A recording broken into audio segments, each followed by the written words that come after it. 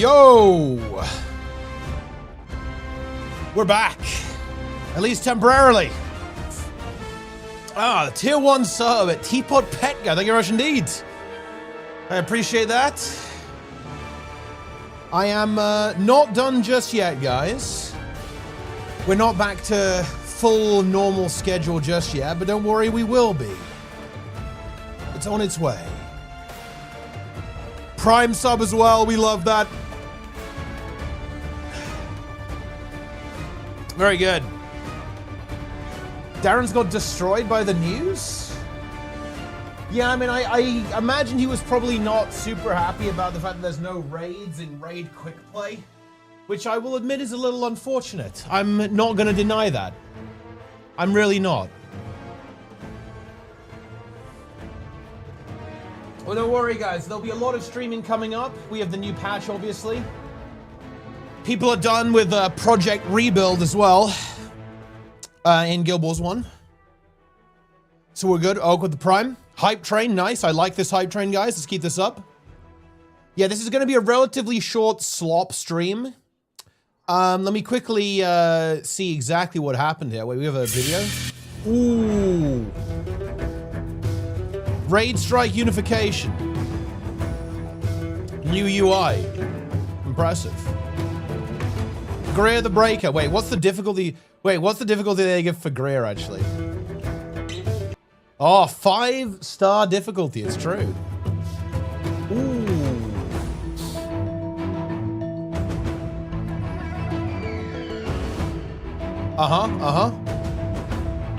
Yep.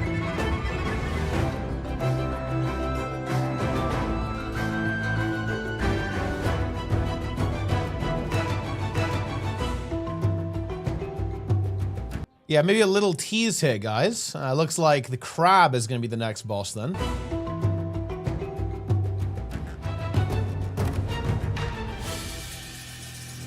And yeah, this one is actually pretty sick, actually. The Doom Sky Scale, I actually like that a lot.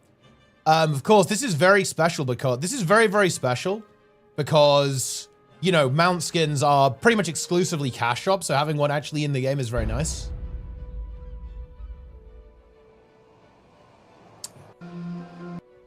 Epic. Yeah, now, look, this is the one that's a bit unfortunate. This probably is a technical issue. This is probably a bit of a technical issue. So I think they will eventually rectify this, but it does feel a little bit bad that there are no raids in Raid Quick Play. And there's actually a very specific reason why, guys. I'm not just complaining just to complain. So, well, I'll obviously go over this again when we do the YouTube slop.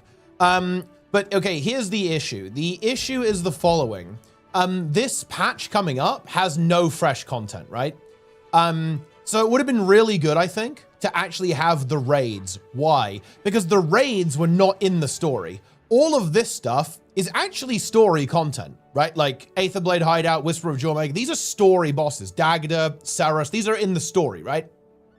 So, in other words, these aren't as new to the players who don't do instance content as raids are. Like, to me, that's the really big one. Because, you know, I think some of the raid content, you know, the storylines in those raids, in Wings 1 through to 7, they're actually really interesting. They're really cool, really fun content, really thematic, good roleplay content.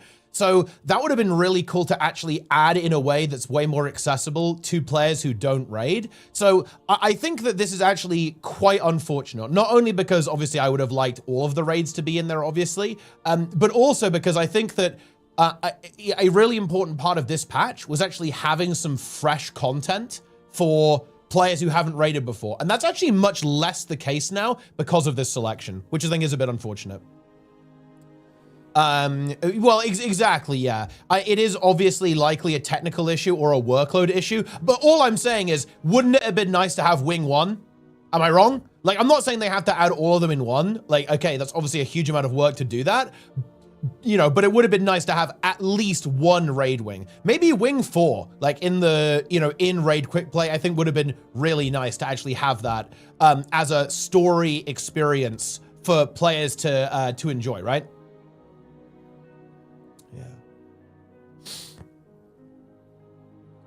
And then someone with gw2 gets to tangle what's the game. Yeah, but that nah. Like again, like if ArenaNet aren't Pepega, they'll have made this basically unfailable. Because they talk about a buff here, guys. Look, if ArenaNet has a brain, which they do, it will just be broken. It should be very OP. Yeah.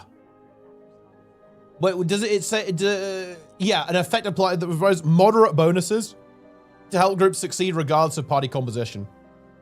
It's probably also going to have emboldened on it as well. But I mean, it should not be moderate bonuses. It should be big bonuses, guys. Okay? It should be big bonuses. The end bosses of early raids. Yeah, that's not a surprise because I think a lot of the developers who made the raids probably aren't at the studio anymore. So a lot of that code is probably, you know, a bit arcane, a bit sus.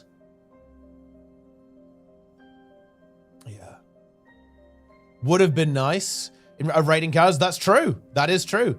They are all raid encounters. I'm hoping that will be extended to raids at some point. Yeah. It is the forbidden code, guys. That's right. Hasio65 though with the Prime. Level 2 hype train, by the way, guys. Gift subs now. Oh, wait, hold on. Hold on, guys. I actually need to, I need to do a gifted sub discount because they're going to run out soon. So I just need to go ahead and do it. Hold on, guys. Because, yeah, this expires. Oh, no. Wait, I have 50 hours of promotion left. And I have to use it before January 31st. Hold on. Dude, I'm just dropping the nuke. Wait, I'll drop 24 hours because I'll stream tomorrow as well. I'll drop 36 hours. Here we go. Wait, I don't know how this works, actually. Does it count when I'm live or not? Actually, I have no idea. Yeah. Darkbringer in the chat. Shuriken also in the chat. I'm just going to do 12 hours and see what happens. I'm starting a discount, guys. Enjoy. Gonna watch the upcoming monthly AT. Yeah.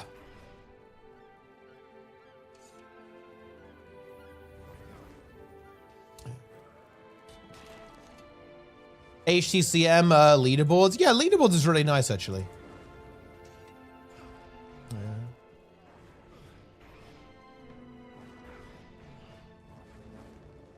Govenheim though with the Prime. Bleb boying forever. Excellent choice.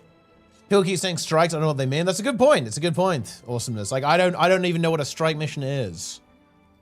The higher the difficulty, the more rewards. Quick play rates provide reduced amount of the same currency as the non-quick play version. Additionally, the reward for raiding cards is now gated weekly to be consistent with raid bosses. Yeah, okay, fine. 3 new raid exclusive rewards. Doom themed Sky Skull skin added to the raid system as part of the update. These are not live behind the same weekly ads. This is actually very big, by the way. A new raid rewards vendor will offer both one-time and weekly items in exchange for raid currencies. Yeah, this is actually very large. Basically, this is grindable, guys. Like, read this. They are not locked behind the same weekly gate. So know that they've got 3 new raid rewards that are grindable, which is very unusual for Guild Wars 2, but also insanely based. Very nice. Very, very nice. Clarkar Tier 1, nice. We love to see that.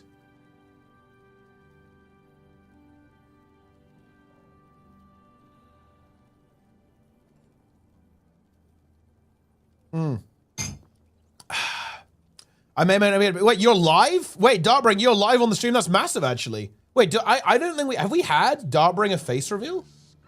I don't think we even seen this. This is massive, actually. I like that. Why would it be a bad thing to add all Icebrood Saga bosses? I imagine one of the concerns they have is the same as Fractals. They don't want people to leave, right? So I imagine they might have this slight worry with Kaineng Overlook, because Kaineng Overlook is way longer than all of these. And this happened with Fractals, right? People would just leave a Fractal that was considered to be too long or boring in quick play. So they probably wanted to make sure that that wouldn't be the case. That's why Cold War isn't here, for example. However, I think they should just add like a leavers penalty thing, to be honest. Like that like needs to happen, but yeah. Yup. Wait, Lenny's on YouTube, by the way. Hope we still need boon builds and quick plays. I mean, let me tell you, we absolutely do. It's going to be one of the best things to queue into, actually, on quick play. We love to see that.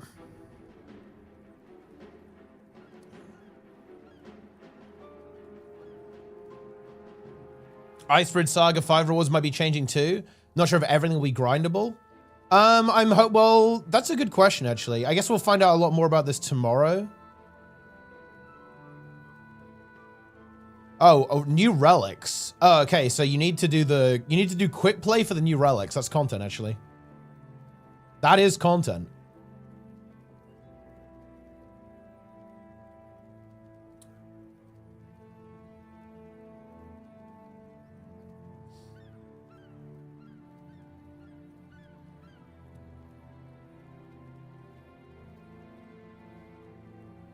KO Quick Players eventually with a new Hall of Fame logs, kind of like 1.5 hour KO for total log, and it's true, yeah. A requeue feature, that would be nice, yeah. If it would automatically fill if people leave. Raid achievements that are not associated with quick play cannot be completed in quick play raid encounters. 2 new split quick play achievements have been added. Okay.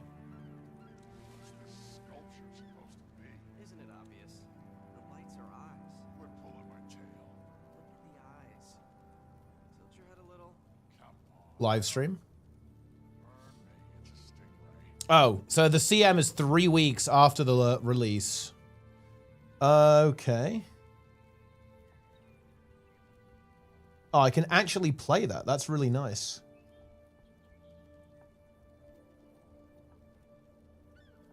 Up the HP on some of the bottom of the character is a little bit. Nah, like there's actually they won't do that, and it wouldn't even be good. Because the actual issue with power creep isn't really the damage numbers. Like the damage numbers are bad, don't get me wrong, but the actual power creep that's disintegrated old raids is that you're way too powerful in terms of boons, supports, and defensive potential. Like old raid bosses can't damage you. They just can't hurt you. They have no potential to kill you. Like Veil Guardian cannot win. Like it just can't kill you anymore. And that's true of basically all of the older raid content. In fact, basically everything that isn't Wing 8 essentially is powerless against the player. They're just too weak in terms of their damage output, and you're too strong in terms of your support. Especially when it comes to like stability uptime, and well, hell, now stuff like resistance uptime, and just, you know, insane healing, insane defensive potential. Like old content is just too weak to damage the player at this stage. So it like nerfing, like increasing the health wouldn't make them harder. It would just make them take longer, right? That's the thing. Yeah. So it's like, yeah, sure, I know what you're saying. I don't even disagree, by the way. I don't disagree with you that it would be good to increase the HP, but I think it would be a very low impact change is what I'm getting at here. Because it wouldn't make the bosses more difficult in a meaningful way, right? Is what I would say. Because again, they're just too weak to damage players with the current level of power.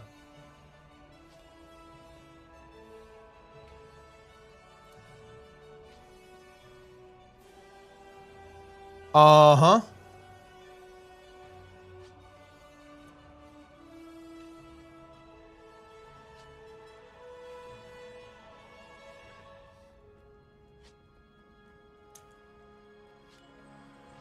My cat's gonna get thrown out the window, or at least last 1 second. I mean, sure. It's like, yeah.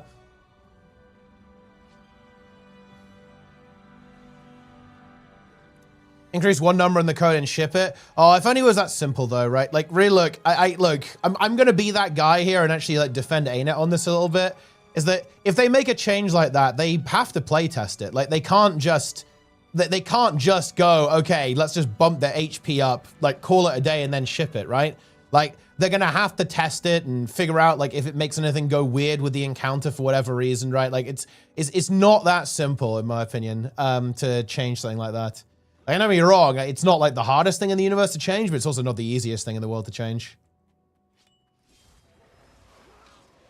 More HP crits XP in place of real difficulty. I think that's actually not true, assuming the encounter is designed correctly anyway, because what it can do is it can make mechanics actually meaningful. Like, you have to actually interact with them. If a mechanic just doesn't last long enough or doesn't even happen, then realistically, the mechanic doesn't really do anything. So it's not entirely true, but I do know what you're saying. Oh, I'm on Spite right now. That's honestly not the best. Oh, unlucky. Using Tangle. Interesting.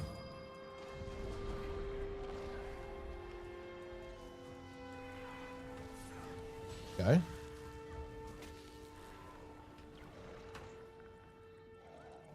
I don't think this player will try and fight us. Oh, this is a support. Wait, interesting choice to use the glyph there.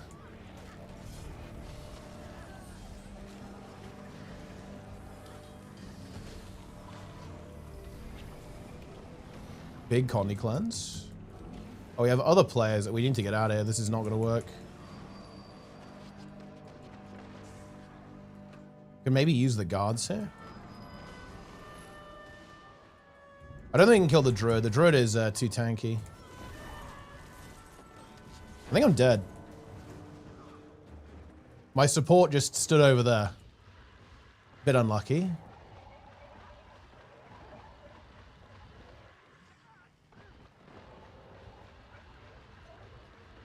Oh, they're laughing? I mean, look, you know, it's impressive. You know, impressive 5v1. Very impressive.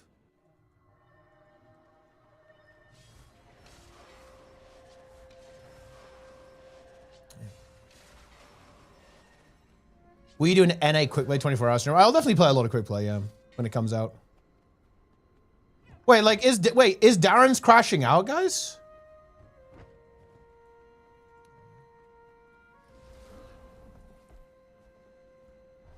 Why are you transferring Twitch to here? I used to watch you there 3 years ago. I'm streaming on Twitch at the same time.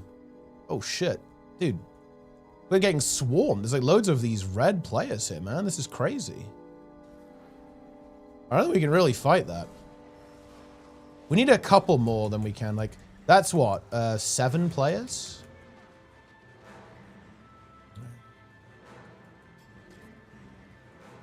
We need like 2 more people than we can actually game, you know?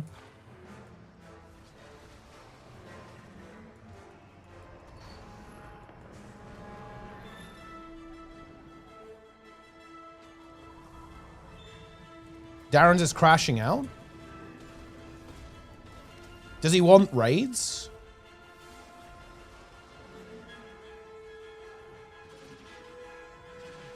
Oh, this guy is... Oh, hold on. He went AFK. That's a mistake. We got him.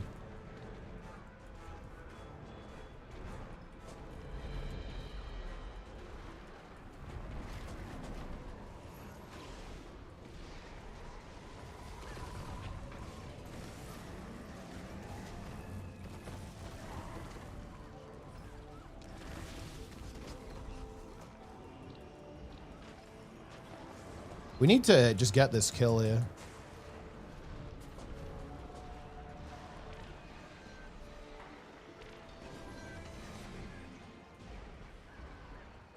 Dude, I got this guy is not helping us at all, by the way. Does not feel good. Need to play way more aggressively there as well.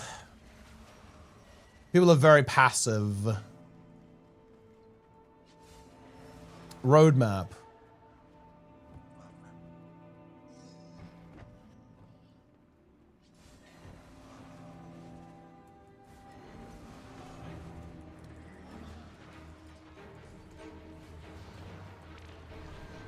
This is not good.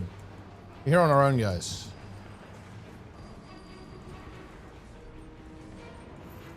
I don't like this.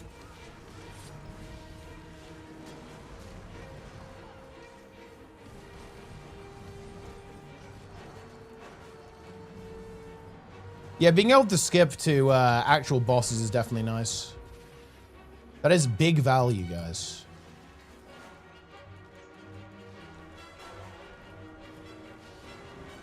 Plague Seed.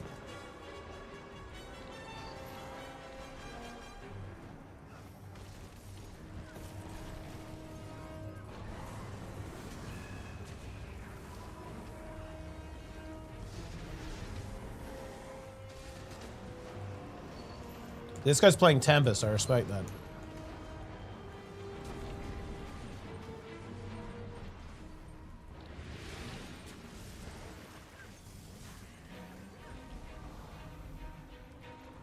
We need like one more player. If we had one more player, we could actually fight stuff. But they have too many. It's over.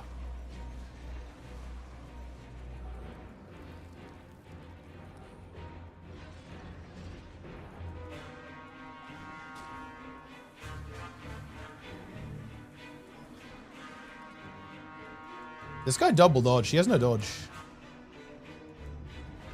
He has a dodge in about 3 seconds. Now he has no dodges again. He's dead.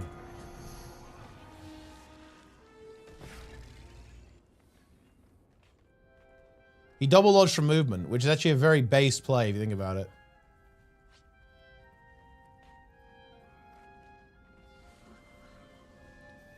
What video card are you using? I have a 4080 Super.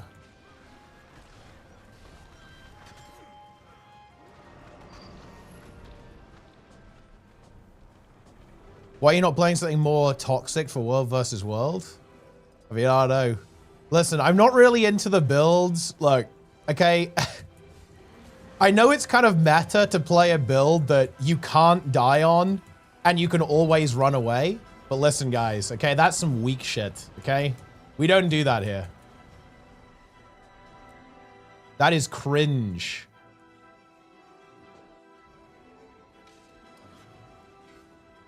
I'm not worried about that. I'm not worried about dying in World versus World.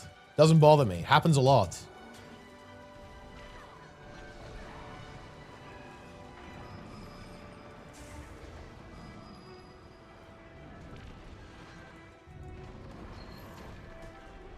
We're in trouble here. I think I'm dead. Oh, I have stealth though. Nice. That was a big res here from the druid actually, huh? We like that, we like that.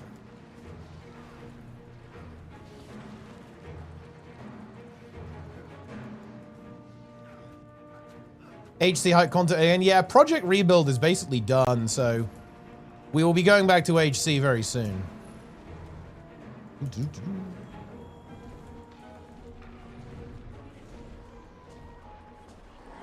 On LI from the new quick play, I think they do drop LI. I think there was a post on the forums about that. We can read that as well. The launch system seems like a nice start. It will require future updates. Yeah, exactly. No, I definitely agree with that. Like, they need to keep... The problem with the system is that they need to add raids to it over time. And the question is, will that happen? Right? I would actually like a confirmation from ArenaNet, actually, if they plan to do that. Because, I mean, I haven't actually read the post. Like, I think some people said they imply it. I'm happy if that's the case. But I kind of want a commitment. To be honest, I want them to commit to, we are going to do this, or like, this is something that we are actively doing. Because I do think that it is a major issue that there are no raids in here. Because for me, again, I really want to actually emphasize like why I want there to be raids in this quick play.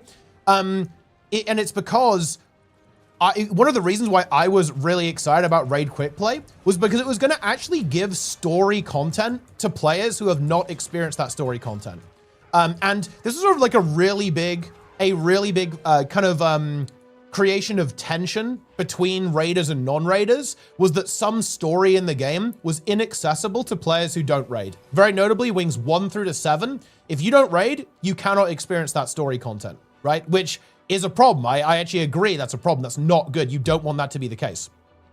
And something that I was really excited for is the fact that that was going to change.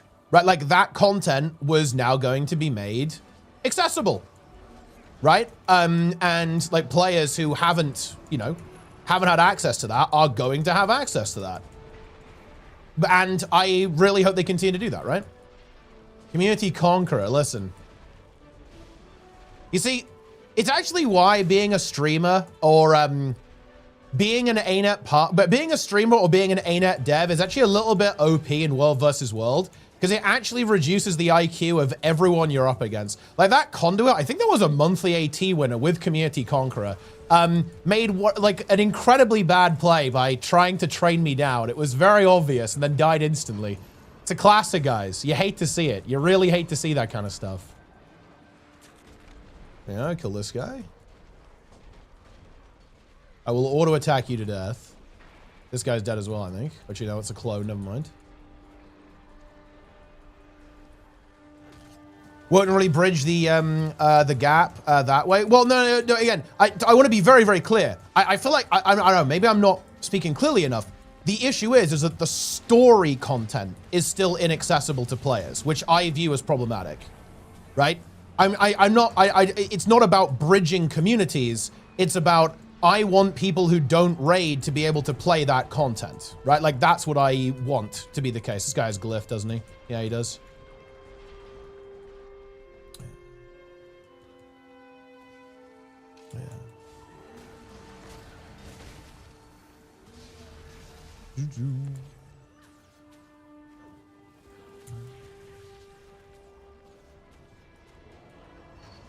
Wait, this guy just fell off.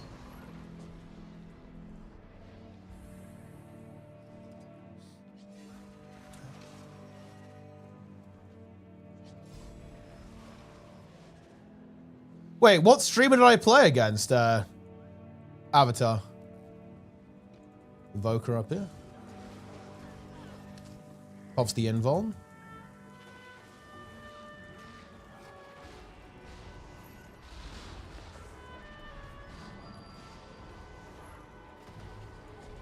This is not a good place for the Evoker to fight, to be honest.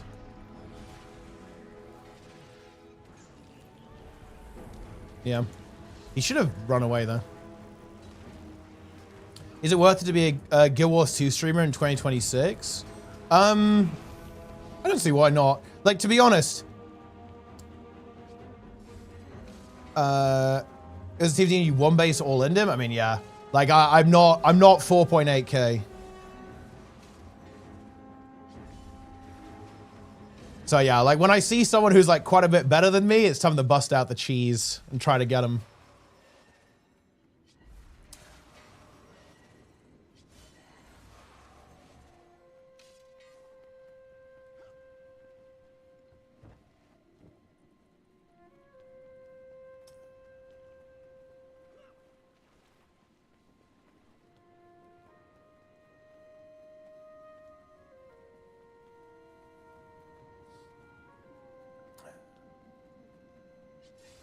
The ally stuff. It was I think it was Roy on the forums. Yeah, someone could probably post it.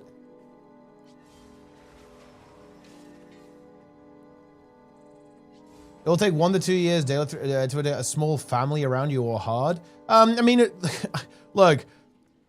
Look. I mean, I can't guarantee you success with streaming or anything like that. But I mean, look. Here's the thing, Gondan Show, okay? If you want to stream, you should do it.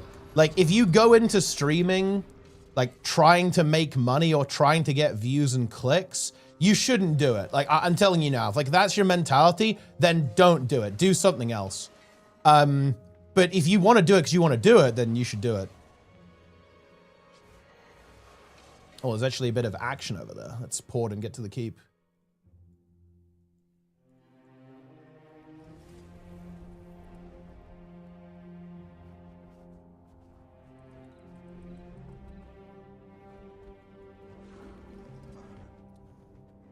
I need content elsewhere to bring in viewers, I would say. I'm actually not entirely sure I agree with that, to be honest, the Global Lover. Like, I would say that Guild Wars 2 is actually a very underserved community. Like, I think the game is more popular than it appears if you look at Twitch. I think there's a lot of people who want content for this game, but not a lot of people who actually create it, especially quality content. So I think it is very doable if you actually have something to bring to the table, if you have something that you can actually offer to the community. And also, like, here's the thing. It is really easy to network in this game. Like, if you wanna like just hang out, it is very easy to do that. Like, if you've, oh no, we lost the key. Fuck. We failed the defense. This is not what we like. We do not like this, guys. I need to be on blood to fight this guy. I don't think I can sustain that, to be honest. Let me actually change.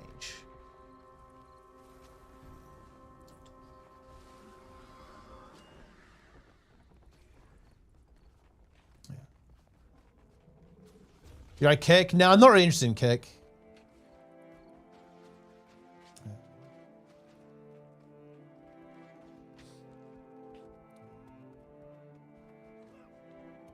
Talk to me about how bad Midnight pre-patch is.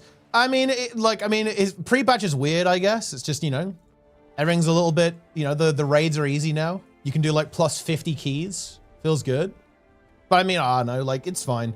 I think UI is a bit bumpy. Like, the thing about I think the thing that really is unfortunate about Midnight pre-patch, it's not, okay, this is actually, look, any software devs in the chat, guys, the problem is with the like add-ons being basically completely remade in WoW, it's not actually the API changes that are the problem.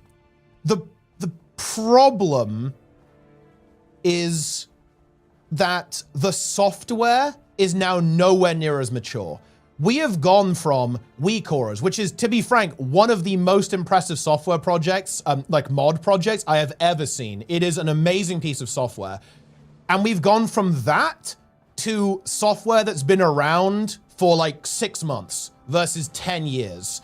So all of the software is way less mature. It's way buggier. It's way less ergonomic. And also it's way less standardized as well. Like the reason why WeakAuras was so good was because it was a standard.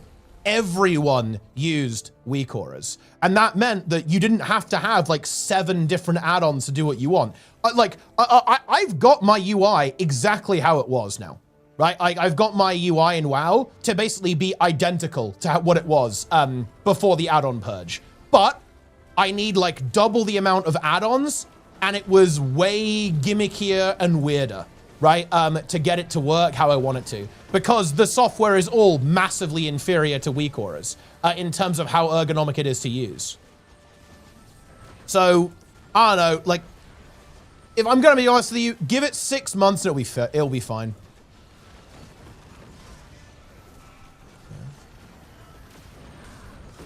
You just need to wait for the devs to actually catch up. 28 LI, yeah, that's right.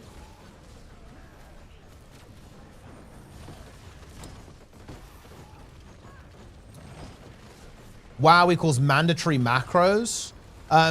Gillis, it ban macro users. Wait, I mean, they're like, look, I'm gonna be, you know what, guys? It's a new year. Let's turn over a new leaf. Okay, you're a bit misinformed, Grisoo1. That is not, that's nothing to do with the conversation, but also I think you don't understand what a macro is in World of Warcraft. A macro might be something like you click a target and you can use a hotkey to like, set it as your focus target, right? So, in other words, like you could have this here permanently, and then also at the same time put like a marker on it, right? Like put like a triangle marker on it. That's a macro. Funnily enough, like stuff like that is, I don't know, like it's, yeah, I hate to say it, like you're misinformed about what macros are. And also, I wasn't even talking about macros. I was talking about UI modifications. So in other words, like moving this stuff around. It's nothing to do with you. I wasn't even talking about user inputs. It was specifically about, UI customization. Yeah. I don't know what to tell you.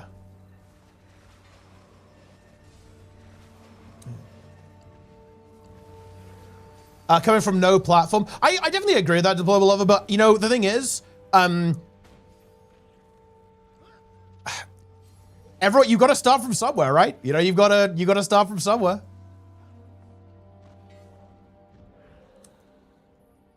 And also, look, okay, look, I'm gonna be honest, guys.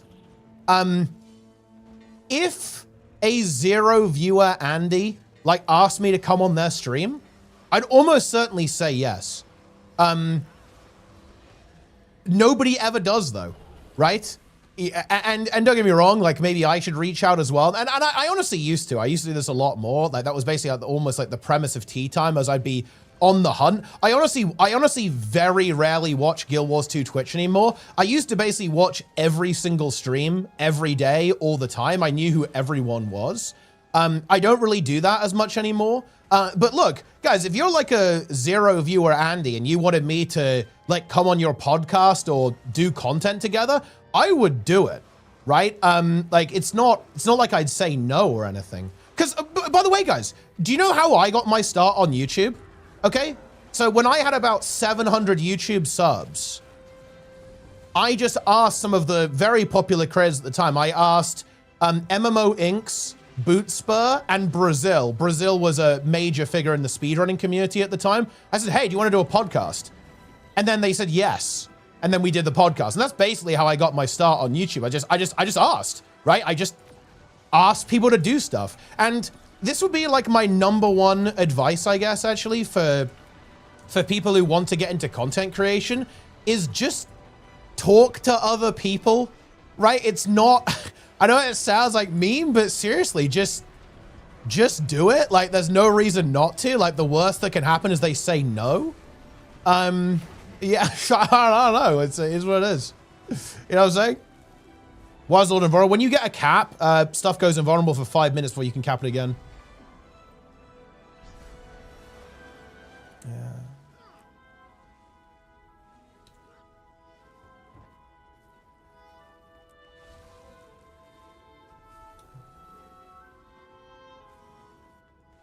Pretty much. Yeah.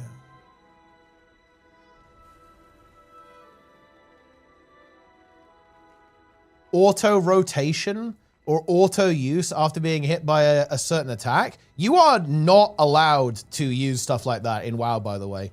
Like, and look, dude, you can just say that you don't like WoW, right? Like, it's valid. Look, trust me, I main World of Warcraft right now, and believe me, there are loads of reasons to dislike World of Warcraft that are completely valid, but you don't have to make any up, right? Like, it's yeah. Just say that you don't like the game. It's not a big deal. If you use like automatic rotation stuff, you would. Well, I'm not sure you'll get banned. Blizzard are maybe not the best at dealing with this stuff, but yeah, you're not allowed to do that.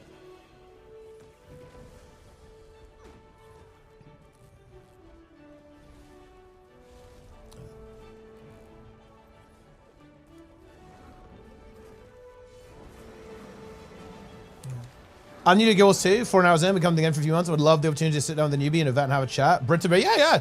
Hit me up on Discord, let's do it. Yeah, and I do know who you are as well, by the way.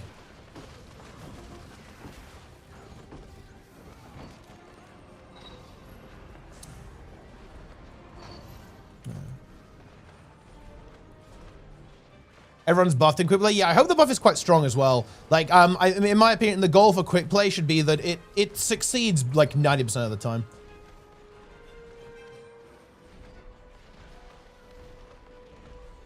I logged on, I didn't get flooded with invites and DMs. Is this game cliquey? It's just not that guild oriented. Although I feel like you're kind of memeing me because I've seen you around it quite a bit. I feel like you know what's going on. But yeah, you know, it's just, you know, it's not a super guild oriented game. Irony abounds. Bad Arctic tier billion sub, nice. Raid God, yeah, Raid God, guys.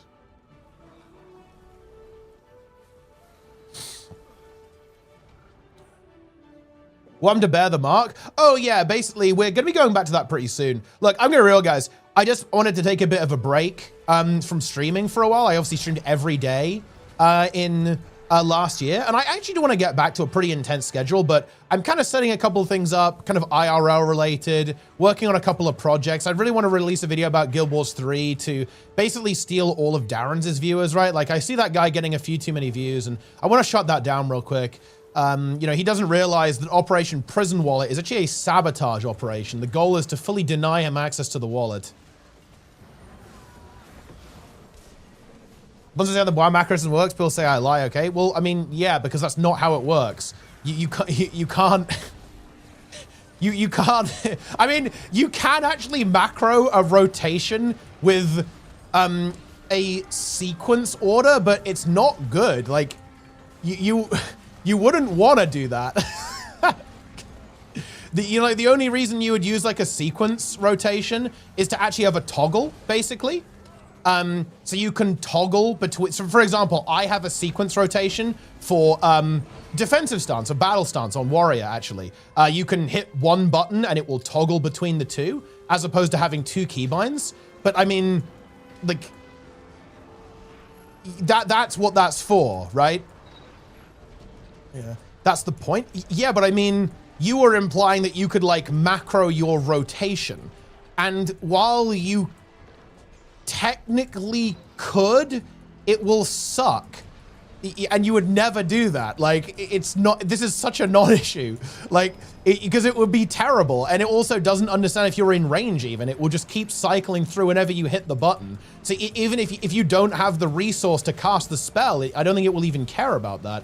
Also, I realize now that I have effect LOD off, which is not ideal. The frame rate has been compromised. It's not looking good.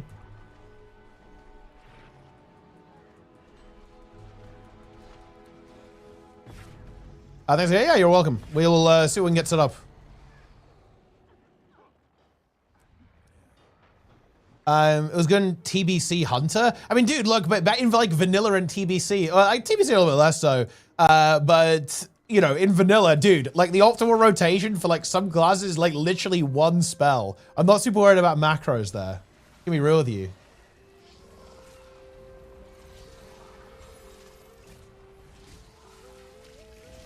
Wind Fury, Flame Tongue. Yeah, I mean, that's fine. Like, using cast sequence for like buff setup is obviously not a problem, right? Like, it's just so you can have like one keybind for multiple spells, basically, right? Which I think is fine. That's just not an issue. Dude, Frog WoW is a good emote, actually. I like that one. WoW encourages macros while Guild Wars 2 doesn't. That's all. Yeah, but that's not, you were very much implying that like you could automate your gameplay in a meaningful way, which you absolutely can't. Incidentally, by the way, like you are actually allowed to do certain macros in Guild Wars 2, specifically when it comes to like opening items. Like you're allowed to macro opening bags, and you're also allowed to macro dodge jump, by the way. Like this is actually fine. You're allowed to have one keybind that hits dodge and jump in the same frame. You can, but it's not optimal. I mean, dude, like WoW added a literal automatic like Peepo rotation helper. Like it is what it is. It feels good. That's what I mean. Well, I mean, wait, how is that a problem though? Dude, look, okay, look, look, I'm gonna be fully honest with you guys. I really don't give a shit if some player who just doesn't care about doing DPS like hammers one button to do a rotation. It just doesn't affect me. Like, it's like, why would I care about this? It's like, why would I just don't understand why this is, it feels like such a non-issue. Like some story Andy gets to like one button rotation through like open world. I mean, okay. Yeah.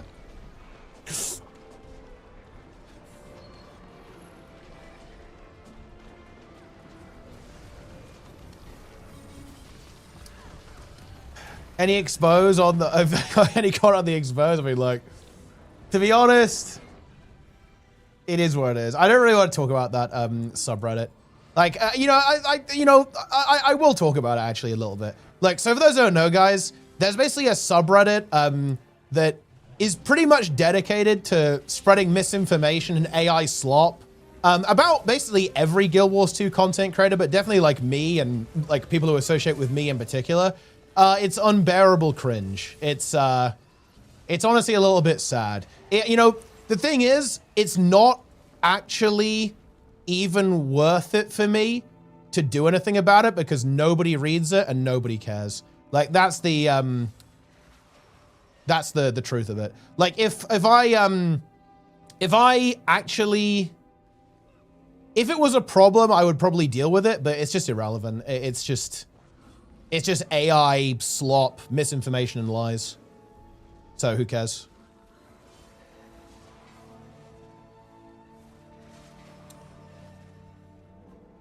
And I actually do want to point out, by the way, it's not just me. Like the subreddit has also spread lies about Muckluck and Lara as well. So it's like, oh no. And other people as well, to be fair. Not just those, but those I guess the prominent figures.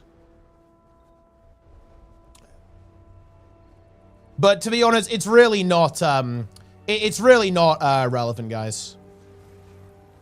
Because again, like who cares?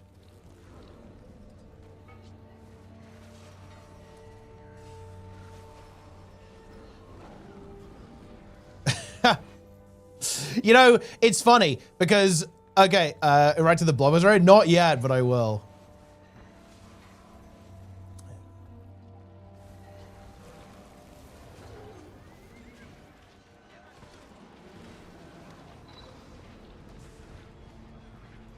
The interesting thing about that one, by the way, like, is actually that we were talking about those posts, but I actually remember the conversation. The conversation was we were talking about how it's very disturbing that this type of like very extreme behavior, like including like weird Nazi shit, has become like normalized in some of these like internet spaces, right? So we actually were talking about those posts, but we weren't talking about them in a positive way. Exactly the opposite. We were actually talking about like how it was like very, very bad that this type of behavior is like heavily normalized, right? In online spaces, particularly on Twitter, obviously. Like that sort of thing is like very, very socially acceptable almost, which is not great, guys. Not great. Mr. Yet you didn't. We will be reading it.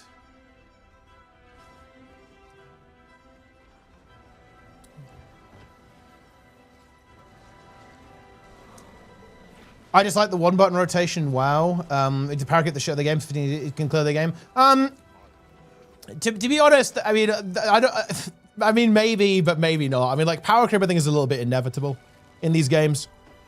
Whenever you sell a new expansion, you want everything to be kind of busted. Check the LFG and I can't find anything. Would be help. Appreciate it, my friend. Just make sure you're on at peak hours. In general, the LFG in this game is very, very quiet for raids and dungeons and stuff. You want to join guilds and communities. Like go to the raid lobby and go to the fractal lobby and just like ask to join communities. Because yeah, again, the LFG in this game is not super active.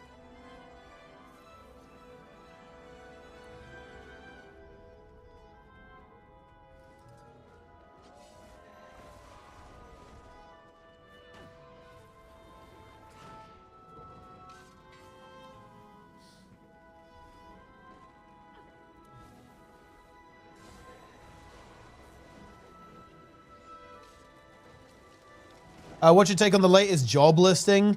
I mean, it's interesting because, look, I can ask you guys, okay? Guild Wars 3, I think, was... If you were paying attention, you've known Guild Wars 3 is coming for a long time. That post, in my opinion, is as close to an explicit confirmation I think we're going to get. We're not going to get a confirmation for a while. Like, again, the fact that they haven't confirmed an expansion for VOE, it does make me think that we actually might hear stuff about Guild Wars 3, like, pretty soon after VOE's final update. I could 100% see that being the case.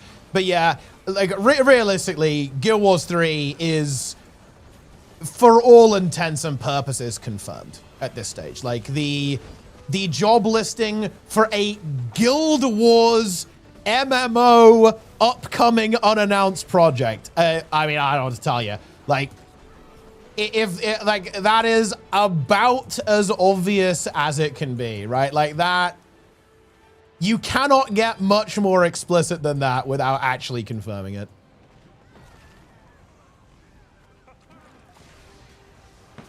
Dude, the FPS here is not good. I do not like it.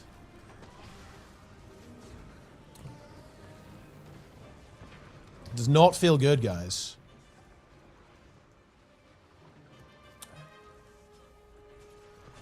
But yeah, that's my take on that. Mark 79 with the Prime, the rid of all parent exhibitions. They won't get rid of them, but I think you're allowed to skip them now, basically.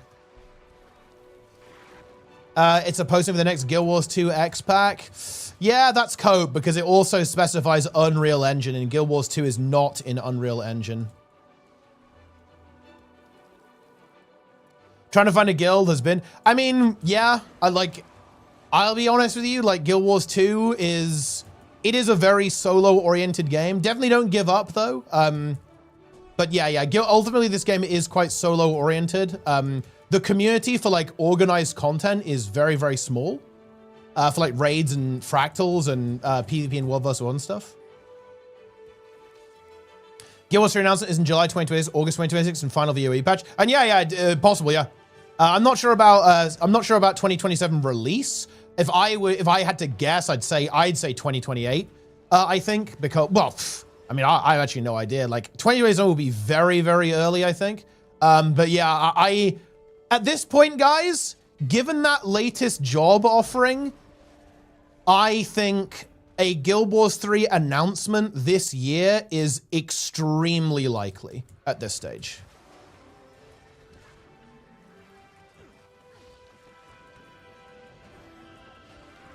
Okay.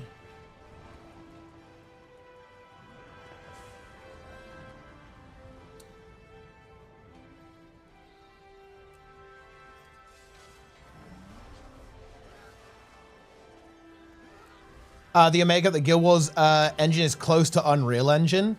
I mean, that what? Do people actually say that? I mean, that doesn't make any sense. Like, what does that even mean? Yeah, I mean, that's obviously ridiculous copium.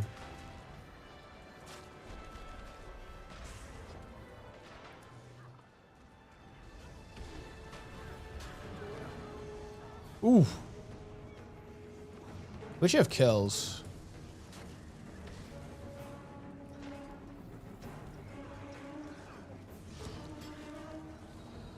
During a Guild Wars 1 stream, it's heavily posted big news. Oh, really? Actually, you have a clip? I don't think I saw that.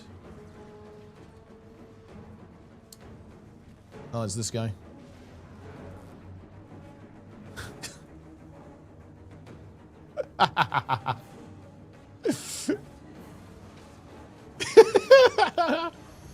Dude, what I like about that guy is probably seething right now, okay? He's not a happy chappy.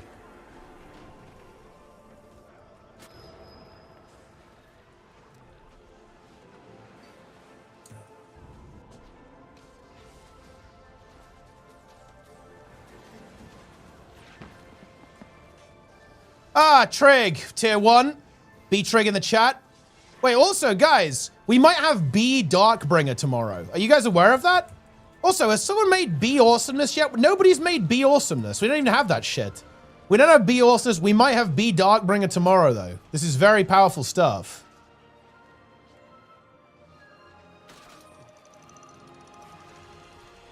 Barkbringer? Dude, that could be a tree emote.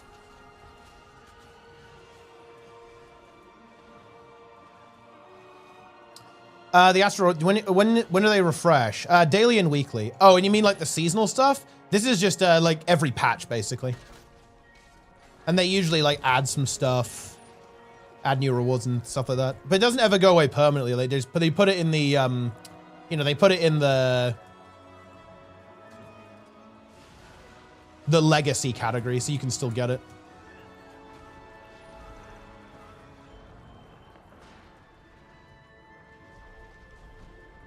The iron weapon, yeah, that resets every season. Every patch, basically.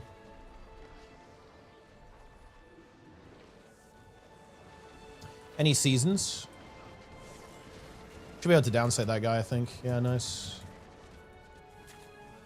And any kill that we get here is very big. I actually want to stomp here. Because it's going to be hard to cleave, I think.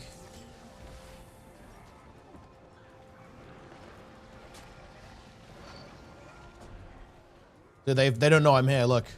They have no idea. I blended in among them.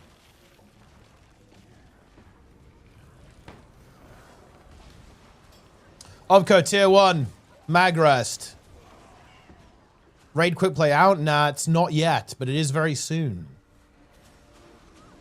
But yeah, I will be releasing a Guild Wars 3 video soon. It's been a long time coming, actually, but now it's time. It is time. Full disclosure, though, actually, I will... I am going to check with the partner people if they're okay with it first. Because I don't want to randomly not be able to spectate monthly ATs anymore.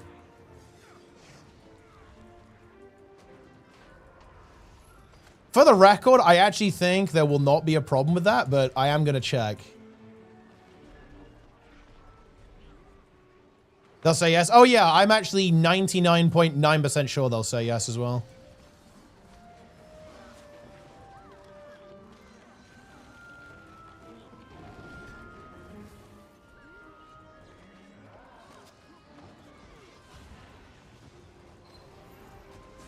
We actually kill us? Ooh, no, we can't. It's unfortunate. It's tough out here, guys.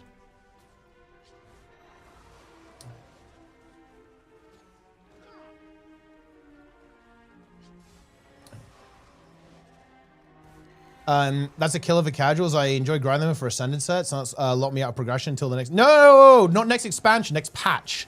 It's at February 3rd. Don't worry, it's on its way. Redemption, what we got here? From that.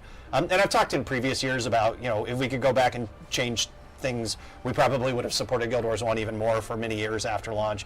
That's another maybe another conversation for next year when we talk more about Beyond and bonus mission pack. We'll definitely have more to talk about, I think. Yeah. Dude, my king, Mike Z. Dude, that's actually quite nuclear. But to be fair, I think they're talking about Guild Wars 1 specifically there. So I think basically what they've done there is wait, why is Colin saying that though? Ooh, what is that actually, guys? That is weird. Because like but yeah, to be fair, I think it's I think they're talking about Guild Wars 1 content.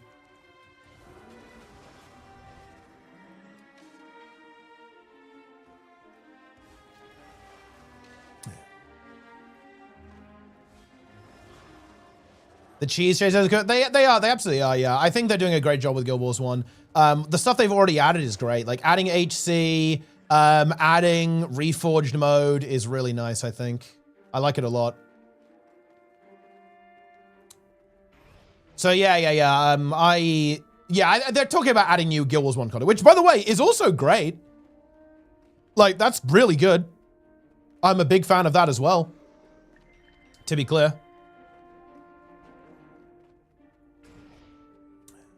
Big fan, big fan. No, it is pretty hard to get unpartnered, guys, as an ArenaNet partner. Like, you can pretty much do anything.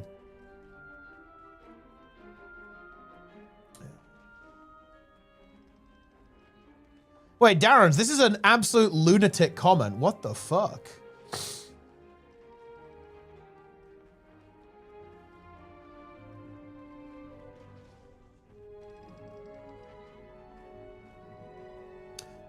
The Mela unpartner incident. Well, I mean, dude, I think Mela was pretty checked out at that point. To be honest, incidentally, by the way, guys, if Mela applied, he could probably get it back, by the way. They're pretty chill. I think the only person who will... Actually, you know, dude, I wonder... The only person who maybe can't get Georgia, couldn't get partner back is Georges. Like, I think that guy probably wouldn't get partner again. Because he went scorched earth, crash out. But I think basically anyone else could get it back.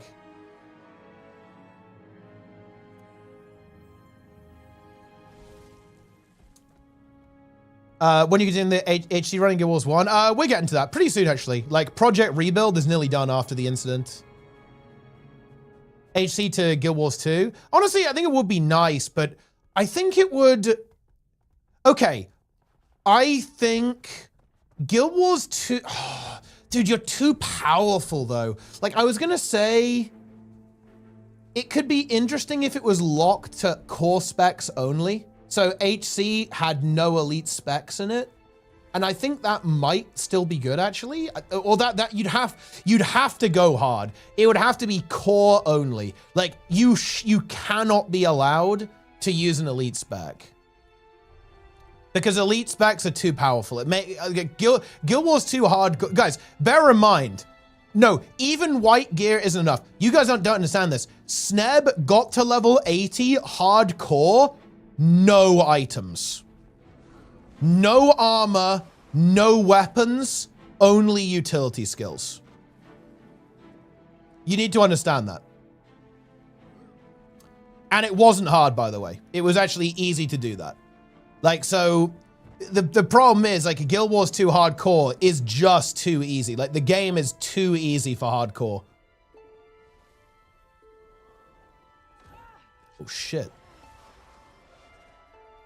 He did it with Minion Necro. He did it with a cut. He actually did it first on Necro, and it was too easy. So he then did it on Warrior, and he was just using stuff like Kick and Rampage to kill stuff.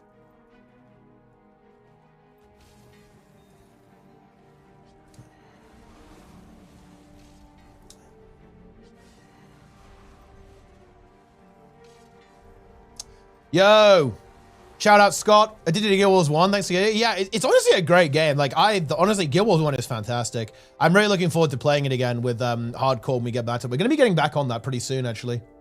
This actually is a good suggestion, by the way, Grim. did I react? Okay, I reacted. Yeah, it is good.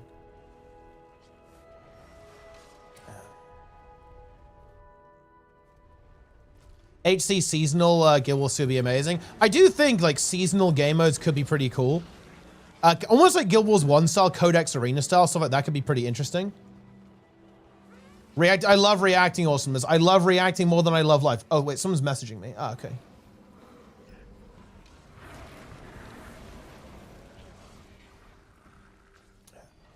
Shout out to YouTube, by the way, guys.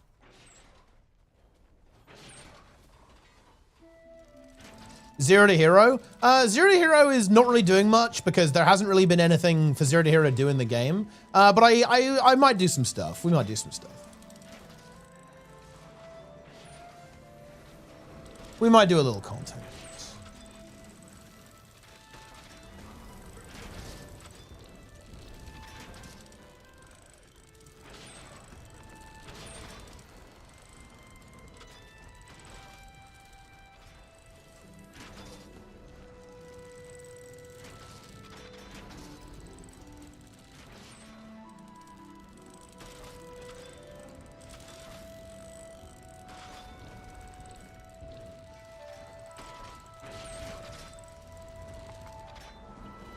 Do people ask for Fractal God and Pugs? I don't think so. I haven't seen that.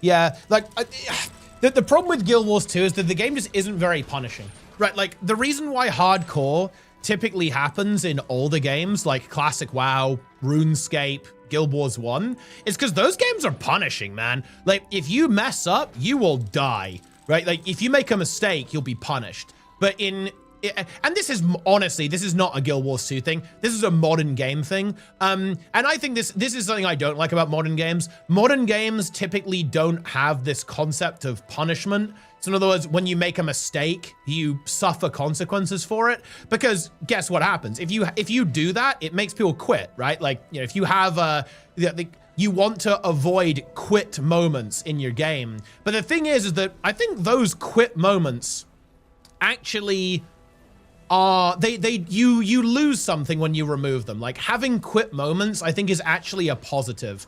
It's sometimes, like, it's obviously pros and cons, right? Like, it's pros and cons. But I think there is something lost when you remove quit moments from the game. WoW or Guild Wars 2 combat. Heard a veteran WoW player say Guild Wars 2 is close second. Best combat MMOs. WoW is just smoother. Like in general, I think Guild Wars 2's system is better overall, especially in a PvP context. However, in terms of design, right now, I actually really like WoW's combat in PvE specifically. However, in PvP, I think I still prefer Guild Wars 2's quite a bit.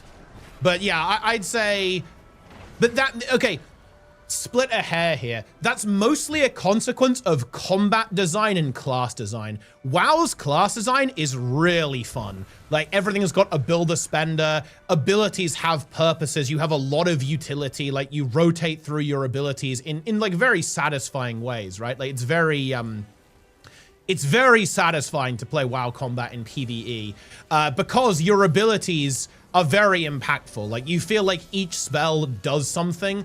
In Guild Wars 2, it feels a bit mushy, right? Like you're just cycling through spells and you're just like maintaining boons. It's a lot less reactive and dynamic than how WoW's combat typically plays out in PvE. But that's not the system. That's mostly the design. And I think WoW's combat design in PvE is really good. It's better than Guild Wars 2's, I think, actually, in terms of their actual combat design. But the system in Guild Wars 2 is really good. It's better. Hey, tried with the Brune? Yeah. I've been playing some pre-patch.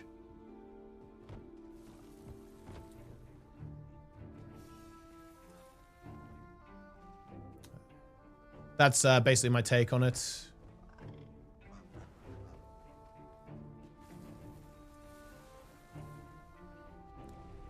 To be honest, I actually don't mind the movement in WoW at all, actually.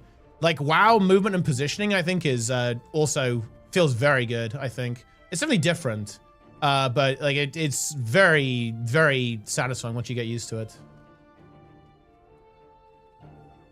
Visually easy to process combat. To be honest, like, I'm not sure about that one. The game is a huge clusterfuck, but that's why we love these games. Okay, this is bad news. I think I got an entire reward track instantly and my inventory it's not thanking me for it. What is this? Discourse? What even is this? Wait, what is this weird subreddit? This is like a second WoW subreddit? Dude, this is what I fucking love. The WoW community is based. Rage bait, all this pretending that WeakAuras wasn't incredible is goofy as hell. Oh my god. Look at all these based chatters here. Trying to cover it was so unnecessary of choose. Wait, what? Nice lie. Are you kidding me? Yeah. Opie the Uberaki is again. True! Oh my god! Dude, it sounds like you're bad and that's okay. See, that's what I'm talking about, guys. This is the type of community we need in Guild Wars 3. Like, just get me the... I love this. I love this.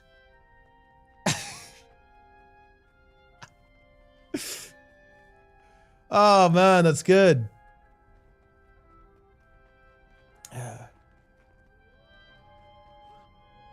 What a king.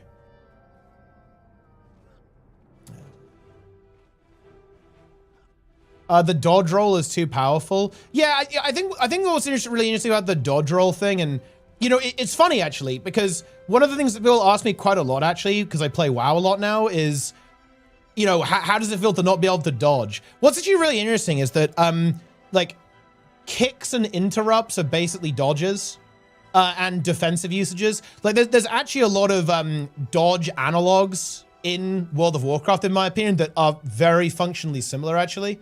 So it's not something that I really notice. Look, I'll tell you what, guys, like this might be a interestingly hot take, but like I actually think that the way the combat plays out in Guild Wars 2 and Retail WoW is a lot more similar than you might expect.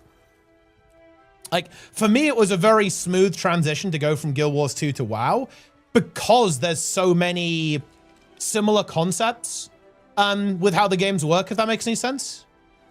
Like they're not as different as people think they are.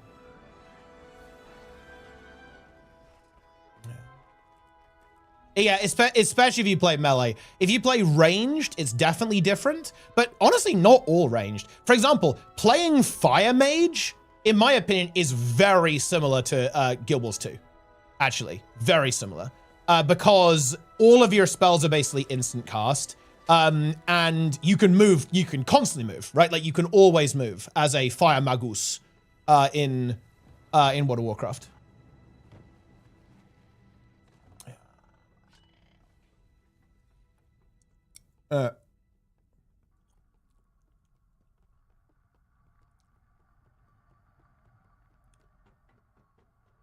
Dude, ArenaNet should just say, okay, that Refect is allowed.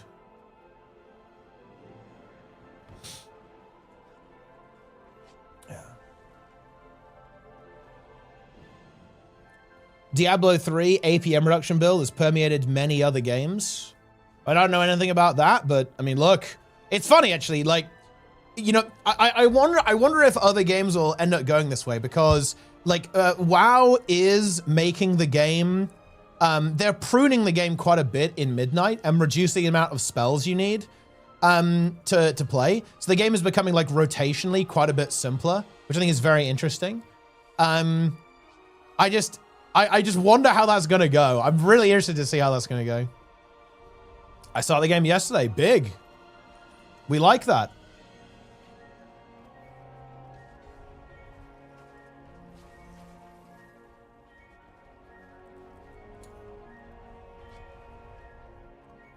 You want it with Twist, which is a crazy crit and trigger the CDR and you span defensives? That's big, actually. Oh, shit. We're getting ambushed.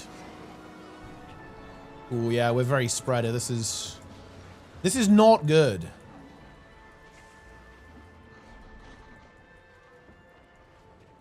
Man, I really need to turn off effect LOD. Man, where's Darkbringer? Darkbringer! I need you to add me UI for settings that change based on what game mode I'm in. Also, guys, I'm fucking desperate. I'm trying to play multiple game modes right now. Has anyone got a DLL that does this? Dude, just give me a DLL. Give me a fucking DLL.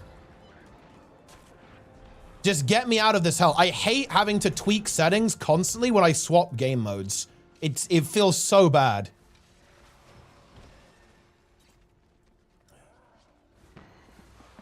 I demand DLLs.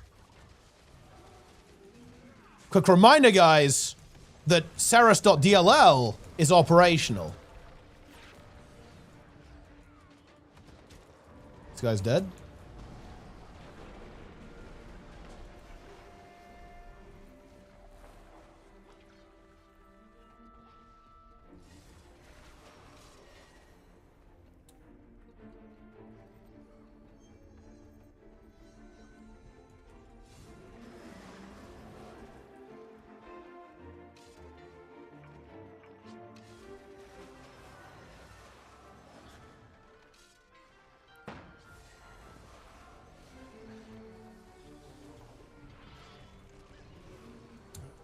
Different key bindings per character. Yeah, that would be really nice too. I mean, there is actually, you have keybind profiles, but they can't automatically change. Look, I'm just saying, guys, this is why add-ons are actually insanely based. Fungus World. I don't think this is Fungus World versus World. Arc DPS is a preset thing for graphics. Does it? I've never seen that.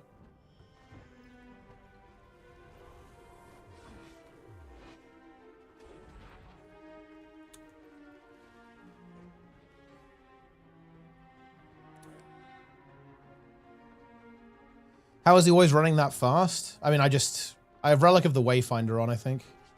And I'm using About Face.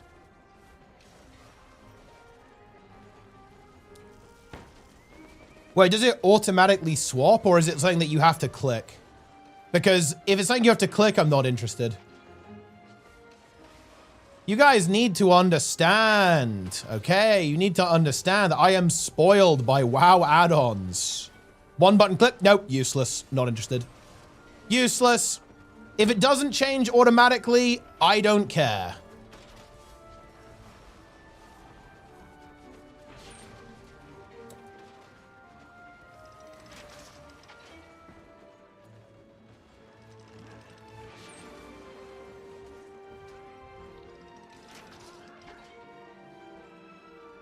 It could auto change. Yeah, I guess they made it. I feel like making it no auto change was maybe deliberate. I want to say maybe they were a bit spooked by automation. But yeah, there's no reason why it couldn't, because yeah, you know what type of map you're in.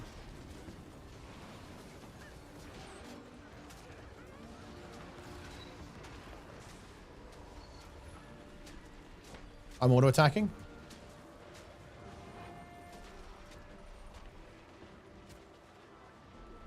What you gonna go in? Oh! You'd always be amazed, guys, like how much you can get away with. Look, they're just not attacking me. I'm just standing here.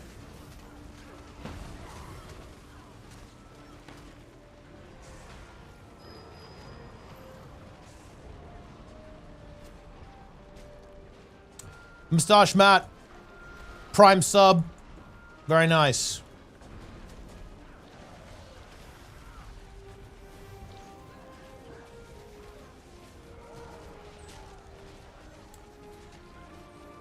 We have successfully defended. Very nice.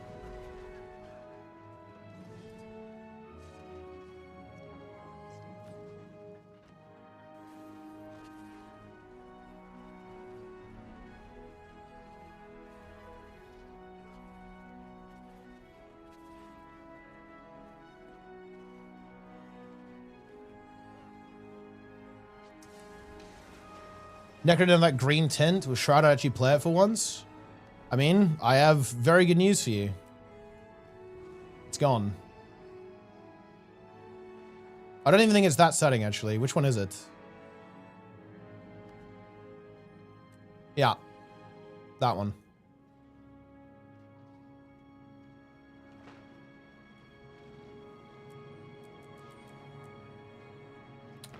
And it's gone.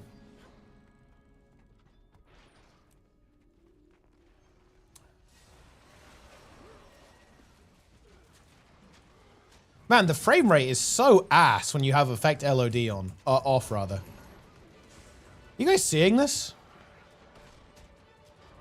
This sucks.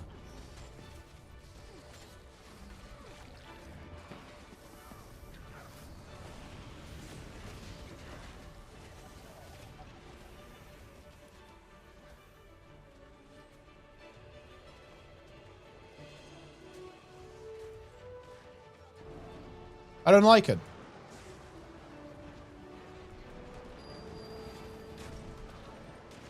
Oh boy. I thought we were just gonna go in. I committed, guys. I admit that. It was a mistake.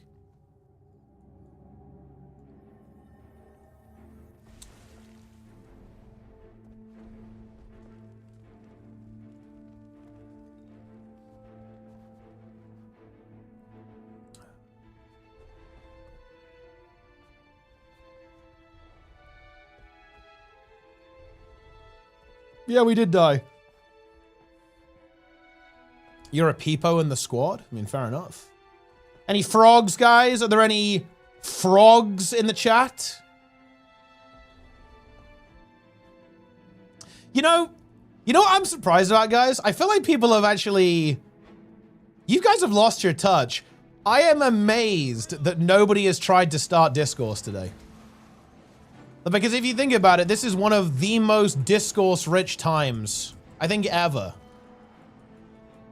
And nobody's even attempted it.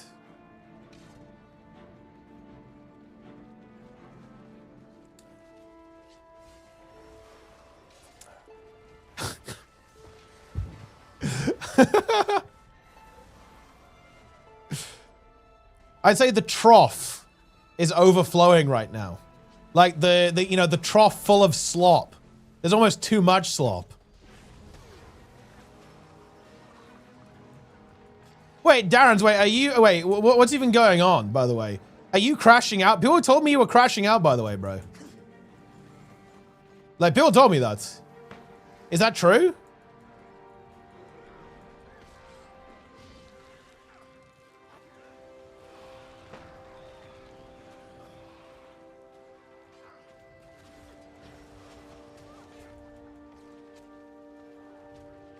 Oh, you crashed out. Okay, okay. He crashed out, guys. I controlled it. He could. He controlled his power. Darren's go live. Finish project rebuild, dude. Don't die, by the way. Go live, finish project rebuild. I want to play Eye of the North. I want to finish Eye of the North. Well, what are we doing after? We're doing dungeons, I think, actually, after Eye of the North. It's time for, like, Tomb of Primeval Kings. Let's actually log in. I love Tomb of Primeval Kings. And then we have to do Urgos. We have to do the Deep. Fissure of Woe. Oh, we didn't do Sorrow's Furnace, actually, so we can do that this time.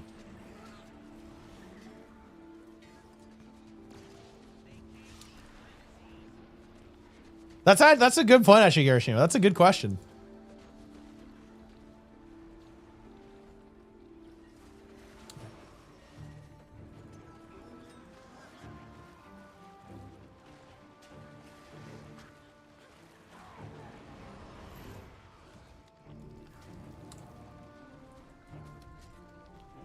Oh, wait. Dude, hold on, wait. Oh, no, it's not the guy, actually. Never mind. I thought I saw a player who's played the game for ages in the enemy Zerg, but I do not believe that to be the case. Shout out to YouTube, by the way, guys.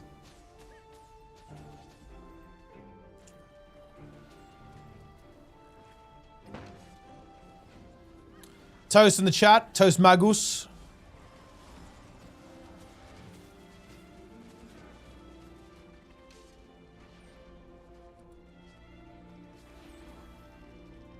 I'm just enjoying today. Oh, I'm glad to hear it. Learning about the game. Very good. My 4 month sobriety day. That is big, actually. Soon it'll be 5 months. Soon it'll be a year. Very big. How do you get all your boons at the top? I love to move mine.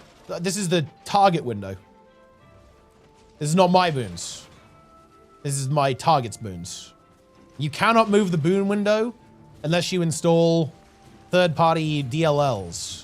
Which are honestly fun. You can do that. I don't do it because, to be honest, I don't really want to use that on stream because it's a bit of a gray area, but you're definitely not going to get banned. Well, you're very unlikely to get banned. I'll tell you that.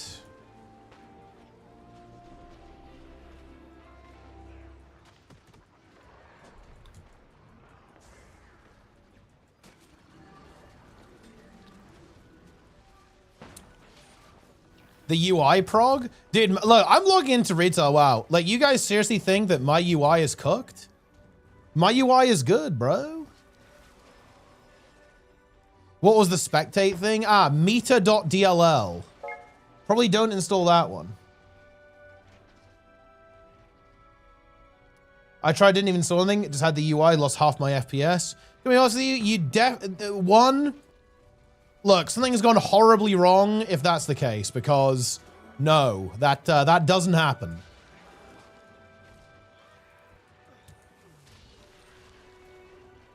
Something about official spectate? Wait, was there? What was there actually? I mean, incredibly base if that's the case, but I'm not sure if I heard about that.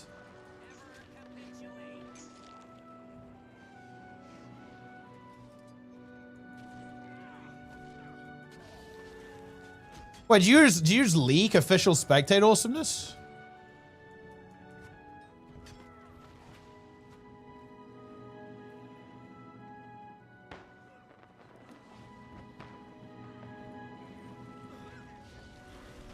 Didn't leak anything? It sounds like you just leaked, bro.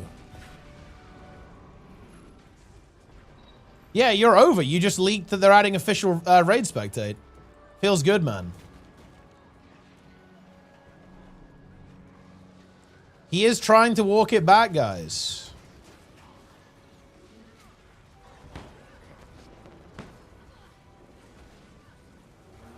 Unfortunately, we all heard. We all know.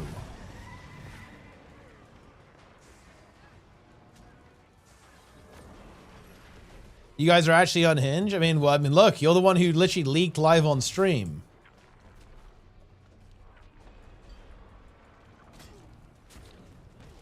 But yeah, look at my UI, guys. I have made it exactly the same The only thing that changes, I think I made my nameplates a bit cleaner. That's basically it. But yep, I made it exactly how it was. Feels good, man.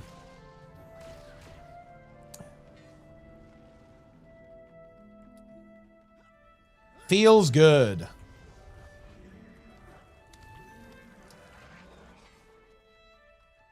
But yeah, I just used RQI, unhalted unit frames, and then grid. Massive RuneScape 3 roadmap. Some insane stuff. I actually didn't. Enjoying Guild2 and WoW at the same time. Yeah, I'm actually really excited for Midnight. Midnight is going to be fucking hype. I am really looking forward to playing the next raid tier in this game. PC bad today? Maybe not. But I've got a 9800X 3D, so that is up to date. Maybe, if it says that. Maybe it doesn't say that.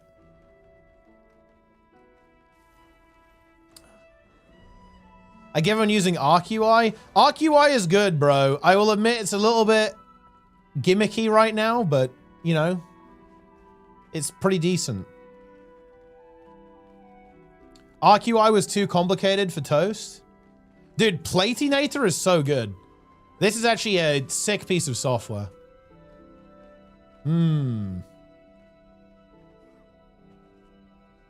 It's negative user friendly. I will admit it's a little bit hard, but once you get used to it, it's piss.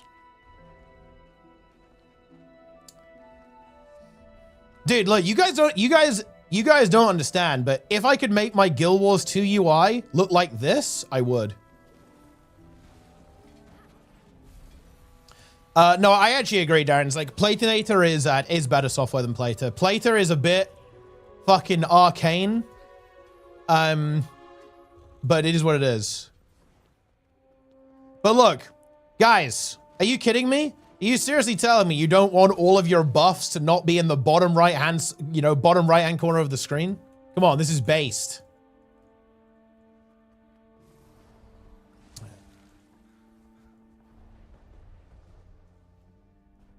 And I can move my target, so I can see my target here instead of right at the top of the screen. And I can move my party here instead of all the way in the extreme left. Wow. I can actually see important information where my eyes are looking. Holy shit.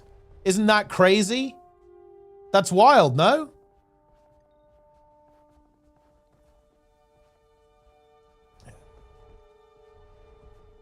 Can RQI dynamically grow your buffs?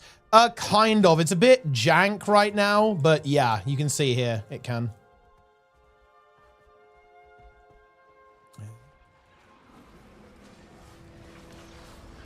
You can't see anything on the screen except UI? Well, I mean, what do you mean? What about all of... What do you mean about... What about the entire game?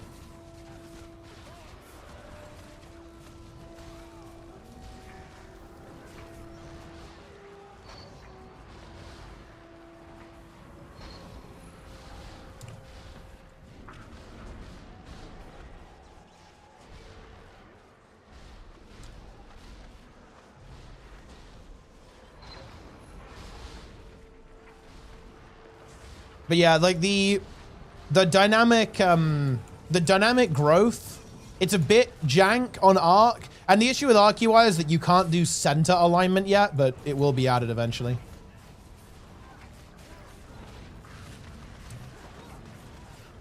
UI customization. Yeah, UI customization is so good. Like it's actually interesting. Like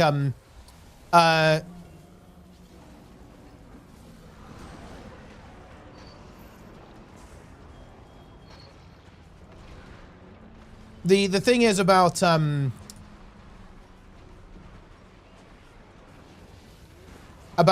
I can't remember what I was talking about. The on-rails question just kills me. I just play dungeons then instead. Just grind dungeons. And it's just like story, right? You just got to think about it as like playing a very long Living World episode. Because like the story in WoW is just, it's the same as Living World, right? You just go through a series of quests and stuff to play the story. It's actually interesting. It's almost like, I can understand where you're coming from here, but it's almost like a downside of them releasing so much content is that you do have to play the story. Well, I guess you don't really, but you know, you probably want to. And yeah, you know, there's quite a lot of it.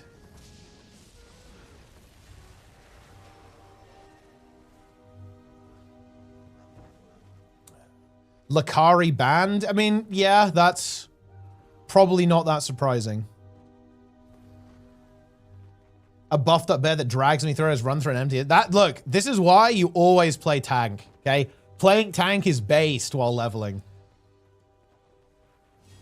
Log on to tank spec, pull the whole dungeons, and fucking send it.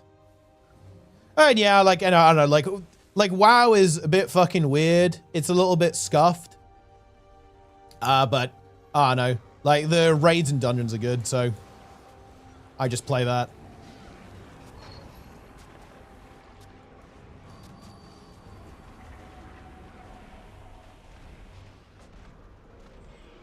The zones are pretty as well. And the story is, it's kind of insane, but I don't know, it's at least a little bit engaging, I guess.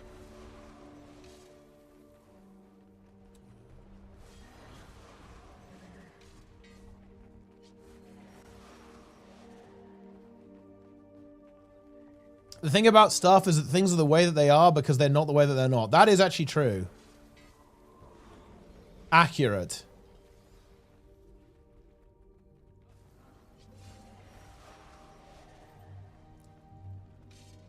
A lot of your Ireland's conflicts jump in early. Yeah, it's a little bit of an inconvenience, but it's not really a big deal. Honestly, the worst thing about the add-on pruning is that every add-on is basically bad now because they're just new, so they don't have like 10 years of refinement like Weak Aura's had.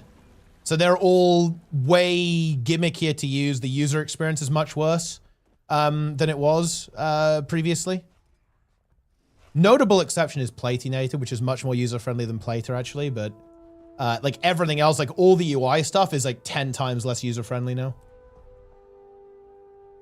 How do I feel about the pruning? Oh, I think it's honestly fine. Like it will come back. I think as long as the game is still difficult, who cares?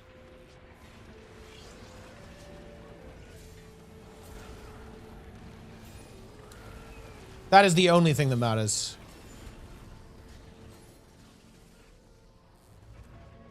I think there's a bit of a tank POV because honestly, a lot of the tanks haven't really changed that much. The only tank that changed quite a bit is actually Vengeance Demon Hunter. Like Blizzard thought Vengeance Demon Hunter is way too hard for people to play. We're gonna make this tank like the easiest tank in existence to play. So that's what they did.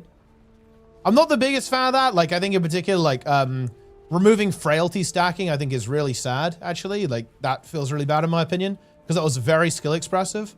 But, I mean, I don't know, it is what it is.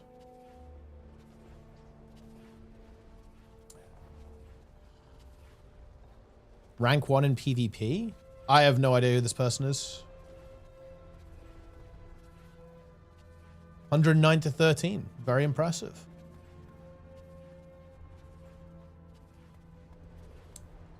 Zealoth.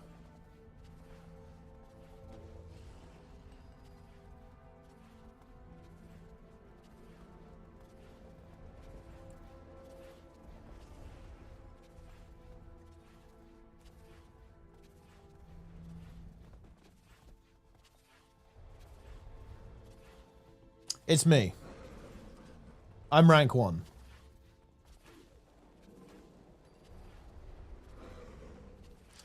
ArenaNet need to formally approve, right? That would be really nice. Like, if I would definitely like to use Reflect. DM your Platinator import? Yeah, I can. Hold on. You want my Platinator, bro? I will warn you, it's not entirely finished just yet. More specifically, like, the friendly plates are a bit out of date, but I can juice you. Wait, how do I actually do that? Export. There we go. Profile.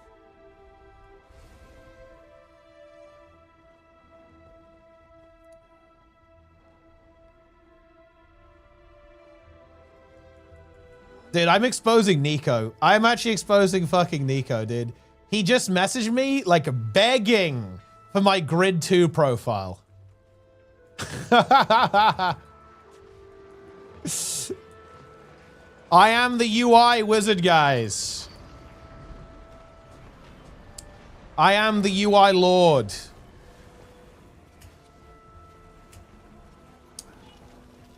Okay, hold on. Let me. I can actually. Grid 2. I will look. I freely admit, guys, this add-on is it is definitely a little complex to use, but it is the best frames add-on. Therefore, we use that. Okay. Oh wait, wait. I can send it to you directly. That's crazy, actually. Export profile. Include custom layouts. I'm including everything. There we go. Dude, I should be charging for this. Like, this should be like a sub-only thing. But yeah, I did fix grid. Well, actually, you might not want to take... Well, you can take it. It's not fully fixed yet. It's a little bit fixed.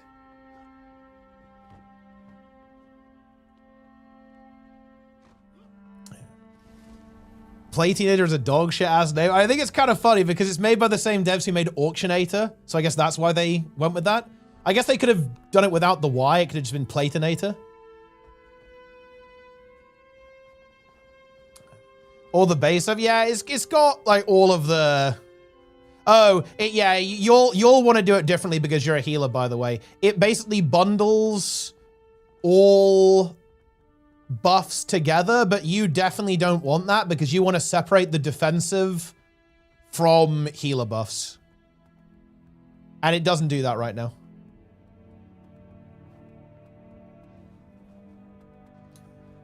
To be honest, I don't want it to do that right now. That actually makes no sense now that I think about it. But that's because I didn't entirely know how it was working because they changed it. The dev changed how it works.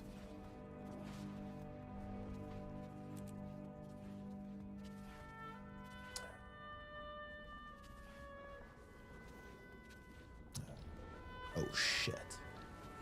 Dude, I've got to turn effect LED off. That this is killing me. Or turn it on. I need wells.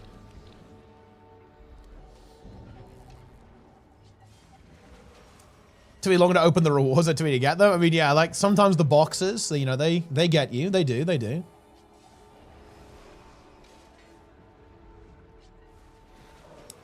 Let's kill all.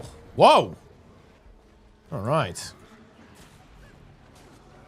And let's do it. Oh, we're kind of getting him here, actually. I think we're getting him. Are you getting him?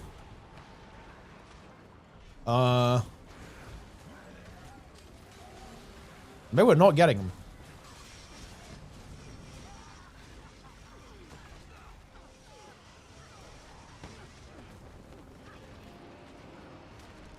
Maybe at the back? Ooh. Dude, Immobilize is mega cancer right now. I got immobed once. And I could not escape.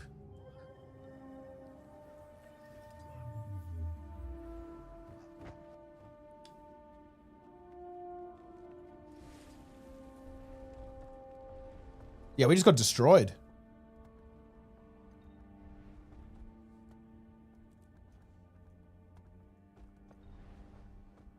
Guild Wall is so much more clean. Chef's kiss. Well, bear in mind, you can look.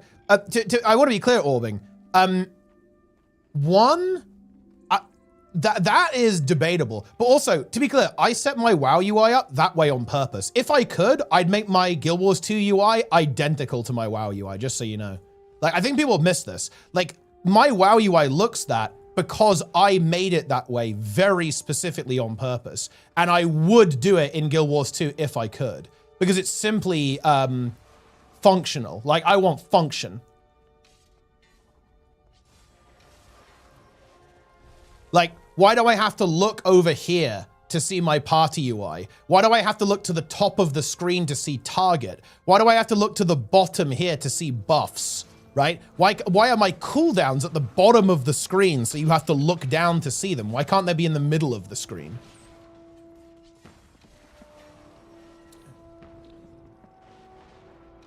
The Guild Wars 2 UI is not functional. It's very, it's functionally very poor.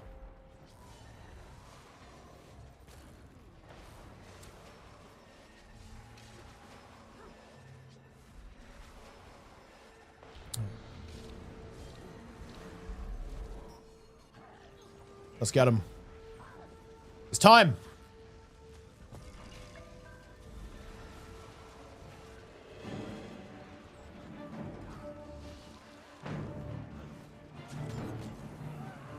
Well, he got 1 kill. It's a good start.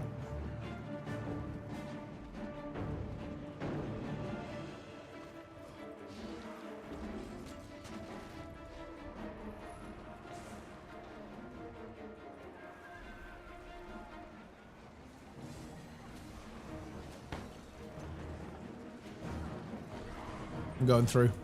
We get to the back.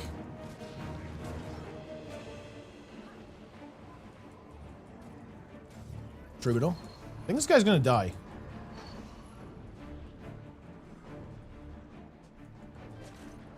He is. But we can't finish it. Gills is the worst. Well, I don't think I'm not sure I go that far, but yeah, the functionality does leave a lot to be desired.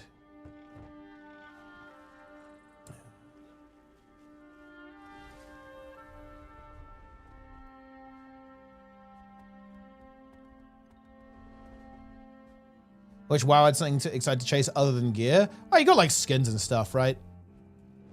There's loads of achievements and mounts to collect, but I mean, yeah, obviously like gear, it's pretty important.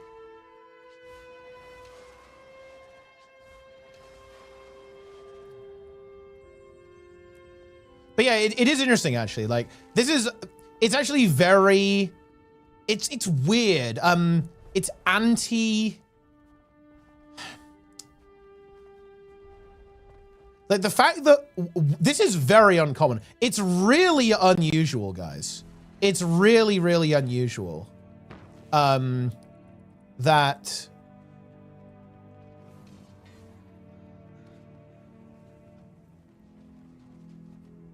you cannot get best in slot unless you're actually at least decent at the game in WoW. I think that's kind of interesting.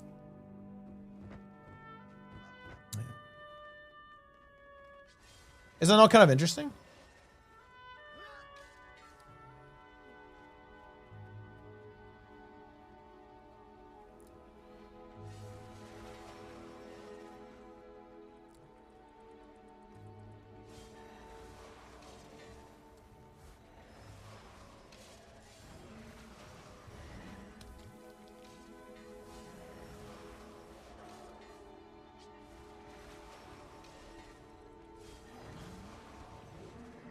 Some people see barriers taking damage rather than gaining temporary health with an orb. It's quite confusing. Oh, wait, so it looks like you take... People think you take damage when you get back. Wait, what? I don't even know. Wait, what? That's weird, actually.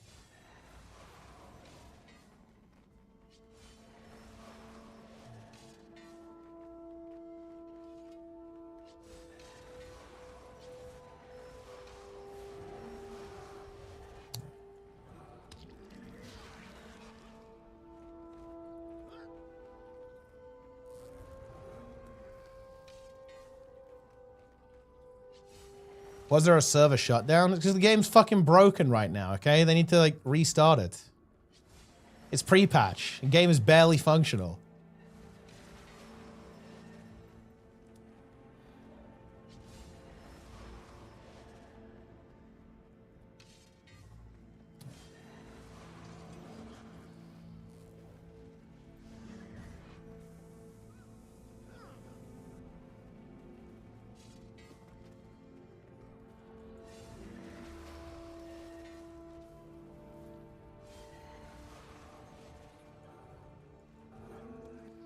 Scaling was so wacky. I think a couple of trinkets were also unnerfed, which is very funny, actually.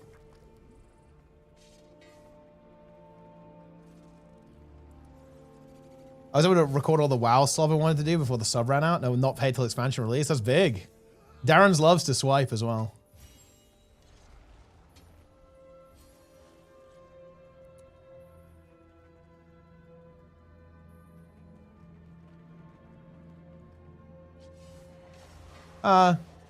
Title doesn't really bother me at all, guys. I think I got better as a player when I was playing quite a bit. And to be honest, look, I'm actually going to give the most elitist take, actually. Like, stuff like title is beyond meaningless. The only thing that matters is if you're playing in tournaments or not. It's the only thing I actually value or care about. Is basically world ranks. The only thing that's relevant is actual skill level and rankings.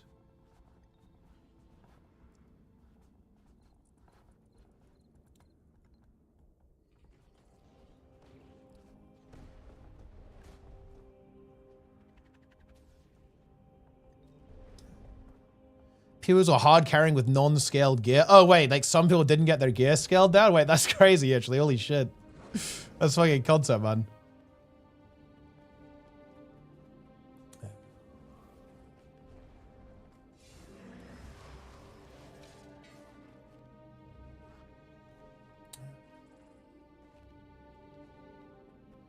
Ah, yes, the resilient files. See, these are the real files, guys. They have been released. That's actually content.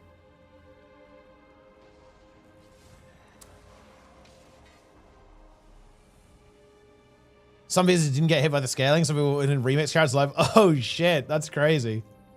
Time walking with 600 eye level gear. Oh shit. So you're like running on one-shotting everything? That is content.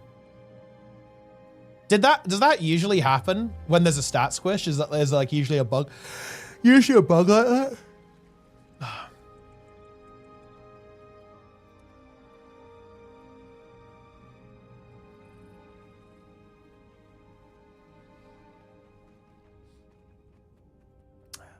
Guru's taking the furnace. It's really not that bad, actually, Guru.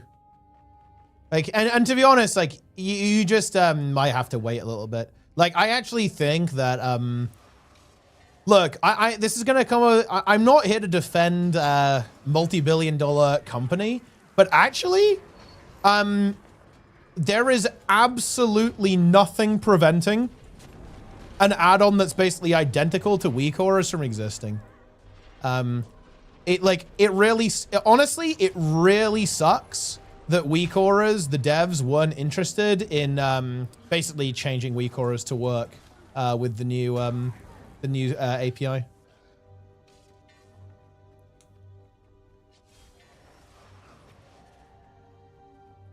The only reason UI feels bad right now is because every add-on is 1 million times worse than WeakAuras. It's just indescribably worse. And I say that with love. Like, I actually think some of the new projects are really exciting, like ArcUI, but it's just, there's so much,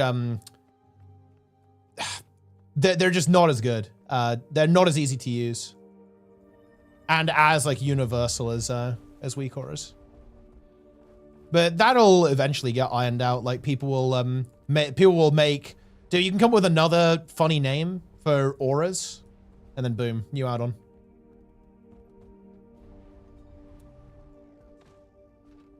So it's honestly kind of a non-issue, I think. Strong auras. We can't go strong auras. I think the original was called power auras or something. They changed it to weak auras. Has to be, Plenic should make it. Plenger auras.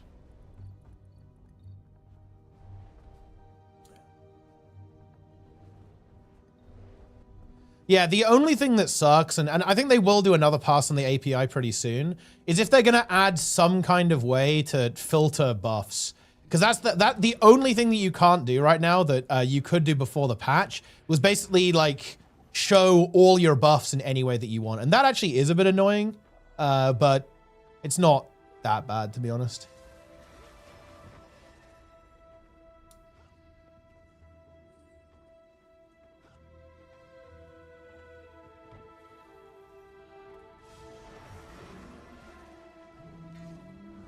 Inferior? Well, I mean, it is inferior, and that's always going to feel bad, but, I mean, I don't know. You just deal with it.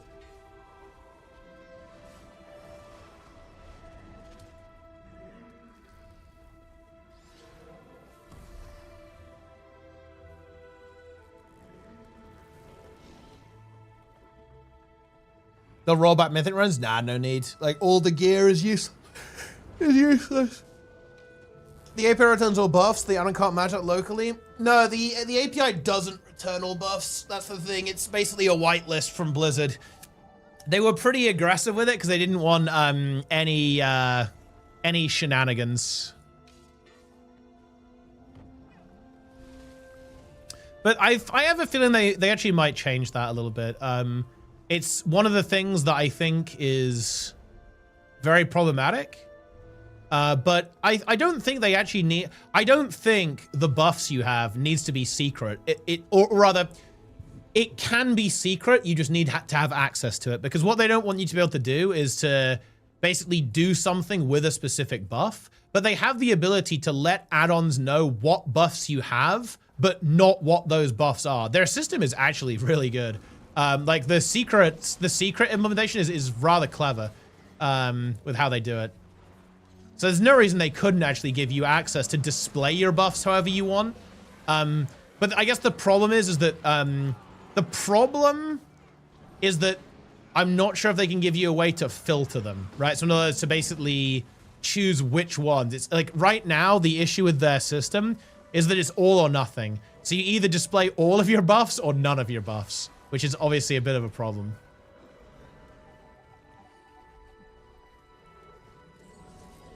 So, you know, that is a tough thing to resolve. I'm committed to the warrior class. I struggle so much. Where should I start to improve? 1v1s.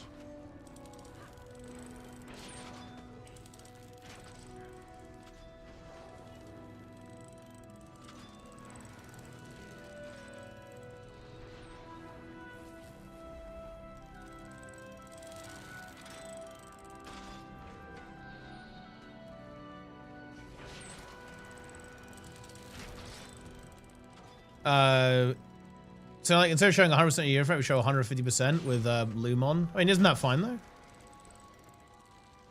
That hasn't been figured out yet. It's definitely possible because, like, I mean, Grid 2 shows it shows a percentage-based overlay. So like, there is a way to compute that. You can't track shields. I think you definitely can. Like Grid can. Even though, yeah, Grid can do overshields.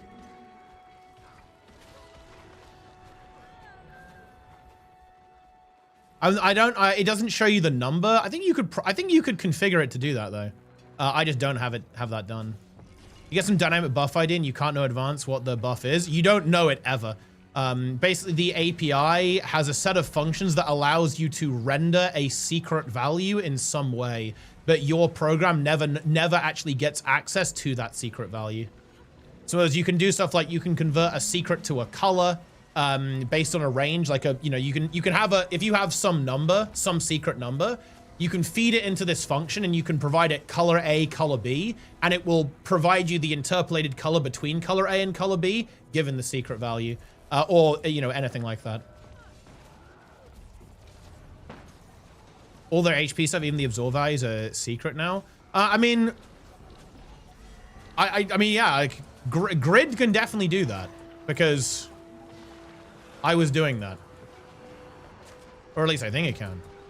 It was at least showing my, and unhalted unit frames are showing shields correctly as well. So it was showing my shield.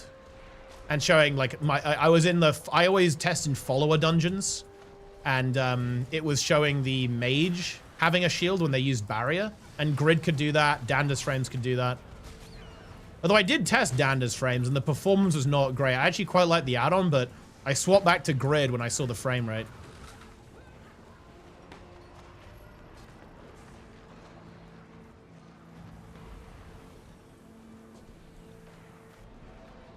How much was it? So 100% on the unit frame?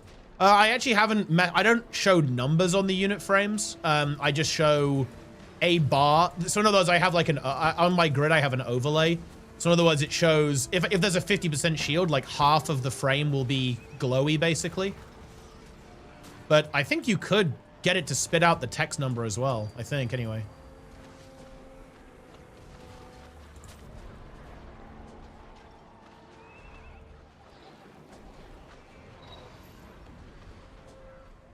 It'll be interesting to watch WoW's Race to Worlds first. The top guilds adapt to also. Oh no, it won't change anything. It won't change anything. Like the one, like add-ons will still definitely be relevant. Stuff like Northern Sky raid tools are still going to be good. Weak aura, like, okay, here's a really important thing. The hardest fight, like, was not really a weak aura fight. Like, Demencius last time, right, was very weak aura light. There was like one mechanic in phase 1 that used a weak aura, and honestly, it was doable without the weak aura. Definitely harder, but doable. But like the hardest part of the fight, which was phase 3, was like not weak aura at all. It was like not even remotely weak aura in any way. So no, it won't change anything. Like the top guilds will be just as far ahead. If anything, the top guilds, it depends on the difficulty, but the top guilds in WoW might end up overperforming more because add-ons do help you. They help worse players be better. The players who will actually suffer, well, I won't say suffer, but the players who are going to struggle more are actually the lower skilled players because they won't have the add-on to rely on.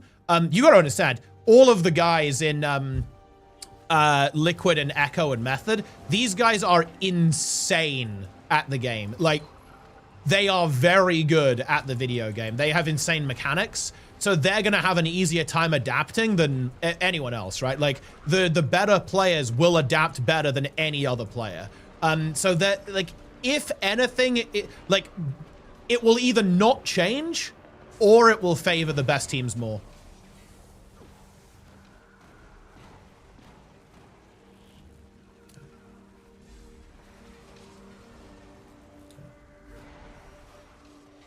Uh-huh.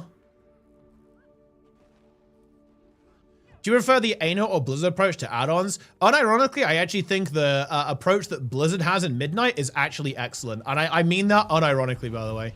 I think it's definitely a little bit rough around the edges, and it would have been nice if it had been done a little bit slower. Maybe start it in Midnight and finish it in the Last Titan. I think they rushed a little bit. But I actually think that give it a year, and it will be in a really good spot.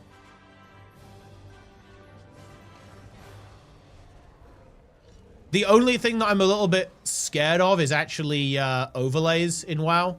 I think that overlays are a legitimate threat now.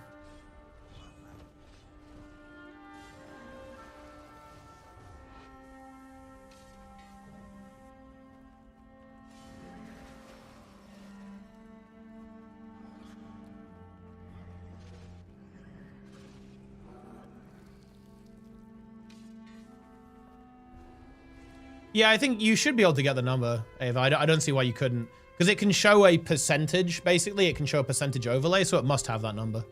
Somehow.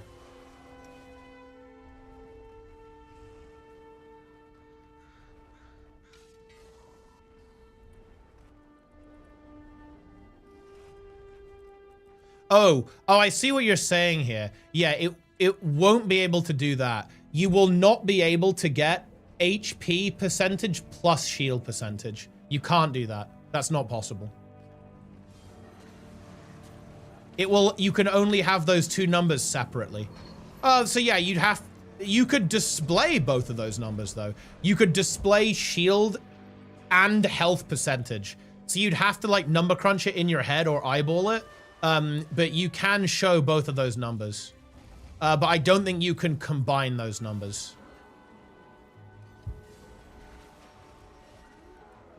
But maybe? I don't know. Maybe you can. I'm not sure.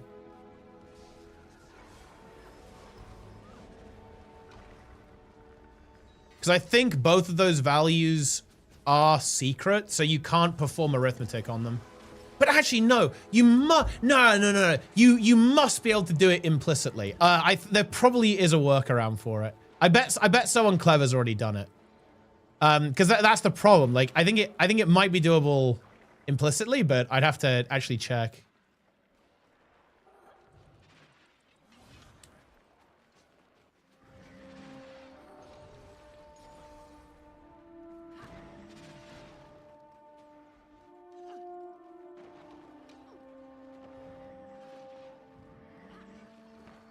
Omega.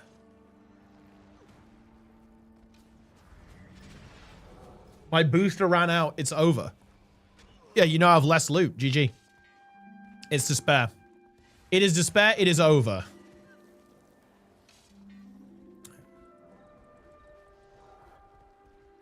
Booster break. Yeah, you are mentally broken now.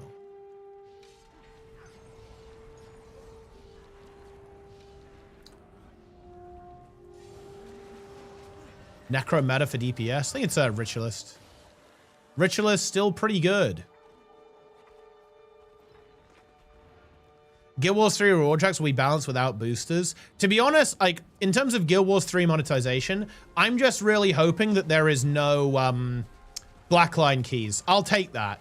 Like, and I'm hoping it's more account-wide. Like, one thing that feels really bad for me. Oh, dude, wait. Oh, they haven't talked about fashion templates yet, right? Dude, I hope they're account-wide. Please be account-wide. If fashion templates are character-wide, I'm crying, dude. Like, that is fucking brutal if that's the case. Have they actually said that? Maybe I missed it. Have they talked about it, guys? Like fashion template stuff?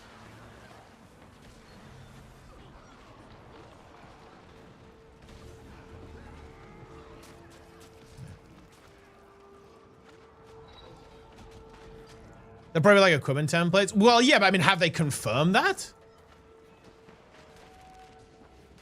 That's what I'm getting at here. Like, have they actually spoken about it? No, okay. Well, listen, guys. I am coping. ArenaNet will make it account-wide. Feels good. Feels good, man. We love it. We love it. I'm getting chased by... Am I really being chased down by double support Paragon? Is this what my life has come to? I think it actually is.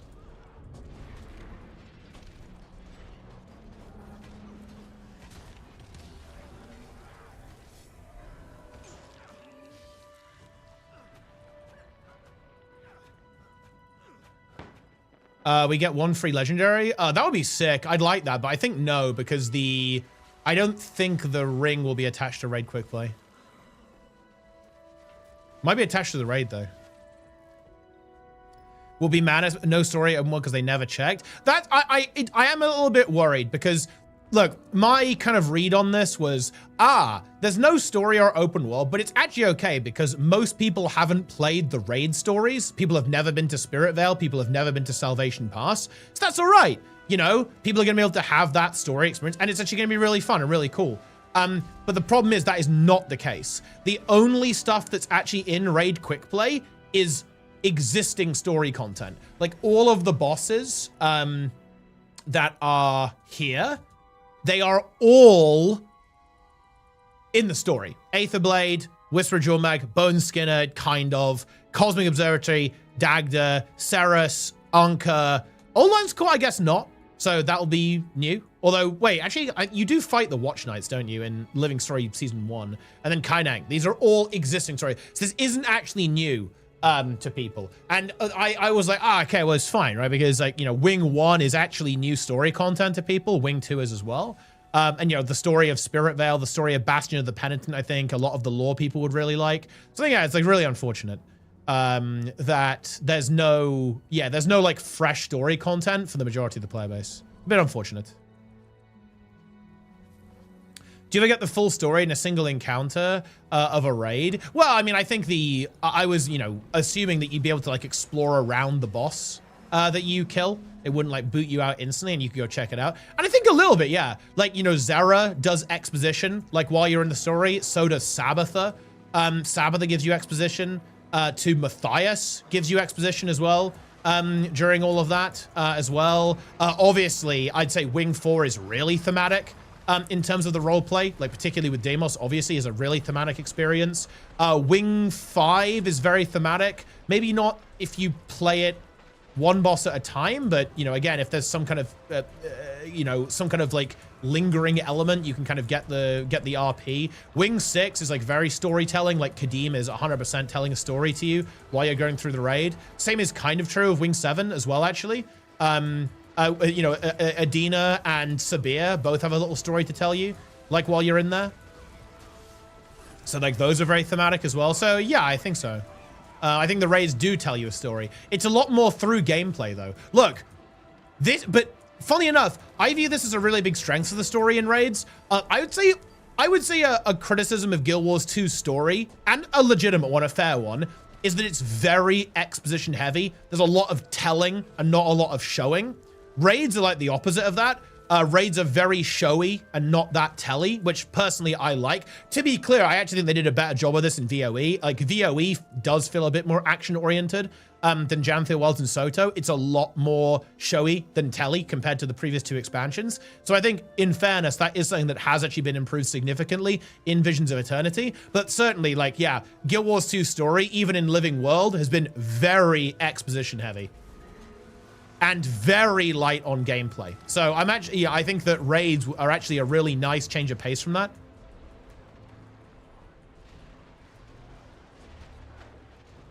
Yeah, exactly, yeah. Janthir Wilds, unironically, was like 40 minutes of exposition. Daily reminder, guys, that Soda Poppin' was sponsored to watch that exposition, look insanely bored, and then immediately leave, never to return. Quick reminder about that, guys.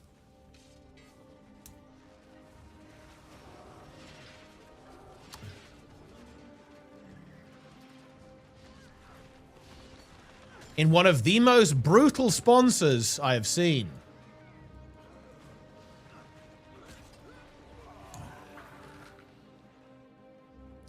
What story is Greer telling us? Well, he's telling you that blind is the eye that looks past the predator, of course.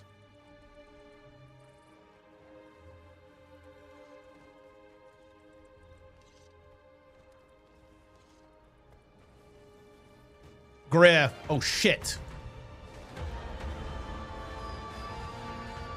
Listen to the music, guys. I want to quickly remind you guys of something else as well. Darren's rage quit on Greer when Greer was at 96% health.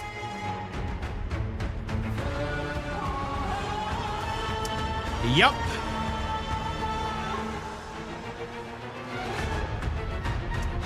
He could not handle it psychologically and rage quit. Wait, has anyone got the clip of that? Who's got the clip? Guys, give me the clip.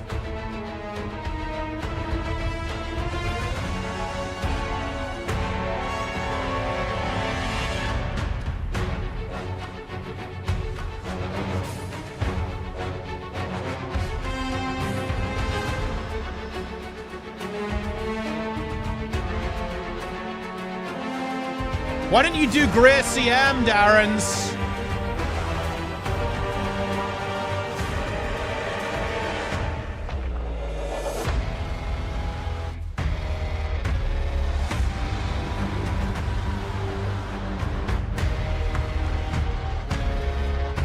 Yeah, I don't think we can kill these guys.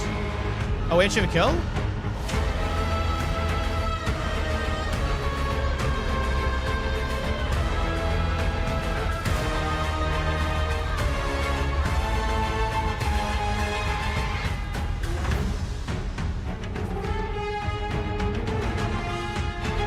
I suggest you do some review, guys. Hold on, give me 1 second. I need to quickly review a clip.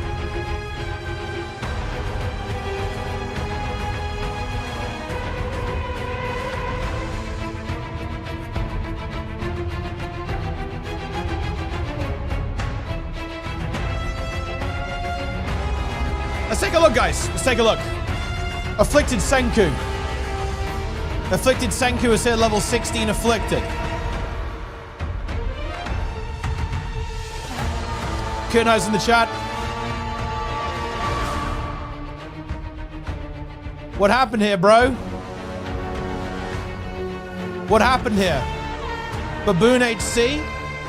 Jagged Strike. Look at this. A brutal Jagged Strike. 82 damage. Auto attack for 60. Wild Strike for 144. Killed instantly and sent back to level 1. Covenant broken.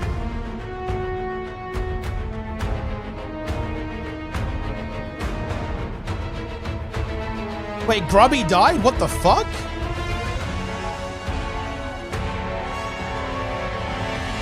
Baboon HC.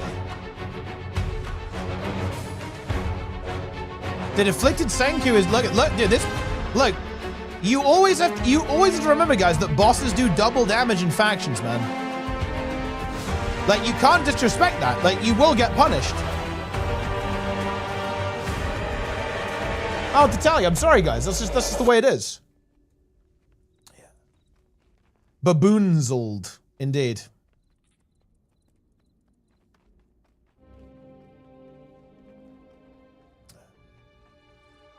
Serum with the Prime.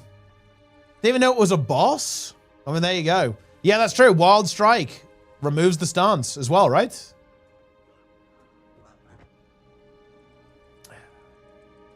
Wait, MSC, have you completed Project Rebuild, by the way? Wait, who are we waiting on for Project Rebuild? Lynn is back. I didn't die. Mice didn't die. Is Limboni back?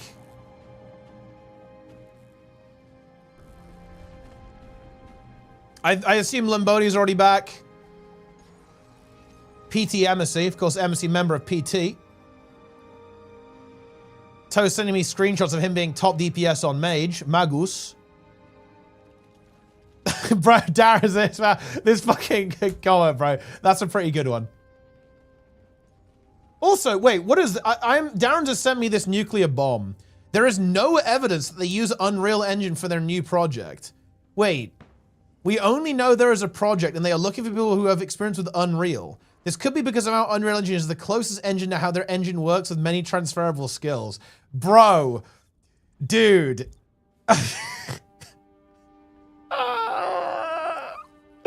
Oh, no. Dude, when ArenaNet confirmed this, the forums and the subreddit are going to be... It is going to be fucked up, dude. Okay, it is... I'm trying to come up with something that's appropriate, but I don't think I can say this, guys. Like, all of the analogies I'm making would just get me banned off Twitch because the forums and Reddit are going to be so brutal that I don't think I can really express to you in strong enough terms how brutal it is without getting banned.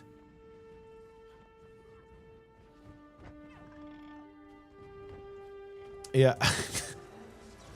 It will be unlike any other nuke we've seen thus far. Wait, Plenix Workshop. Oh, shit. Plenga.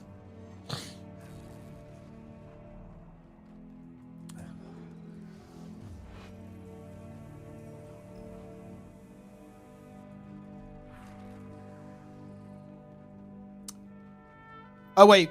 Rebuild is complete, but Darren's is out? Oh, shit. Okay, that means we need someone to play... Wait, are you tanking for us, MSC? Maybe we can get Together as One Ranger then for us. Because then you can get buffed even harder with Together as One. You're on Dervish? Yeah, okay, that's big. So if you're on Dervish, if we can get someone to play Ranger, we're in business. We actually have a mega melee support comp. Because Limboni is playing Smite Monk.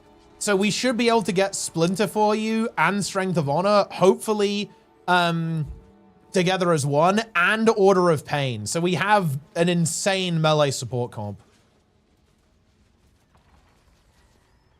So that should be good.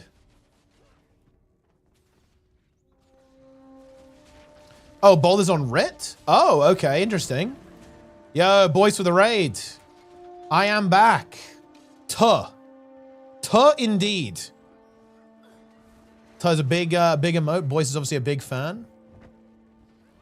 Obviously, Boyce is going to be hardcore mainlining raid quick play. Very exciting. PvP Arc, yeah, PvP Arc is coming actually. We actually played scrims yesterday, if you can believe it, guys.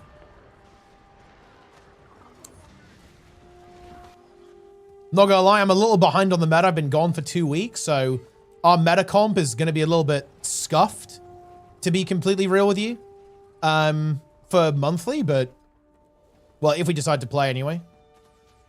But I will re-roll after now, basically. Very good.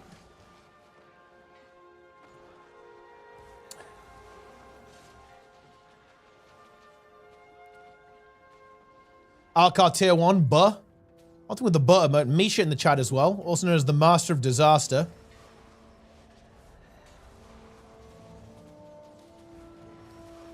Wait, Planet wants to play New World? We should do it, actually. Because I think it would be fun to play the raid content, I think. Oh, Epi, thanks for the raid. Yeah, I'm just farming viewers right now. Thanks for the raid. Guild Wars 2? Yeah, a little bit of Guild Wars 2. Well, we got some stuff to do, guys. Wait, dude, some guy messaged me about doing a... Speaking of Epi here, some guy messaged me wanting to do like a world versus world tournament. He didn't get back to me, though. Well, didn't follow up. Maybe they already did it without me. That's definitely possible. But anyway, yeah, there's going to be a draft tournament, actually, guys. Draft tournament for raids in February, I think. Very exciting. So we have got some content coming, guys. Oh, it's a French draft tournament? World versus World, KEKW. Ah, it's still good. It's a little scuffed, I admit that, but it's still fun. We love it.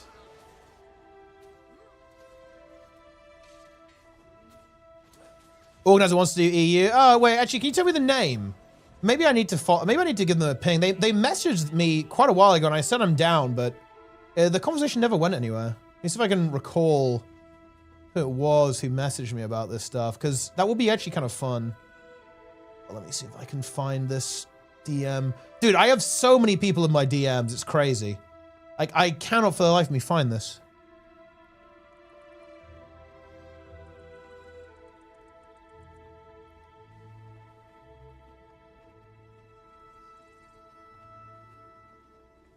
Ah, whatever. It could have been someone different. Oh, no, actually, this was different. Oh, okay. Yeah. There's someone called Yaman. Could be pronouncing that very badly.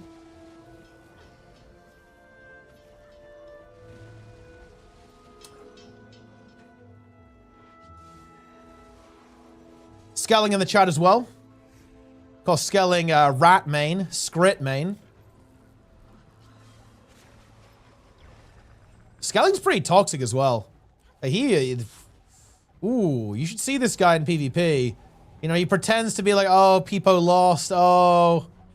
But seriously, when he's in ranked, like, he's just going crazy. Even Demolish was shocked. Now, Demolish is toxic. He admits that. Like, Demolish admits he's toxic. But even Demolish he was actually shocked. He was horrified, actually.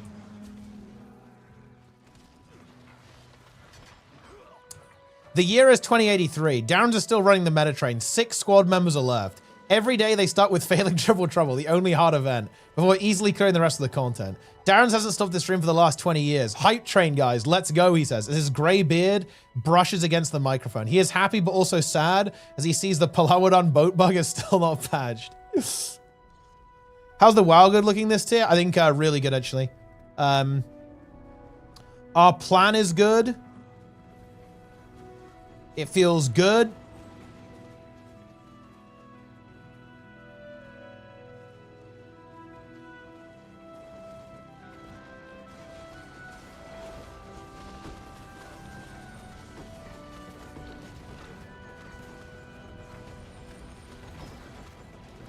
And I think we're going to do really well. Hopefully, anyway.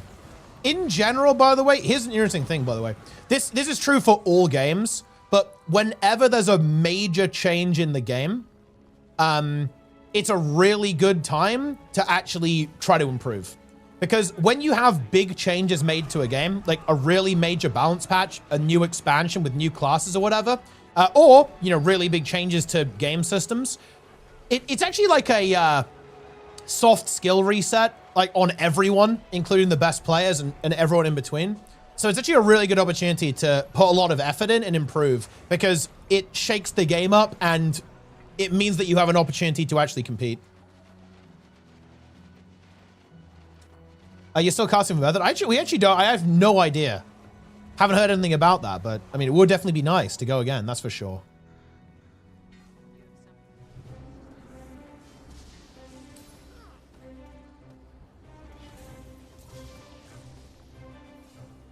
But yeah, I think we should do really well in Midnight. Our team is looking good.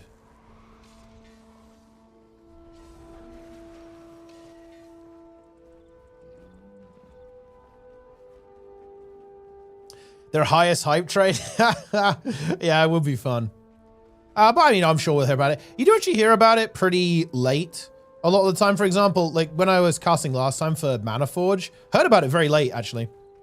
It wasn't that long before the actual event itself, so I'm not expecting to be contacted or messaged or for a little while anyway.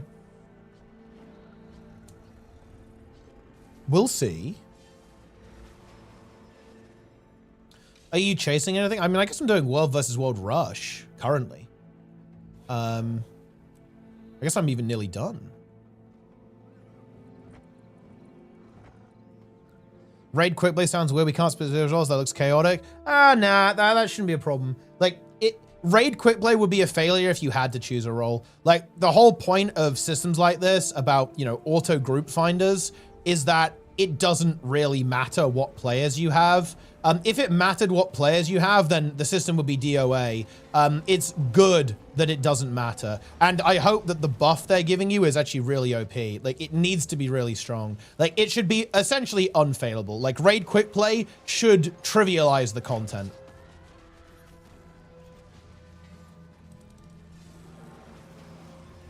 Lamboni. Peak. Wait, are you on RIP? What are you playing, bro? What's going on? What is your character for Project Rebuild?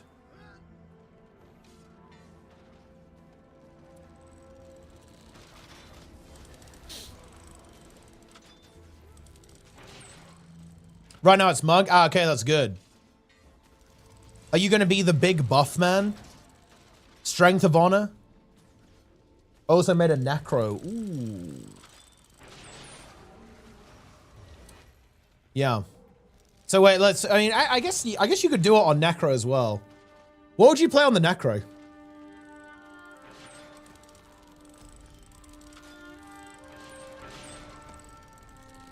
I guess you go Ritualist Secondary. You can get Splinter Weapon on the bar, or Monk Secondary, get Strength of Honor on the bar as a Necro. Some / Rit healer. Yeah, okay.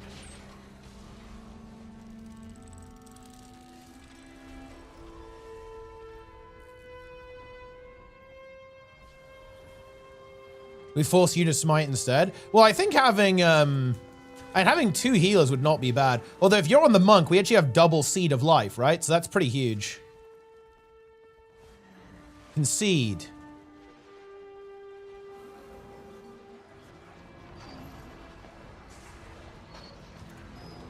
So I think either would work out pretty well.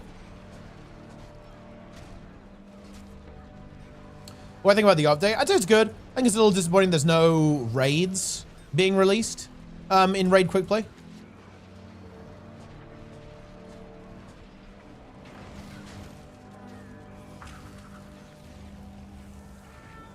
Don't Teapot to heal? Well, I mean, look.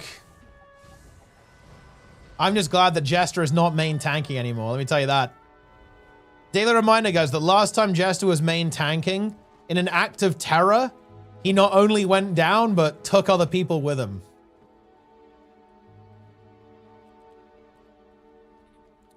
Wait, what reward track am I doing?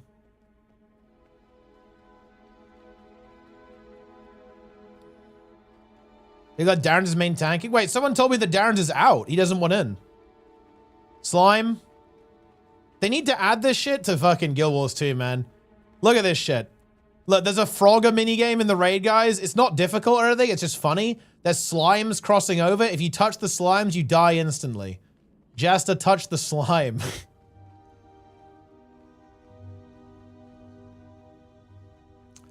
Slimes. Boom.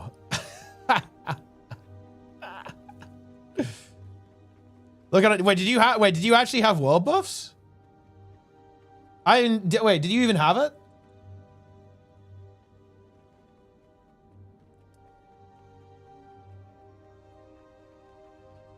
Jester feeding Sag Rain. Where's the slop? We will be bringing slop to the table soon, guys. In fact, it will be YouTube slop and then we're done with the stream. Is something going to go 3 years or is it putrid? Like the expansion's good, Zach, honestly. Expansion's good. New raid boss coming out in a moment.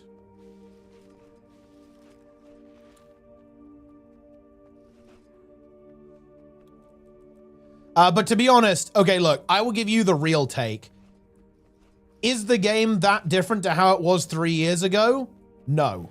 So if there were things that kind of push you to quitting 3 years ago, it's pretty unlikely those things have changed. I will be 100% honest with you. But the current content is good. So there is that.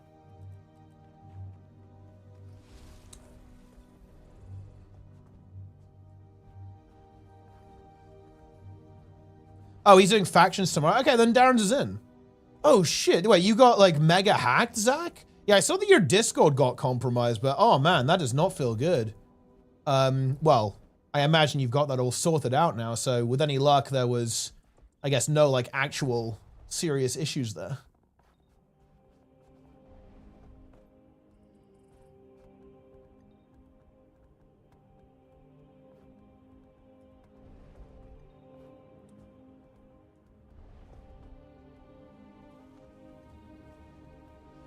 Oh shit. No! Oh, I haven't got a particularly good build on for this, but whatever. I think it's enough to win though, yeah. We just have... I think we have a better build than the opponent, maybe? Yeah, we do. What was his build? Just annoying? Yeah, it does not feel good. Imagine getting hacked. Wait, didn't you get... I think you got hacked as well, right, Skelling? I want to say. I seem to recall getting a weird message from you as well.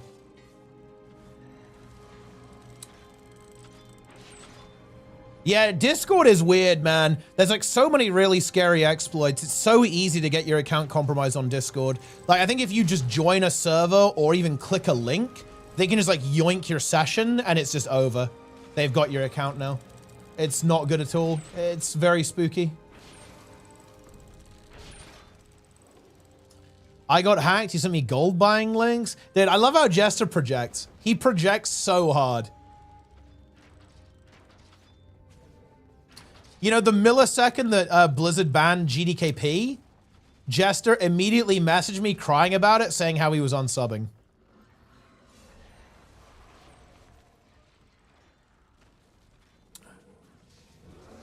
Whoa.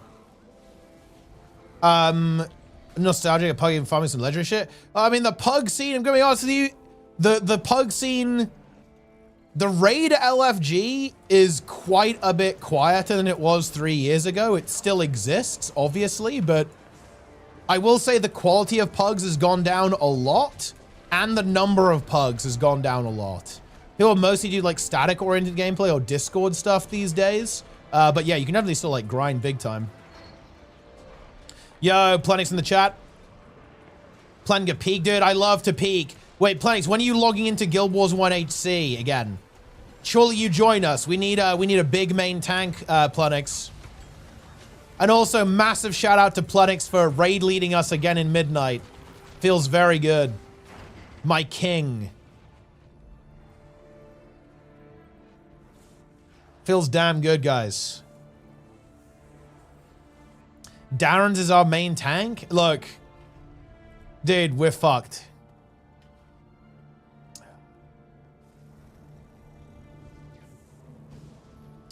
My 2-hour stability workshop with fungus. I'm tired. Oh, that's good, though. Now we'll have stability.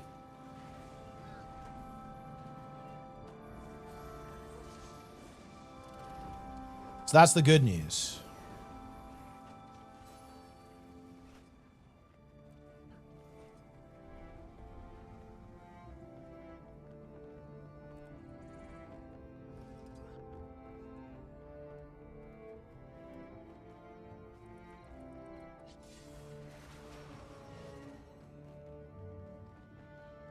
Fungus. I fear for players in TBC. Look, don't let him die, Jester. How are you? Not too bad. Can't complain.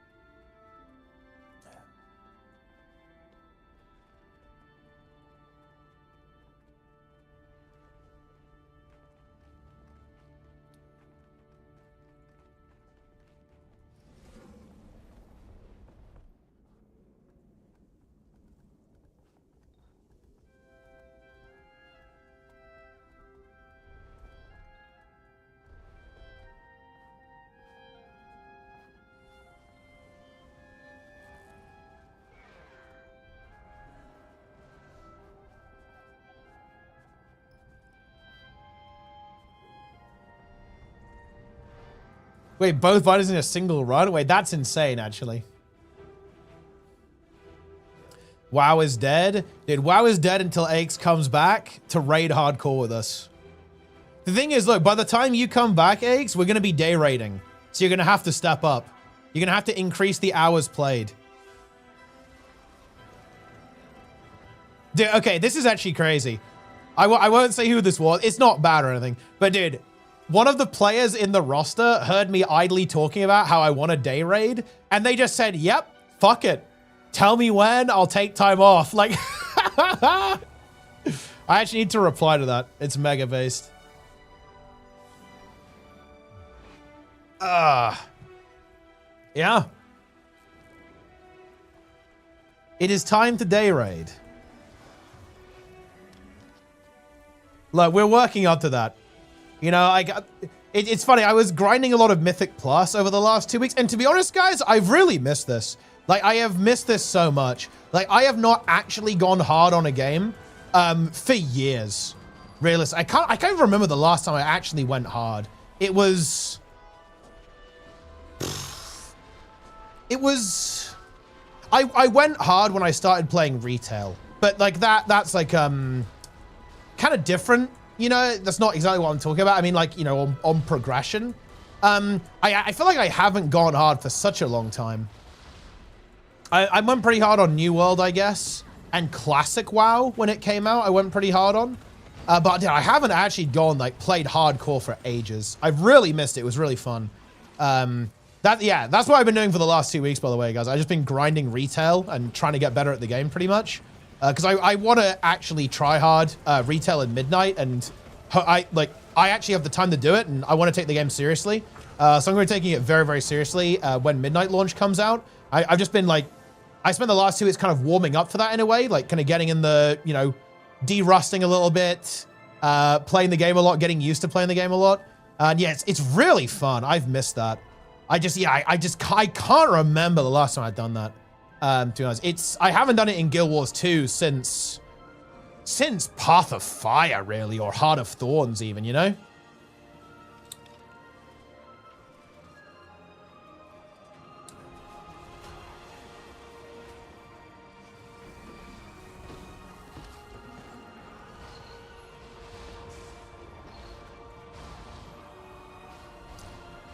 Your entire UI from scratch? Honestly, a lot of my stuff just kind of worked. I was already using Unhalted. I was already using Grid. The only thing I had to do was like my skill bar, basically. And no, I'd already been messing around with RQI a little bit on the so honestly, we're good. My UI is already back to what it was.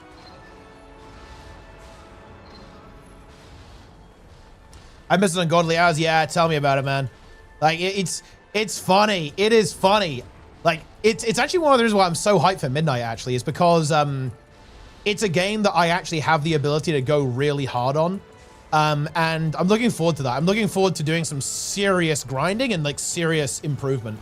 Like, I really like trying to get better at games. And I just feel like I haven't done that for such a long time, right? It's you know, it's weird, guys. Like, the last 2 weeks, I've been basically taking some time for myself because when I play games, I usually don't end up playing them the way that I like, if that makes any sense. I usually end up compromising. And to be honest, like the last couple of weeks, last 2 weeks, it's just been like full no compromise, right? Like I've actually just been playing a video game the way that I like to play video games. And it's been really nice.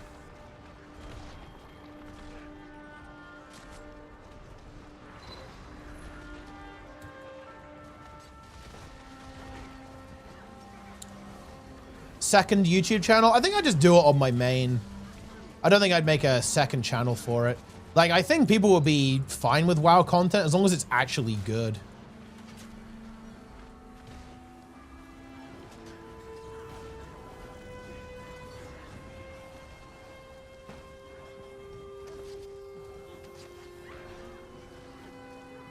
Gate twice for incurring the corner. That's actually pretty hype. That's kind of a cool talent. Dude, we just got completely smushed. Does not feel good.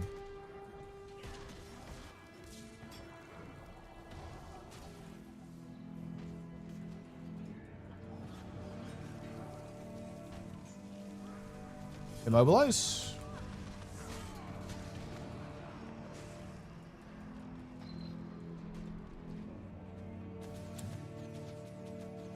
And of course, like, well, not really though, Toast, because to be honest, I don't really care about playing optimal comp. It definitely didn't help us, obviously, but like we were still going hard. That's what I'm more interested about. Obviously, I'd prefer to play meta comp, but I mean, I don't know.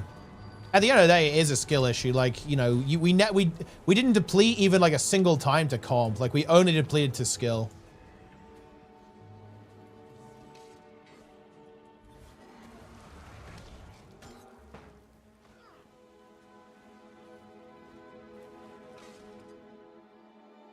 What are people saying about the pre-patch change? Reckon they're not as mad as people were saying on Twitter and Reddit. The problem is the following.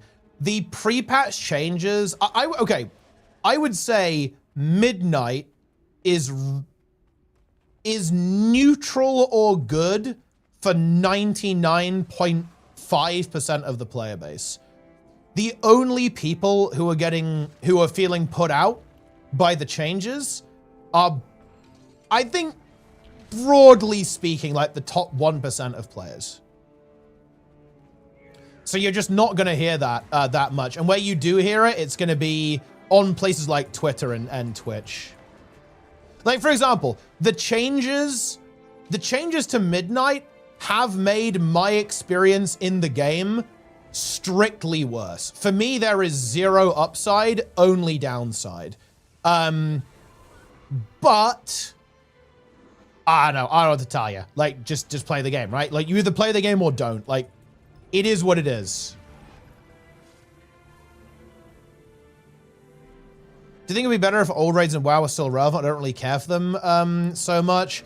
It would. I think rotating in old content would be good. But the thing is that it's kind of weird. But like, it is such a non-issue that like old raids in WoW don't, you know, give relevant loot. You got to bear in mind, guys, in the time span of Janthea Wilds, World of Warcraft released more raid bosses than Guild Wars 2's history.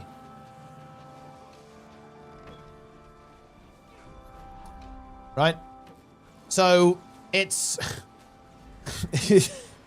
it's not a big deal because they just ship a lot of stuff.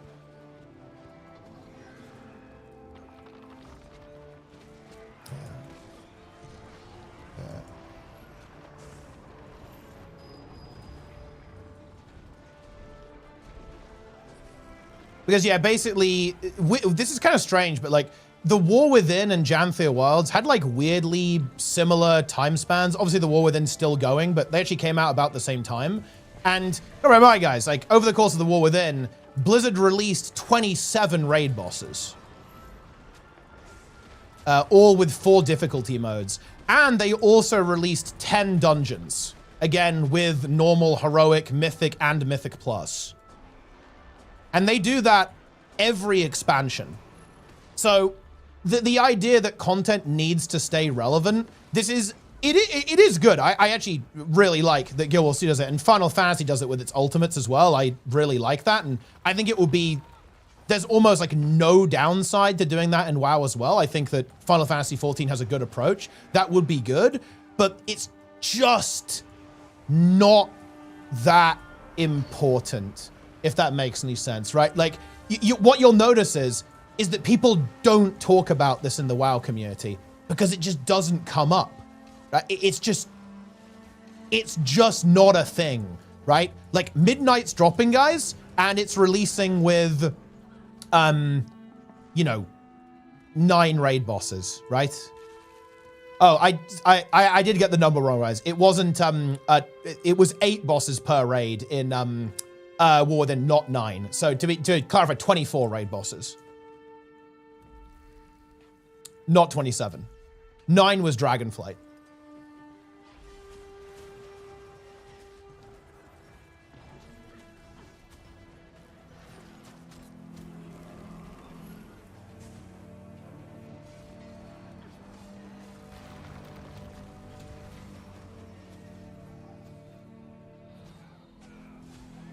And also, yeah, that number is not entirely correct either. Because like 24 raid bosses, but there are more than that in Guild Wars 2, but it's very comparable. Like, yeah, the War Within had nearly as many raid bosses as Guild Wars 2's history. Because Guild Wars 2 has what? 21 bosses in raids? Because like Bandit Trio doesn't count, River of Souls doesn't count, Statue of Grenth doesn't count either. And then you've got 21 raid bosses, then 24 with Wing 8 included. And then to be fair, some strikes definitely deserve to be included as well. Like EOD strikes deserve to be included. So, you know, Guild Wars 2 definitely does like come out ahead if you include all of that stuff, to be fair.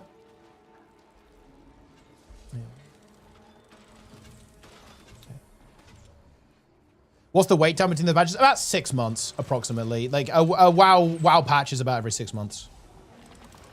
They've actually increased their cadence. They used to basically be like downtime after the final patch of an expansion. So like WoW expansions were on a 2-year cycle. Now they're more on like an 18-month cycle.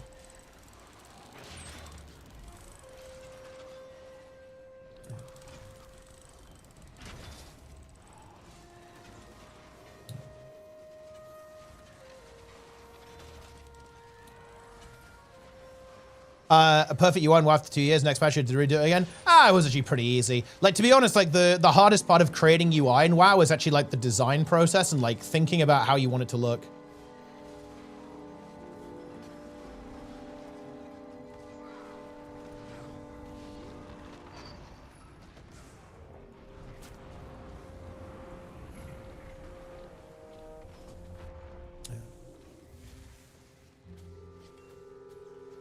Who won the War Within?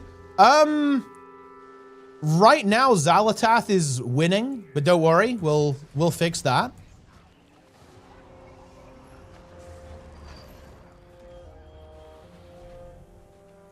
But yeah, I guess just to actually be accurate, because I don't like saying things that aren't true. Yeah, it is not true to say that the War Within had more bosses than Guild Wars 2's history, but it's actually comparable. Like, it is actually comparable in terms of raids. Like War Within 24, and Guild Wars 2 is like, let's say 30 overall. But, you know, comparable, right?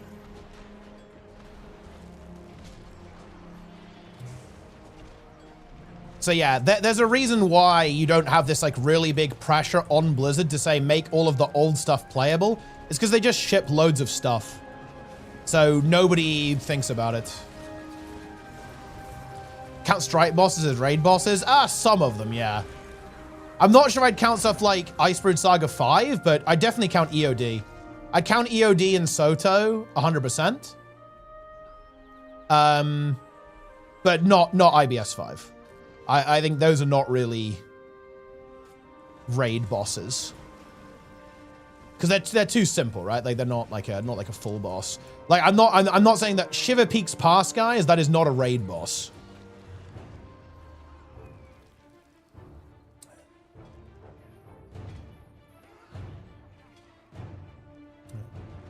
To Shrimple? Correct, yes. Freezy? Dude, Freezy does... Look, Freezy counts. Freezy is based. Made by an intern. I hope that intern got hired.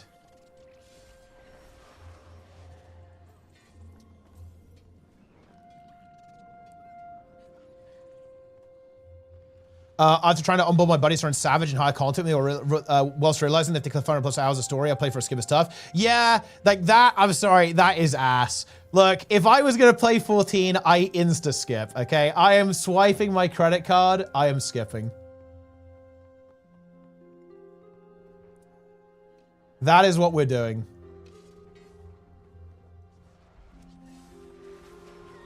I am not like going through like 200 hours or however long it takes of slog to actually get to the fucking game, okay?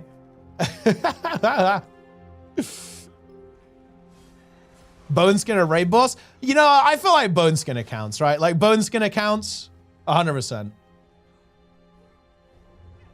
Because it destroys people. Bone Skinner will farm people in quick play as well. It's going to be a bloodbath, guys. There's no heal scourge either. You know, or not unnerfed heal scourge. Oh, yeah, 100% platypus, yeah.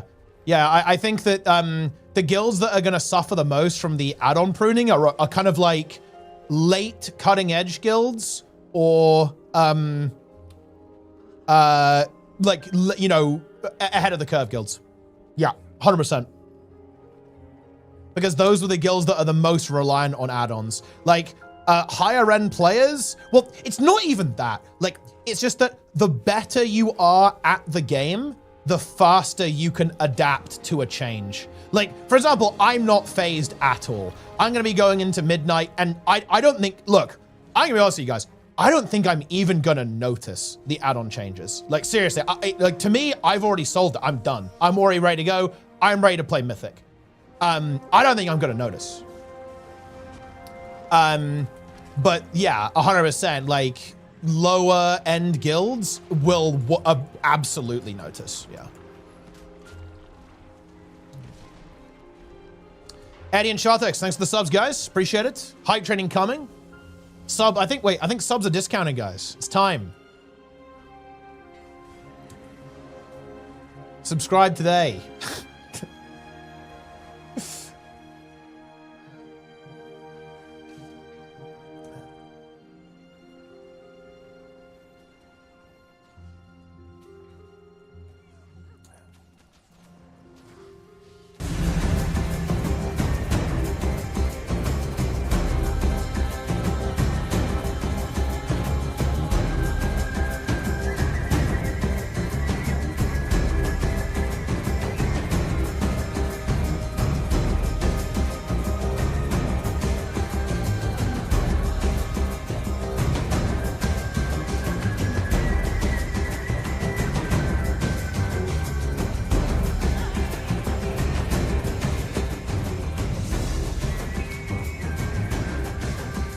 It's Bone Skinner music, guys. Come on. Dude, I can't, look. Guys, do you know what video I really want to make right now? I really want to do the full history of Guild Wars 2 because it is so tragic. Dude, the Icebrood saga could have been so fire. What the fuck? Oh my God. Are you serious? The music was so good. Unbelievable.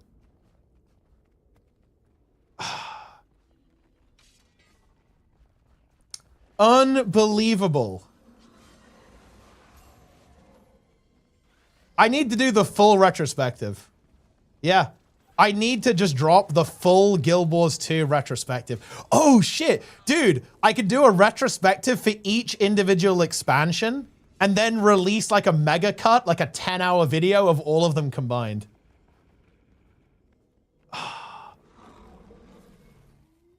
Never forgot what they made him do, guys, okay?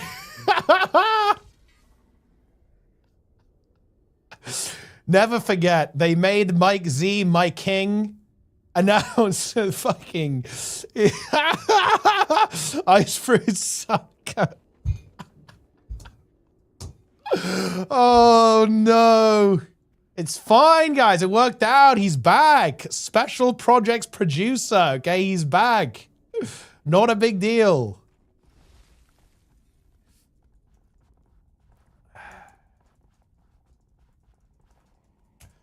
Yeah. Bro. Where's the live stream? I almost want to watch the live stream of the Iceberg Saga. Oh no. Does it still exist? Oh, yes, it does. Ooh.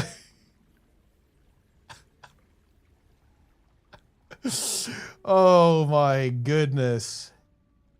I have found it, guys.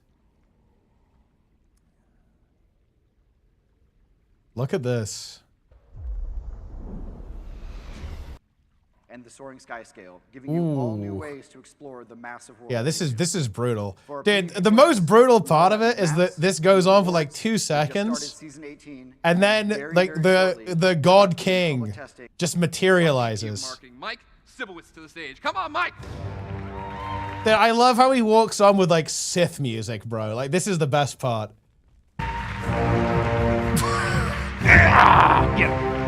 And woo.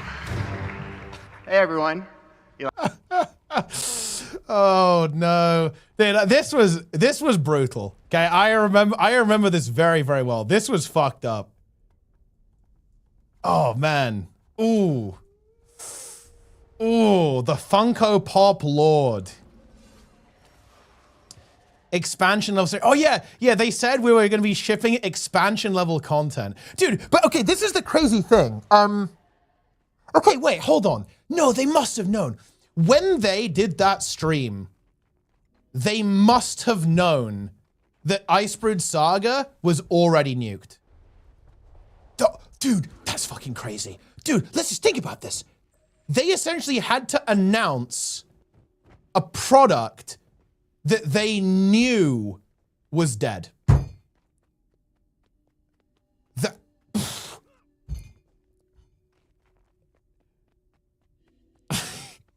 That is messed up, man. That is rough. That is really rough.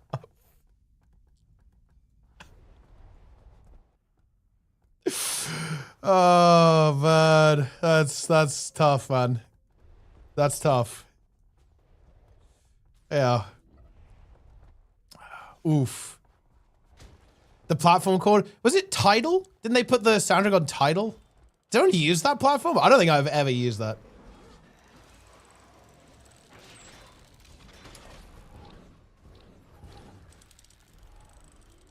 The entire history of Guild Wars 2 is just memes. It kind of is to us. Like the history of Guild Wars 2 is absolutely insane.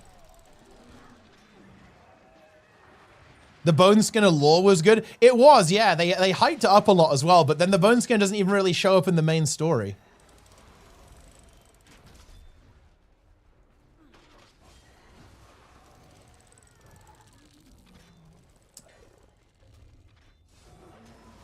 The Bone Skinner.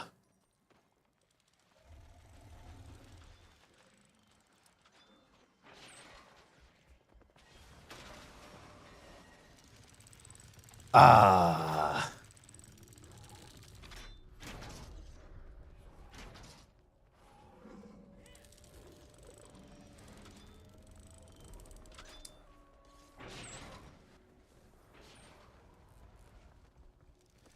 And that's why, guys, you know, look, Guild Wars 3 makes a lot more sense when you realize how rough Guild Wars 2's development has been. Like, that's the truth, guys.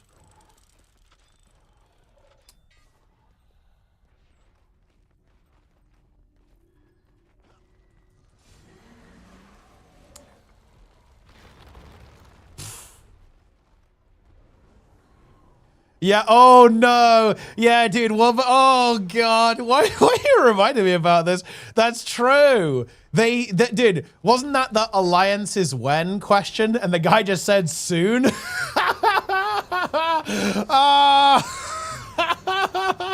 Oh no. Oh my god, what a disaster. What a nightmare, guys. What a nightmare.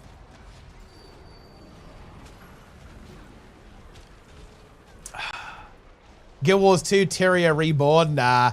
Look, guys, look, because the cat is so out of the bag at this point, I really feel confident in saying this. Anyone saying that Guild Wars 3 isn't coming, you are beyond coping at this point. It is a reality at this stage. It's happening. There's no denying it at this stage.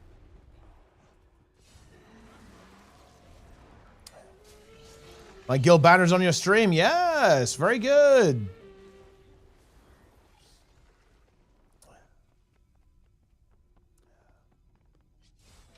Chew. Exciting. You killed us? Well, it's pure PvP. Teapot is appearing on the Reddit. Well, that's the thing. I won't though, because they don't allow Guild Wars 3 talk on Guild Wars 2 subreddit. So I win. I win.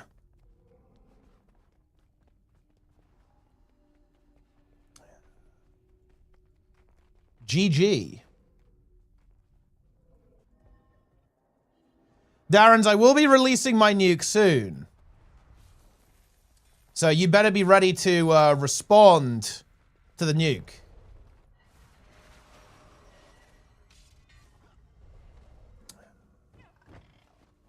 Must-haves on Guild Wars 3 as a long-time Guild Wars 2 player. To be honest, I will say the one thing that Guild Wars, the biggest thing that ultimately caused Guild Wars 2 to end up where it is right now is it needs to have a content development strategy on launch. Not 1 year later, not 6 months later, on launch. Nothing else matters. I am incredibly confident that ArenaNet will make a good game. I'm not even worried about that. I'm not worried. Like, the question, will Guild Wars 3 be good, is not a question to me. I think it will be an excellent game. Because ArenaNet is a good studio. They're one of the few studios that I actually like in the games industry. So it will be a good game. The question is, will they have an actual development strategy for what to do after launch? Because ultimately that was why Guild Wars 2 has struggled a lot and regrettably kind of fallen out of relevance in the MMO space a fair bit compared to how it was, you know, in its earlier days. The reason that happened is because of lack of development strategy.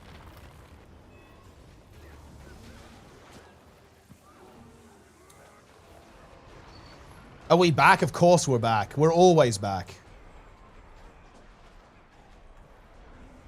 However, I actually do feel fairly confident because they really should just copy what they're doing in Guild Wars 2. Like, the dev strategy for Guild Wars 2 is good right now. Oh man, it's so depressing actually. Like, if Guild Wars 2 had launched with this expansion, just think about this. Oh my God. Guys, think about this. Guild Wars 2 launches, instead of fucking around with bi-weekly updates, a year later, they drop HOT. A year after that, they drop Path of Fire. A year after that, they drop EOD. Oh.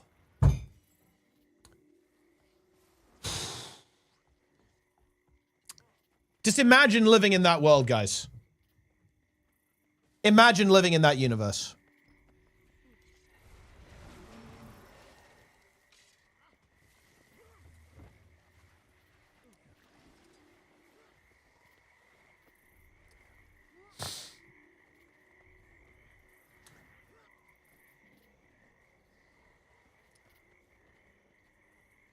Treeing. Do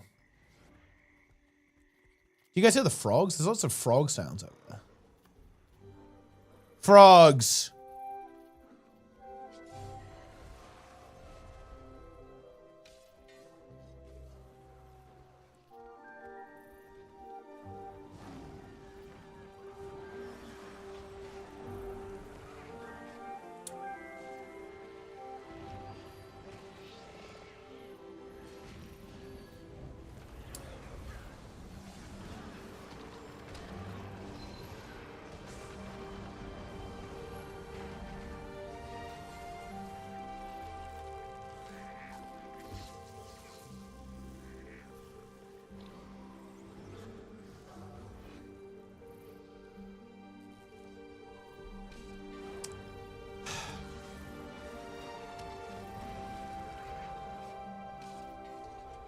66Q?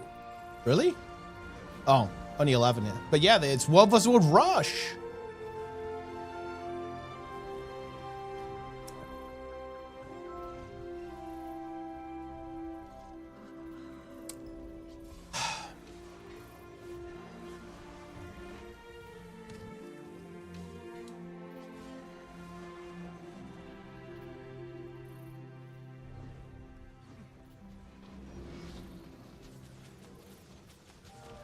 You know, Elder Titan X, that is a very unpleasant thing to say. And your chat history is also pretty unpleasant as well. And normally I would let that comment slide because honestly it doesn't really bother me. But to be honest, I've kind of changed my view on this the last couple of years. I actually think that people like you need to be called out so you stop doing it. So stop doing it. And actually, I will, we can do this now. If you want, you can apologize and we can just move on. Or I'm just going to ban you. Because people like you need to face social consequences.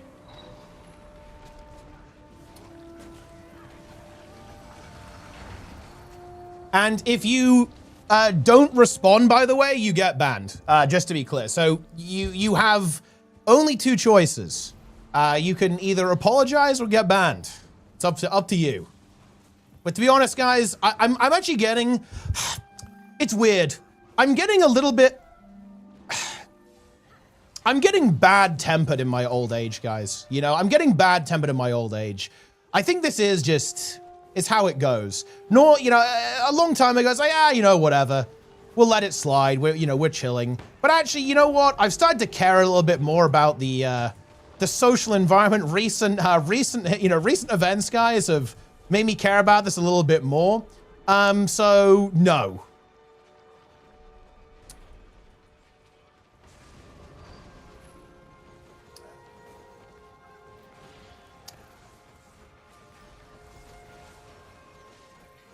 So basically, fuck you.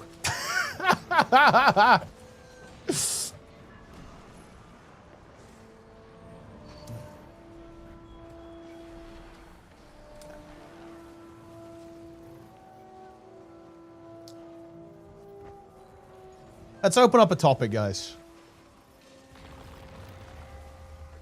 Shout out to me on YouTube. Yeah, shout out to you on YouTube. Yeah, I'm not sure we can fight this group, huh? This does not feel good to me. Actually, are we getting them? We're getting some of them.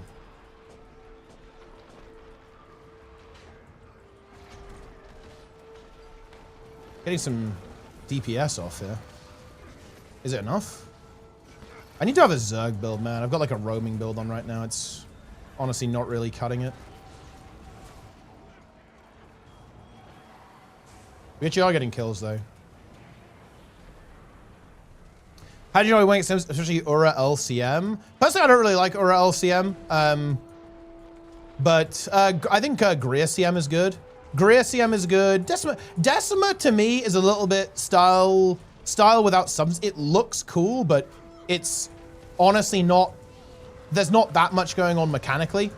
In particular, I think the intermissions are really undertuned. I think the ads should have been way more of a threat. They die way too fast. You don't actually have to deal with them mechanically. You only have to just time them and kill them before they actually do anything. So Decima, I think, is undertuned. Greer is good. And Ura, I just don't particularly like the fight. Yeah, I don't know. I just don't like Ura mechanically, to be honest.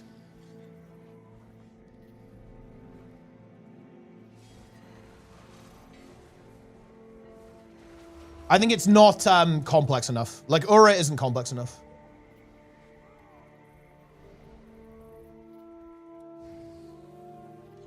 Bro, the fucking tweet.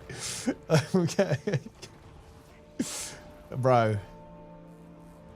How long did you prog Ura LCM? We killed it in 2 days. Total prog time was around 4.5 hours.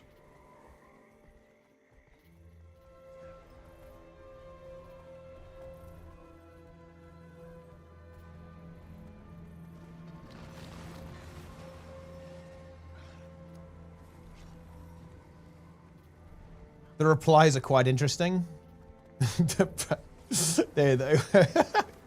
The replies are pretty good.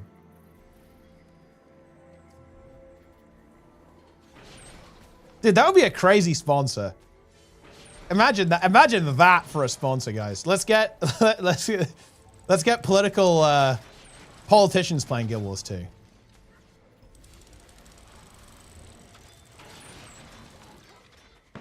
If Burns goes back, can still watch the stream but can't chat. Is it hard locked out?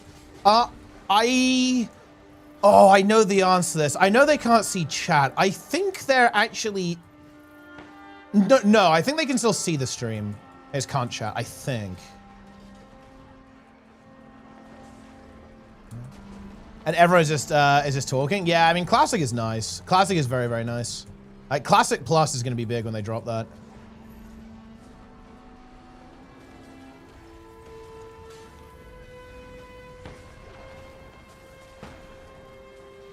But yeah, like, okay, for context on this, guys, like, I'll leave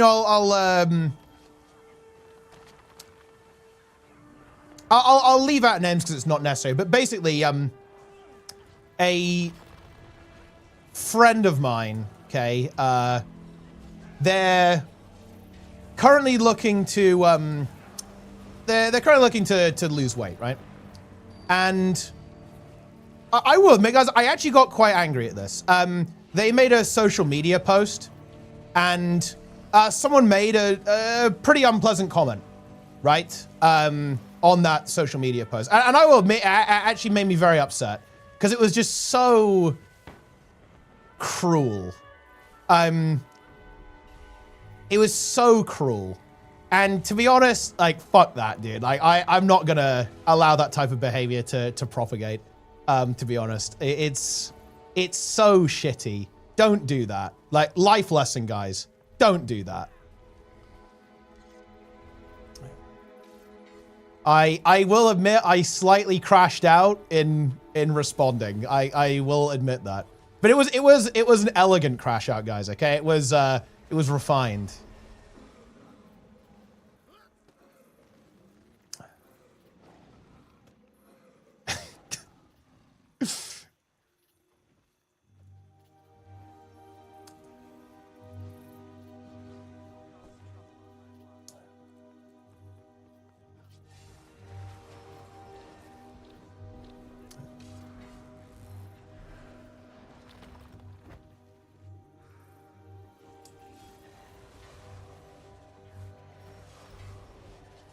It's crazy how quickly they do it from I want home access to phone access to I don't want access. Right. Man, you know what? You know what really sucks? I hope that Twitter becomes usable eventually. I really do. Because Twitter, look, I'm going to admit this, guys. Twitter is a good platform. I think it's actually really good, especially for streamers. I can, you know, I can tweet out a little message, a little update, link to my stream, all that kind of stuff. But dude, like, Twitter is fucking useless right now, okay? It is a dog shit platform currently. It is so cringe.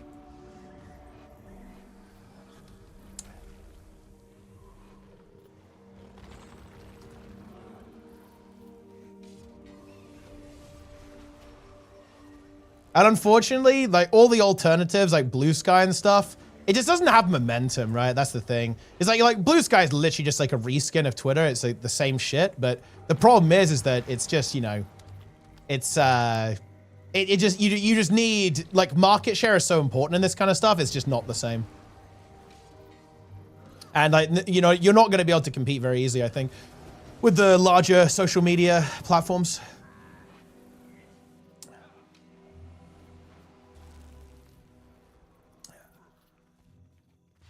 I like how Ironbark counts as defensive and offensive, so it shows, oh, defensive and external, so it shows twice.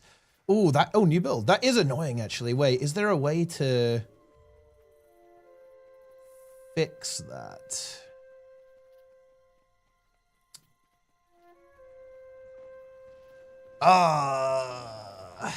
Let me think. I think if you maybe only use the Blizzard one, that's good. But wait, I don't know how the Blizzard one works, actually. The Blizzard setting might be the one you're looking for. I haven't actually tested that grid profile. That's why it might be a bit weird. But I think if you just go with the Blizzard one, it should basically do both.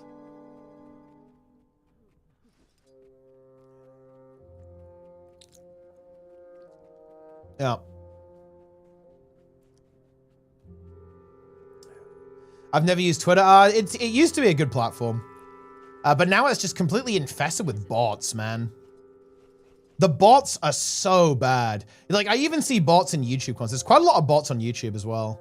It's not great. It's like a goddamn infestation.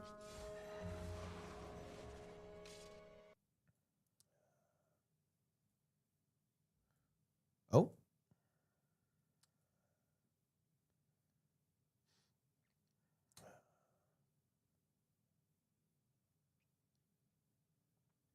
Bots.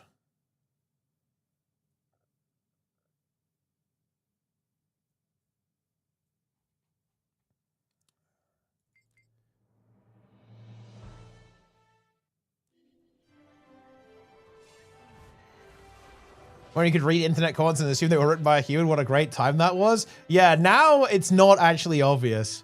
Now, whenever you read a comment, you have to go like, was this actually written by a real person?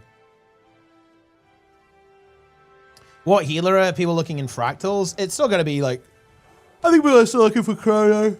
Yeah, still looking for, you know, Firebrand, Luminary, all the usual suspects, I think. Dude, also, wait, is Luminary mega OP in PvE right now? I feel like it is, no? Surely it is. Because, okay, whoa. Luminary in PvE, you're basically a healer and you're a DPS at the same time. That's crazy. Yeah. So surely Power Luminary is just mega busted. Luminary is big? It is big. I don't doubt.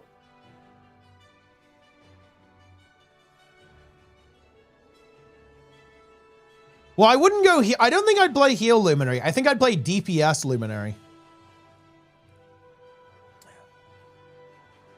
I think, you know, if you wanted to play like a god comp in PvE, if you play like double Chrono, double Alak Luminary, isn't that just insane?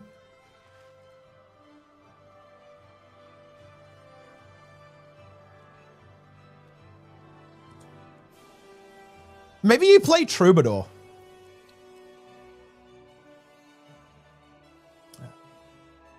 Geotrace, you're missing 10% crit and 7% strike damage. The boss doesn't have burn. Luminary doesn't have burn on its own. That's actually really interesting, yeah. So wait, but I feel like most comps probably have burning in them, I guess. Just randomly.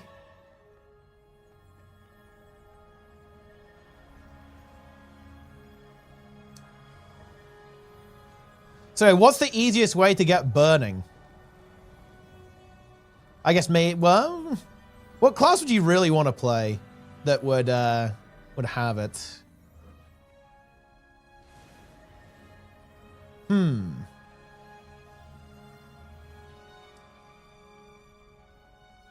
Like an elementalist.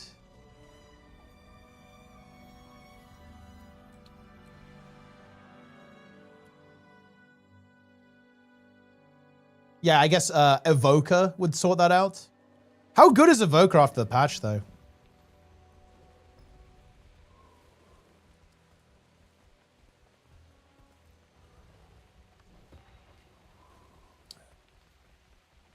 $45K? And that's pretty good. But yeah. Because obviously I do want to play the new CM when it comes out. I'm just thinking what comp to play. I feel like playing double Luminary is just so good. Because it has good CC.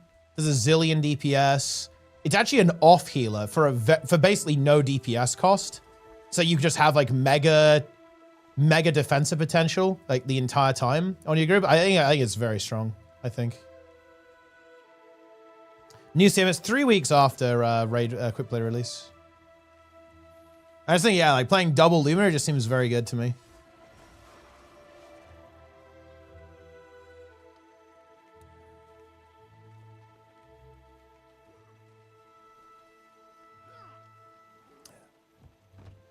Oh, wait, someone in YouTube chat says it's a balance hotfix? What do they do?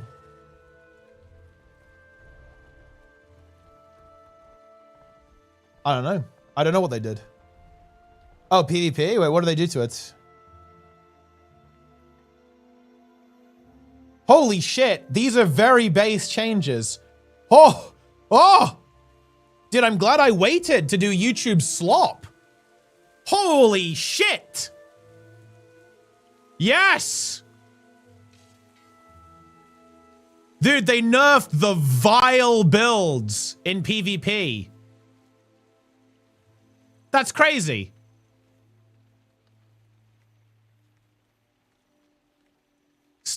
I love how Stoneheart gets nerfed. This should have been a skill split, by the way. They nerf Stoneheart on every... Oh, no. Specialized. Okay, never mind. Oh, no, it is split. It is split. Okay, never mind. No, we're good. Yes, they nerfed the cat. Well, was that build really that much of a problem?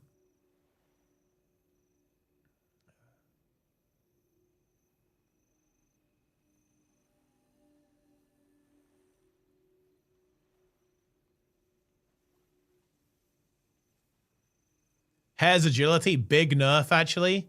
Big nerf to the zap. Elite skill nerf. Yeah, that's justified, honestly. That elite is insane. Ooh, big nerfs on Troubadour. I think the goal here is to actually kill the hybrid build. So that playing it hybrid, you need to commit to damage to actually do DPS. These are really big nerfs, by the way.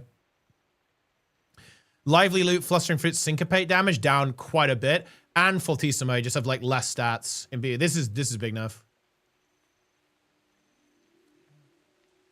Chalk. Reduce the base barrier per pulse. Ooh.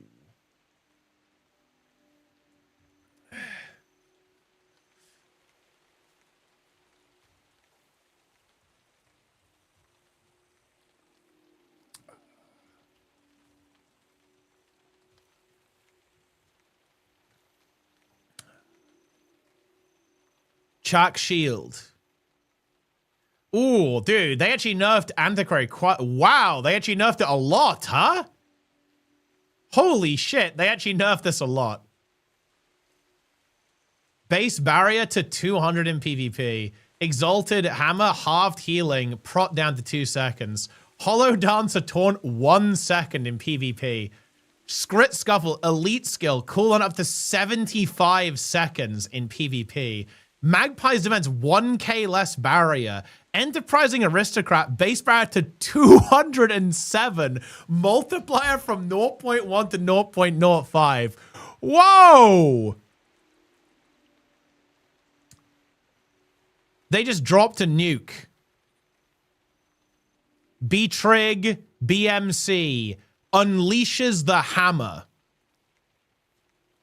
I actually hope that... I mean, Evoker is getting nerfed here, but so is Troubadour. Look, this actually might be a little bit of a hot take, guys. I actually quite like Evoker in PvP.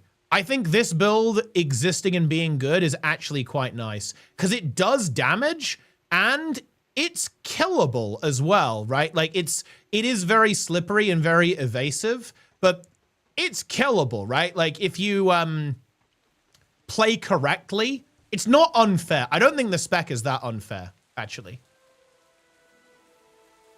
Yeah. I'm an Evoker fan. I hope it's good. Dev, I think this is a big feels bad. Half the blur duration on Hair's agility. Makes it harder to like guarantee stomps and stuff now as well. Toad Evokers are going to be more common now. I mean, they nerfed Toad Evoker as well with the Stoneheart nerf.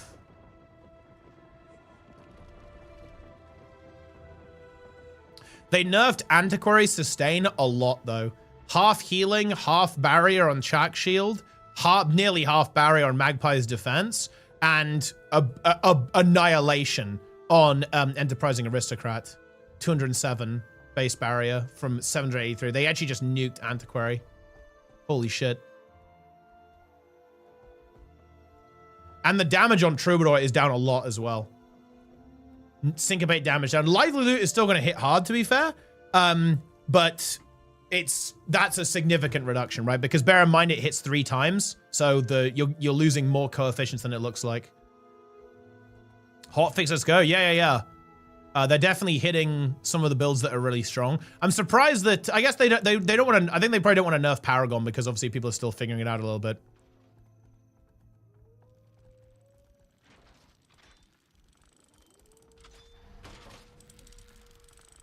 Skelling's career is over.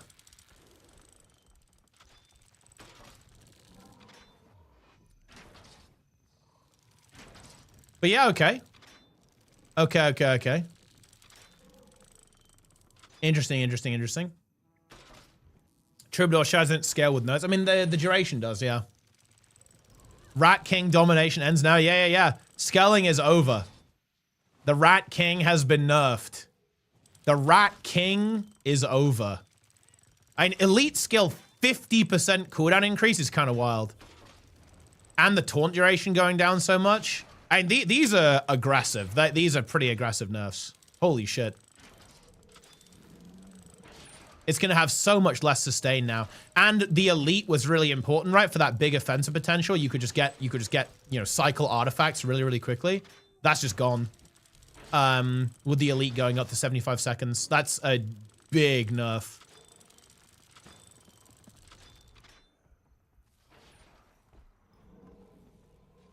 Troubadour damage going down is good.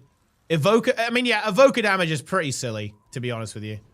And they have nerfs sustain. They do need to make sure that they don't let sustain remain too untouched. It does need to obviously get changed as well. We don't want a bunker fiesta, but there's honestly so much damage right now. I think it's very unlikely. Yeah, we're getting deleted. This is over. Like, it's very unlikely, I think, that, you know, bunk will be an issue currently. The burn ticks, the F1 actor don't work if you use on search type bosses. That's really interesting, actually. I guess it's similar to Magebane, right? Maybe, like, the tether isn't connecting correctly.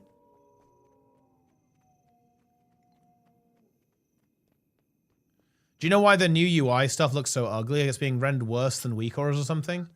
Icons and stuff, bars, etc. I mean, wait, what add-on are you using, Guru?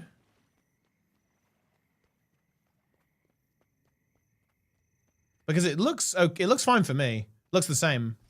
Arc? I mean, wait, I just make sure, I don't know, it looks, I think it looks the same. And if you want, maybe get higher resolution icons with mask or something. WeakAuras does have a bunch of like default stuff that helps out. You know, it does stuff like automatic bordering, zooms and stuff. I don't know. Looks basically the same.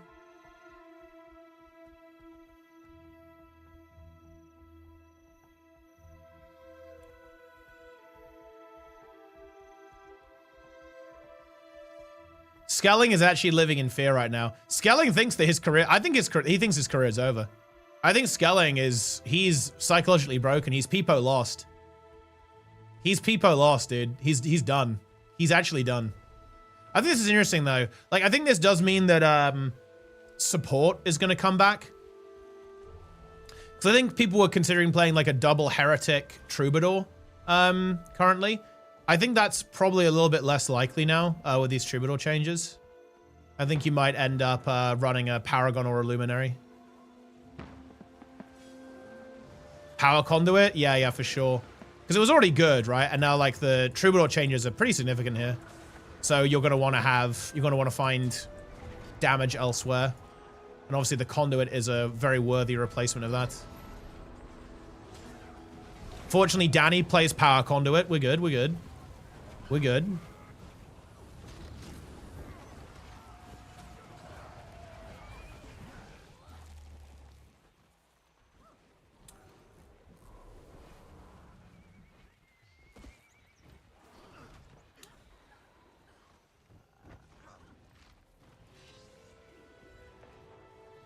Guild 2 PvP is grind spec for 2-3 months. Oh no, nerf, find a new one, repeat. That, to be fair, that's any competitive game though.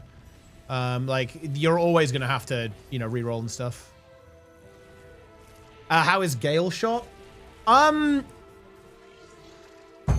actually think Gale shot is a bit overrated. It did win the last monthly, and to be fair, it was on Legacy of the Fofar, where it is really, really good.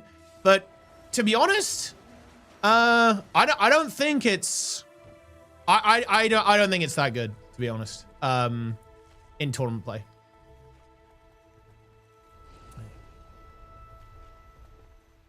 It's for me, it feels like it's too easy to shut down. Like, it's one of those things that if you get away with murder and they're letting you free cast, you're gonna farm people. But to us, I don't feel very threatened by Gale shot in tournament play at all.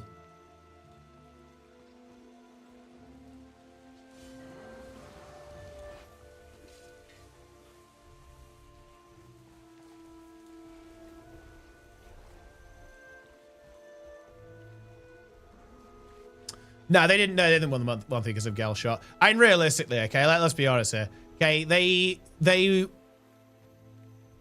were able to win the monthly because they honestly played clean, to be fair.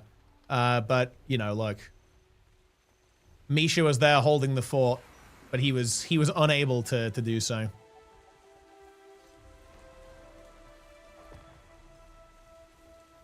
Luminary slang, it's true, yeah. Luminary is pretty good.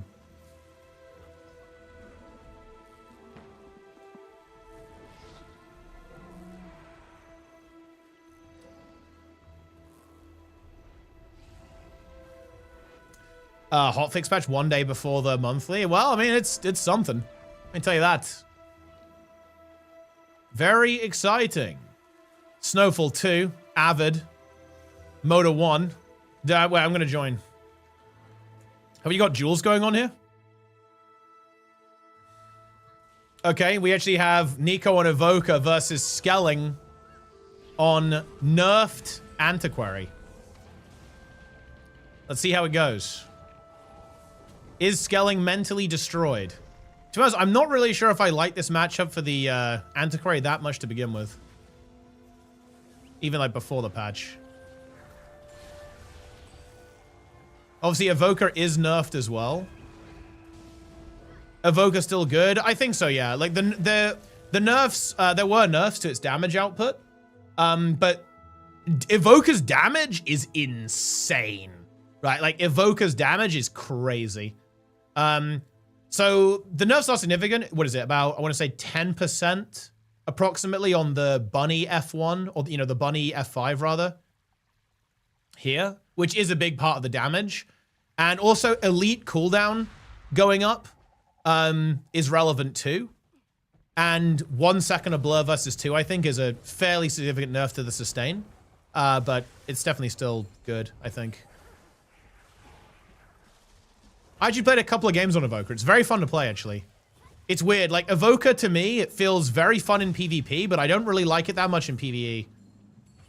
I guarantee you CMC made this spec. Because CMC, based King, he always designs specs PvP first. And it's very PvP coded, I think.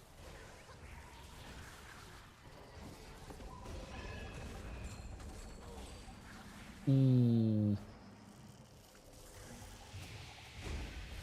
Man, it's actually crazy that Skelling is psychologically broken. Oh, dude, the Water Trident! Look at that Water Trident, man. A brutal Water Trident connects.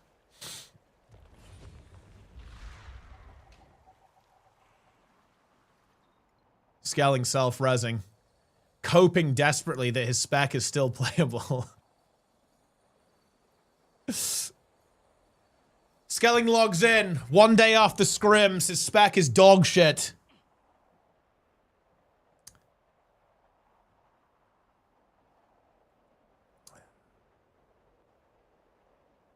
It's over. No, Feedmen are back, Avatar. Also, grind, dude, go live and stream SC2 1v1. Huh? Or at least we play 2v2, maybe.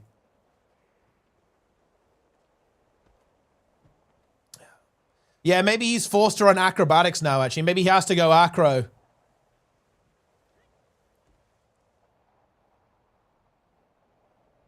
Wait, dude, Scott, no, he says it's over. This is dead. He says the spec's dead. Try acro scaling. Put acro on. Go. But then I feel like he has Z damage.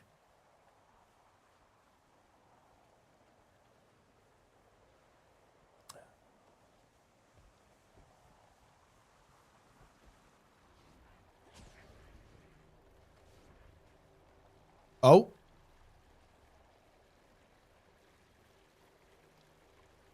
Okay, here we go, here we go. All right, he's putting it on. He's putting the build on.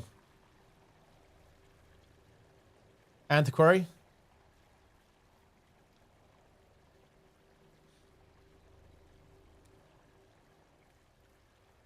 Ooh.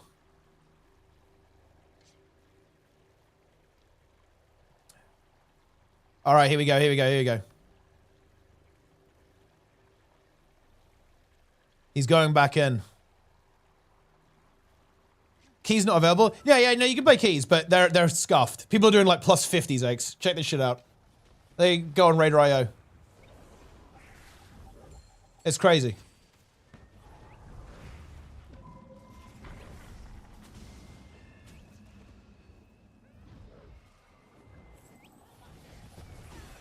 Oh, wait, did they actually remove them from the leaderboard? Oh, like some of them are still here? This fucking guy is like plus 27 Ecodome. Nice. Yep, here we go. We actually have no healer, plus 46 Ecodome in 12 minutes.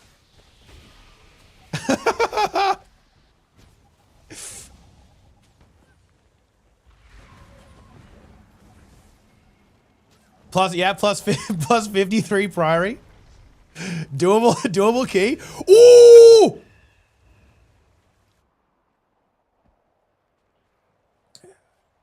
Yeah, it's Looney Tuesday. It is Looney Tuesday, yeah.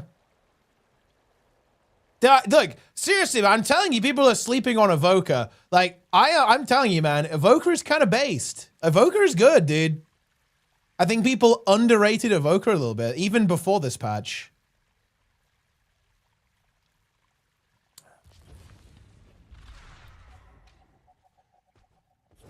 No one's sleeping on Evoker. Dude, I feel like nobody on EU plays it.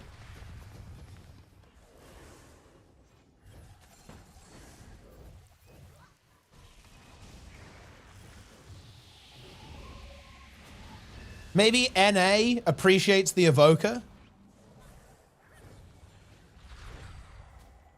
And EU does not appreciate it.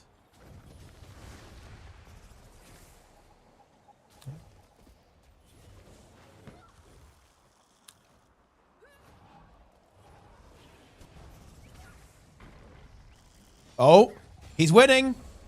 He's winning. Oh, there's the elite here from Nico, though. This is kind of problematic. Can he get the heal? He does. Oh, he has Giga Bunny and the elite. Oh, he didn't get the Gale, though. Oh, the elite. Oh, holy shit. Dude, you can't. Yeah, look how brutal the elite is. That is a brutal elite.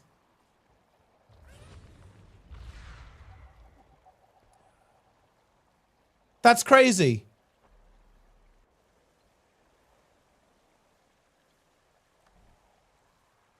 Yeah, man.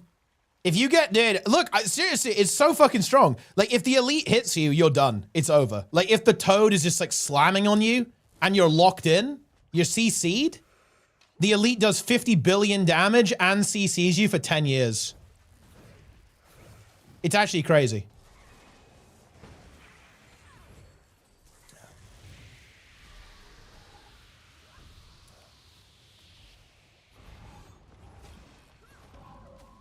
It's big. It is very, very big. And yeah, obviously all the extra lightning here is pretty fat, right? Also, I feel like the way that the Mega Bunny skill works is kind of insane. Like, the fact that it kind of like, you put it on people and it follows them, it feels so disgusting.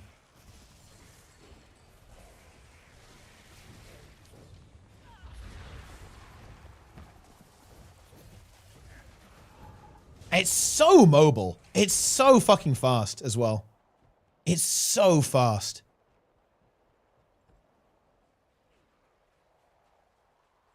Yeah. I don't know, man. Like, yo, Feedman, we should be playing Evoker, dude. Look, I was trying to get these guys to play Evoker before this patch, by the way. Seriously. I was telling people that Evoker was fat. But they wouldn't believe me. Skelling was like, oh, it's not good. Oh, it's not good. Oh. I'm telling you, bro.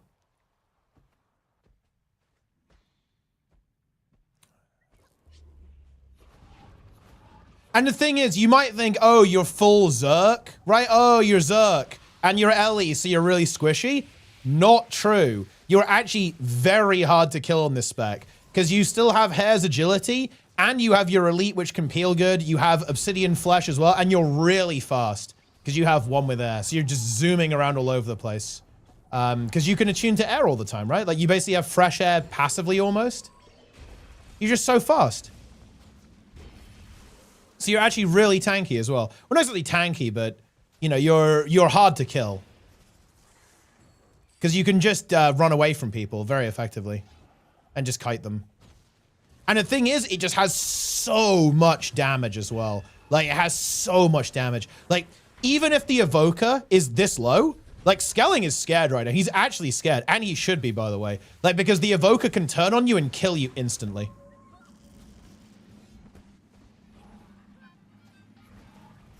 Heal skill is also really good. Because it's just a short cooldown, just fat 6k heal, right? And of course it charges your familiar skill, which is actually super nice. Oh, we have bunny skill. If this Gale lands, Skelling's fucked. Yeah, it did. He's dead. He's dead. Yeah, he's completely fucked. He actually lived. Oh.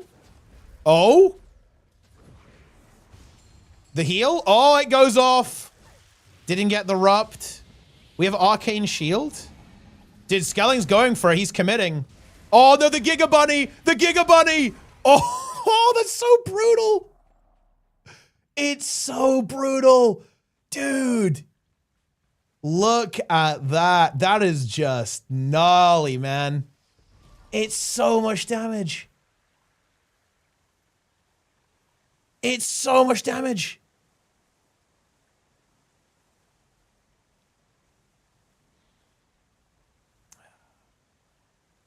Yeah, dude, bunny, rabbit emoji. Yeah, rabbit emoji. That's right. No on Ender trait will ever be good again. Well, at least they are balance splitting it, to be fair. And yeah, I agree. I think it really feels bad when, like, you nerf the core because of an elite spec. They just need to make sure that they balance split it, right? They need to, if they need to address super speed, it should be Evoker only, right? While while you're with the bunny specifically, right? Like, you know, Stoneheart, again, like they're doing with the Toad, it should just be weaker when you have the Toad. Yeah, pretty meta-changing balance patch, yeah. Before the monthly AT.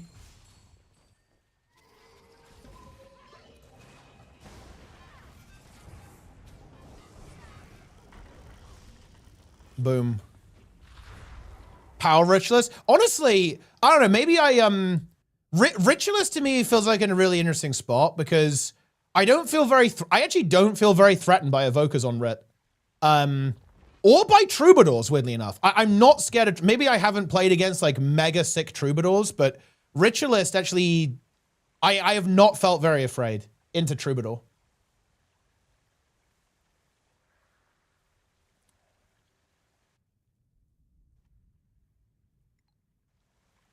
But I think the problem with Ritualist is that,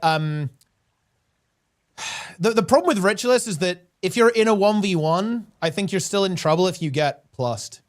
Like, more so than other kind of like duelist options. It feels like when you're outnumbered, it's not good.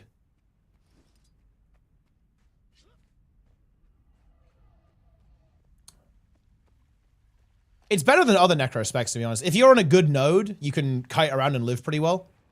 You have very good Shroud economy. So you can just like run around in circles. Skelling has given up on the Scrit. He's come back on the Troubadour. Guild Wars 2 live stream is on? Wait, is it actually they've gone live? Wait, what?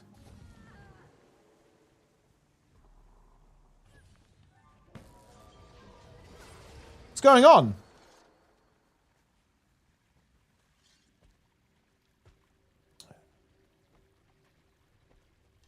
Wait, is this misinformation? Wait, Skelling actually wins. Dude, 7k crit with Mind the Gap. That's actually insane. That's crazy DPS. Holy shit.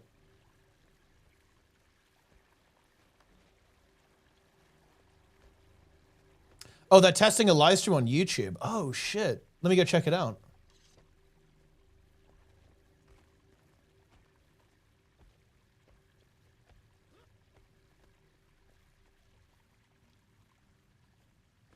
Oh, yeah. Thanks for watching.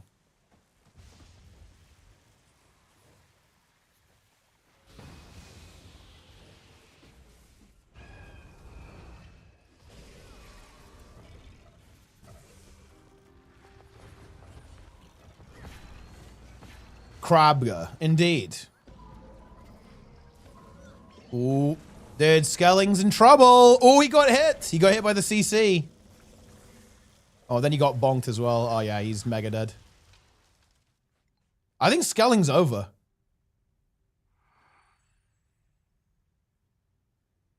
He's going to have to play Paragon. It's the only way.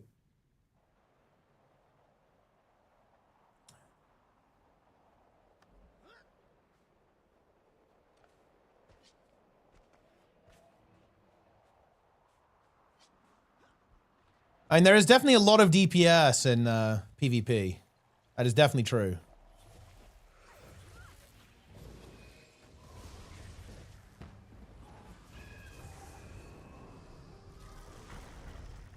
That's a good point, actually. Maybe we do need Thief. Maybe you actually need Thief now. But actually, do you? Do you even need Thief in current meta? Don't you just, like, run around killing things? And everything is so fast. Like, Evoker is fast. Conduit's kind of fast. You're just zooming.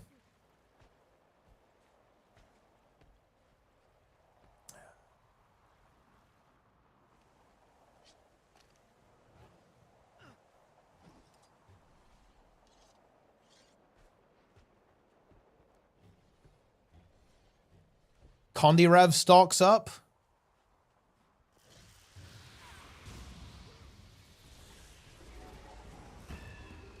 I mean, it can screw over the Evoker, I guess.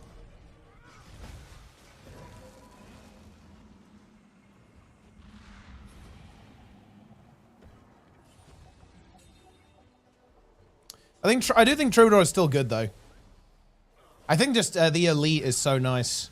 Having the invuln here is big.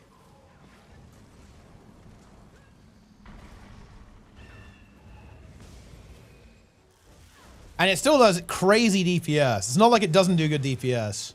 It absolutely does good DPS.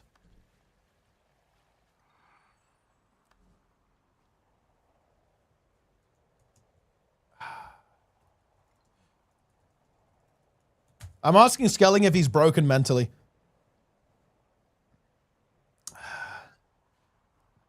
He says that he is broken mentally.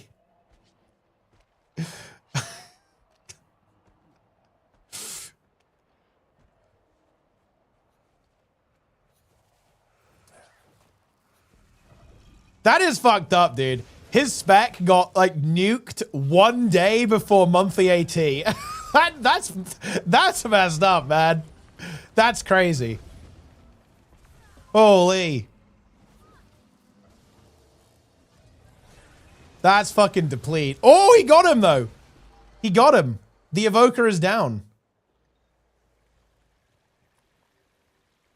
Purple Skelling is active. Oh yeah, this trade exists. Bit of Condi cleanse and dueling.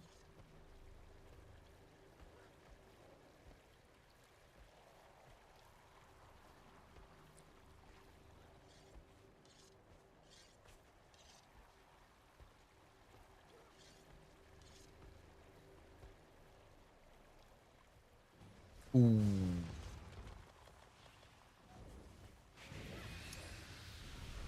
Well, I think that's the big thing. I feel like there's so much sustain in VOE. Like every spec has just giga sustain. And because every spec has giga sustain, you just run mega damage. And every spec just has mega damage. And think about Ritualist and Luminary. Like Ritualist and Luminary are ridiculous. Ooh.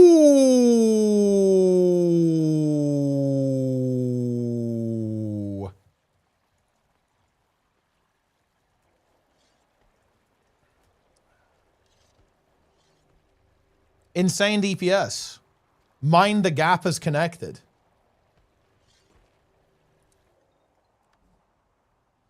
He's saying it's over?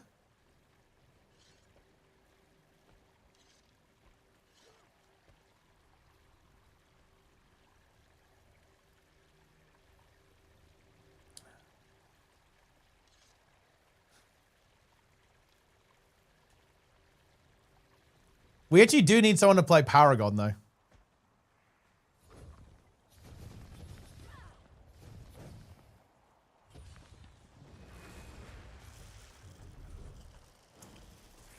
Screw Fex for Sturk. Thanks for the prime. Hopefully that was vaguely correct. I know of this CZ Paragon main streams as well. Oh, dude. Planix in month 80 would be insane. That would be absolutely huge. They're receiving a Power Troubadour and Hero Evoker is terrifying. Yeah, dude, they both do so much DPS. You know, ooh, oh no! It's a tie. I think Mesmer wins though, actually. Because the Mesmer downstate does a lot of damage.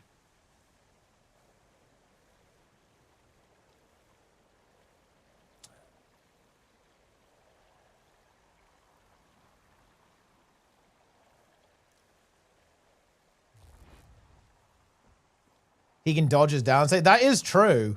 But, I mean, you still do big damage, no? You think he wins?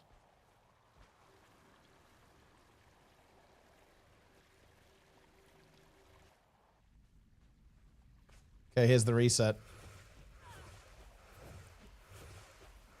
Dude, I feel like I think Skelling is forced to play Paragon, to be honest.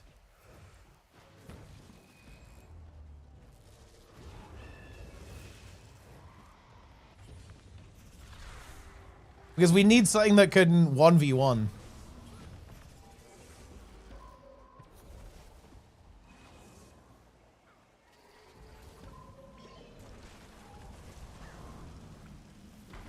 Wait, are you playing HC, by the way, Jester? Or TBC? Oh, Skelling's over. TBC, Brett? Ah, yeah, nice, nice. Man, Wayland Caverns is so good. They need to drop Classic Plus. Why have they not dropped it? Shout out to YouTube, by the way.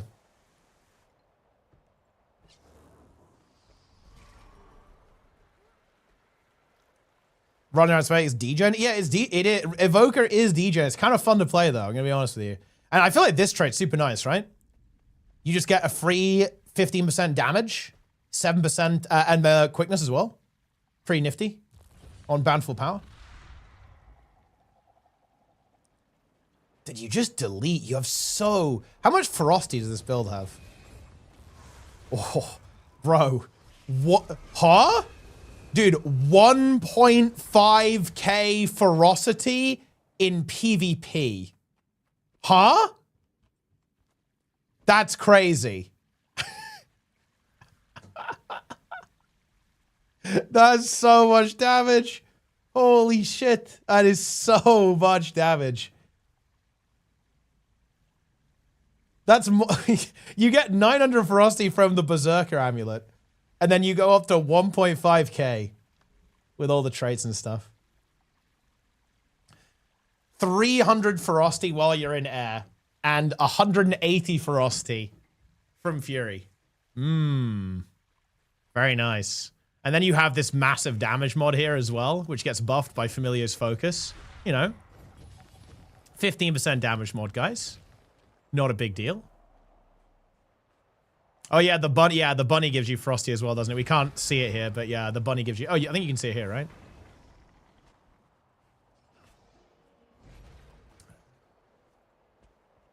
Ah, yeah, there you go. 120 Frosty from Zap.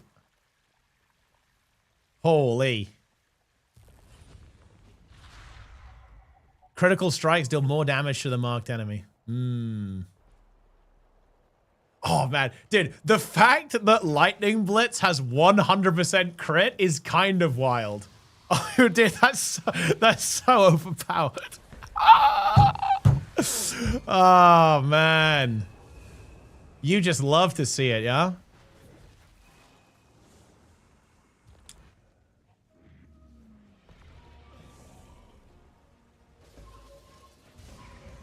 Skelling is coping hard that he isn't playing Paragon in monthly AT, by the way.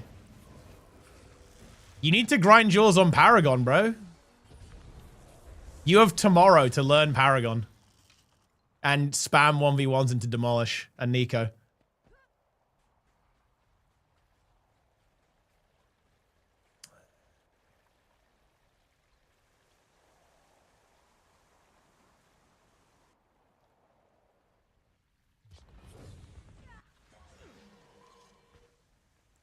We do Paraduel when somebody plays it. If you win, you play it. Mirror Paragon Duel. Ooh.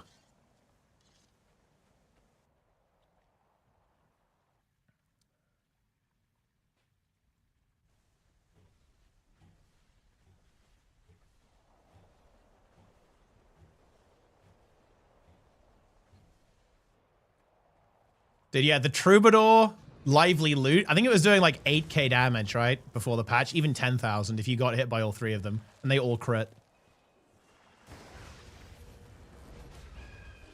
It's a lot of damage, guys.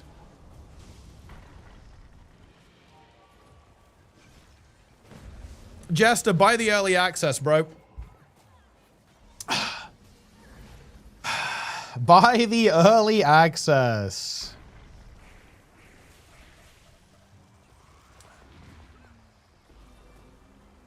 It's a lot of damage, guys. It's a lot of damage.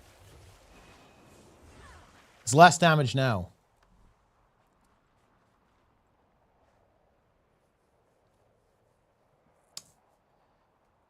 But less damage now. I mean, as you can see, like, both the specs are still pumping, right? Evoker still does an insane amount of DPS. Troubadour still does very high damage as well. So they're still good. You're not gonna stop playing it. The tells on Evoker aren't very good. Yeah, I mean, look, Evoker is very toxic for sure. Yeah, like with it, I mean, at least a little bit toxic. Like, I think the F5 skills are very, you know, they're a bit hard to play around, to be honest. And if you don't dodge the Giga Bunny, you're gonna get destroyed. You're gonna get absolutely deleted. I think Scepter's fine. Like Dragonsooth and Phoenix, like those are, you can play around those 100%. But yeah, like the actual Evoker skills, they're a little tricky. The Elite, I mean, the Elite is brutal. Like, it is so brutal. If you get hit by this, it's over. Like, it is so strong. Like, when all of them just go on you. If you don't have stability or a stun break or something, like, you're just dead. Like, you should be dead anyway if you get hit by the Elite. It's an interesting metagame that we're in. Like, because if you... It feels like if you make a mistake, you die very fast right now.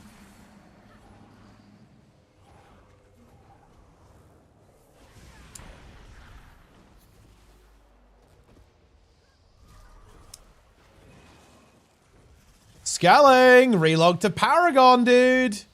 Go Paragon! Go on Paragon! Oh! Brutal Gale!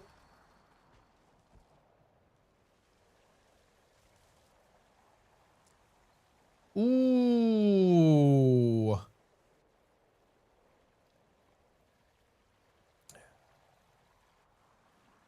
Bentius tier 1 has been a while. It has been a while.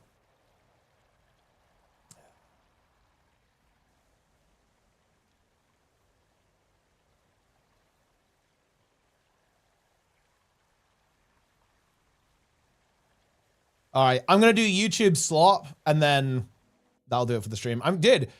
Waiting to do YouTube slop has paid off big time though.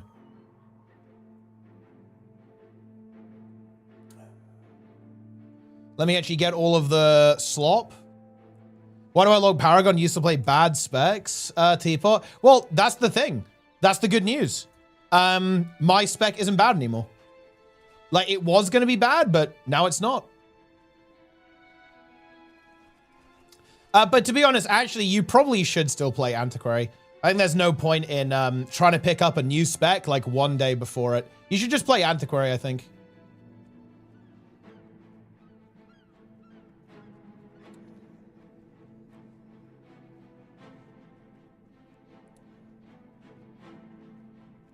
So, I mean, yeah. I don't know. You have to ask some of the antiquaries what they're playing though, because you might have to change, figure out what build you're gonna play.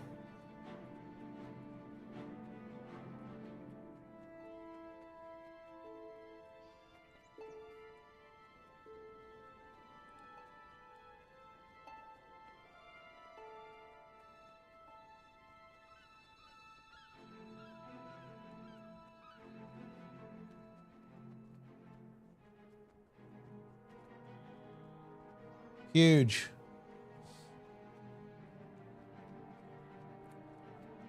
Champion of Naps, slop all over us? Yes. Prepare for slop.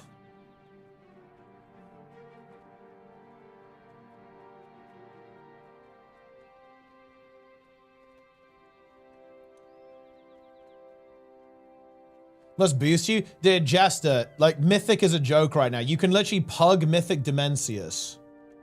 I wouldn't be super worried about this.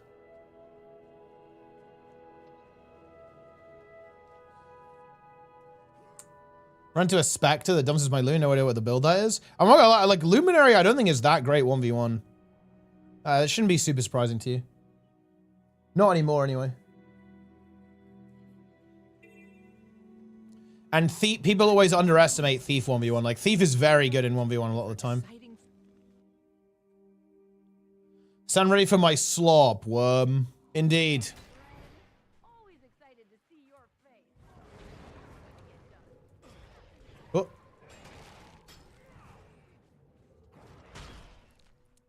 Dude, playing a hybrid build in Raid Quick Play is going to be massive. Like, this is going to be good shit. I can tell ya. The Forbidden One. Come eat dinner now. The Forbidden Ritualist, guys, is going to be huge. I can't do this anymore. I just let them starve thanklessly. Which is the... I need full legendary on this guy. I really do. Not having full legendary sucks. Yeah, Forbidden Scourge. Forbidden Scourge. Forbidden Ritualist. Any Luminary build. Zealot build it is, yeah. Heal and do DPS. It's a good time.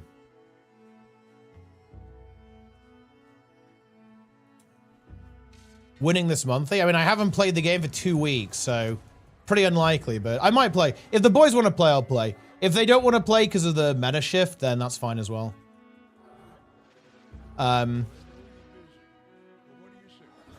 Missed the slop? No, you're about to get it. You arrived just in time.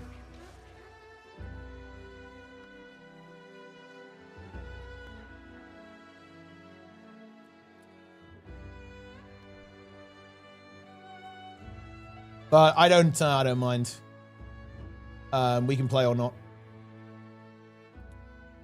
Quick play carries. I will try and cook actually, awesome. So I'll try and do some slop content and just talk about the best builds. Because honestly, the best builds for quick play, it's Selly Spectre, Selly Scourge, Selly Firebrand, Zealot Ritualist is going to be really good, I think. Selly Tempest, I think, is going to be amazing. Selly Catalyst is honestly probably all right as well, actually.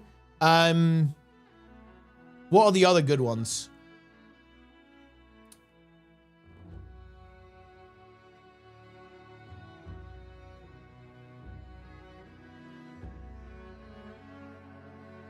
I thought that's most of the good ones.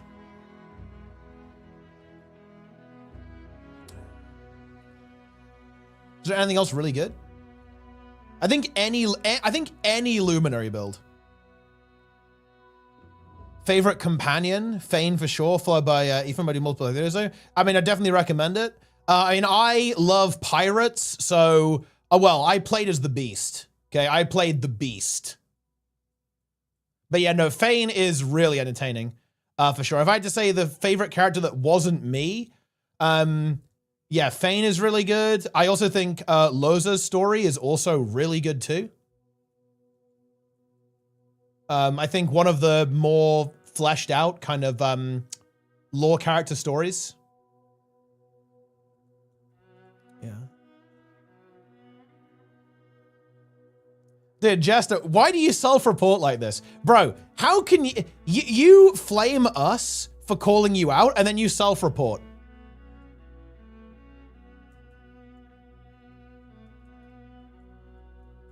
Daily reminder that elves in Divinity, like, are cannibals.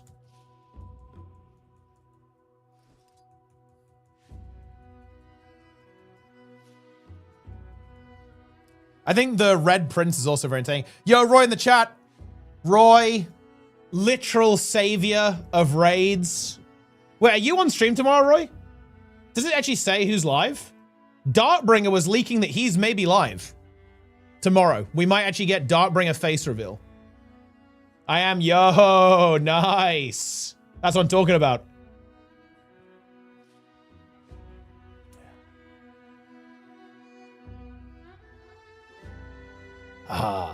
Eventually we're gonna get Awesomeness full face reveal. He's not just gonna be B-roll. We have got Awesomeness face reveal, guys, but not official yet. But I'm hoping that we can add B Darkbringer to the emote list tomorrow.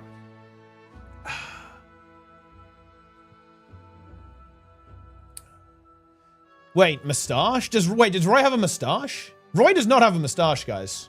Oh yeah, Awesomeness has a mustache. That's correct. A lot of people I know are getting mustaches. Like, I think my cousin has a mustache. It's quite an impressive mustache as well.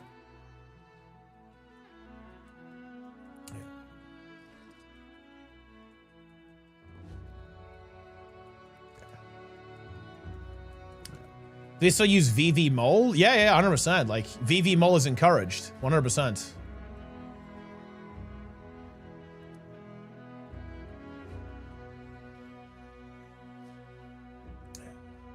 Wasn't VV Mole cancelled? Wait, what? Wait, oh, you mean like the guy who made the music? Yeah, I actually had no idea about that. But yeah, that guy is mega cancelled. Limbone, wait, actually, hold on. Before I do this, I'm doing a ping in the Guild Wars 1 HC Discord. For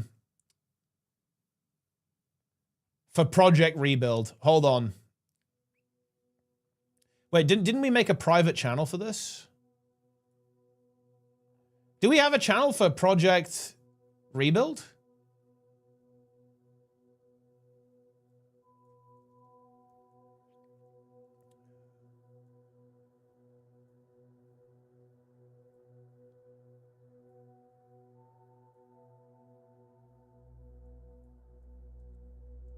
Do not pick next Saturday. HC Hype, HC Hype. Well, I mean, we could go. I could play this weekend, or at least on Sunday. Ah, yeah, whatever. Okay, I'll do it later. Okay, guys. You can see here, Roy posting here. Legendary Insights. We've removed the Legendary Insight from raid encounter CMs because we despise hardcore players.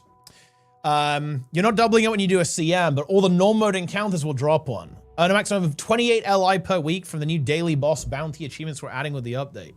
There's a max of 6 LI from the weekly quick play. I mean, wait, dude, you get so many. Wait, what's the maximum LI you can get then? So you can get 28 LI from dailies, 6 LI from weekly, so 34 in total. And then you also get LI from like every encounter. So you get mega LI then. But there is also a sync with Raid God, obviously.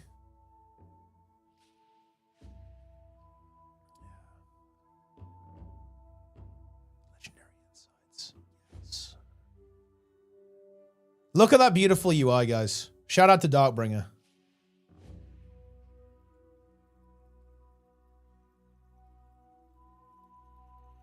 This is incredible. Look, as a long-time player, guys, this is so funny to me because, because man, things would have gone so differently if this had shipped with raids. So interesting. I really like the music in Castora.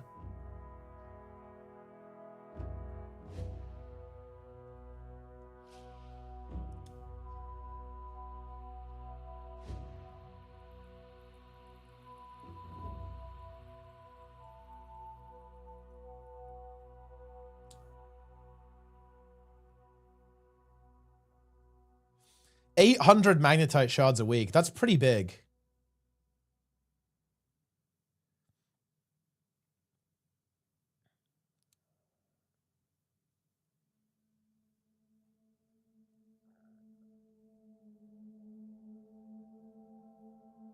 Raid God.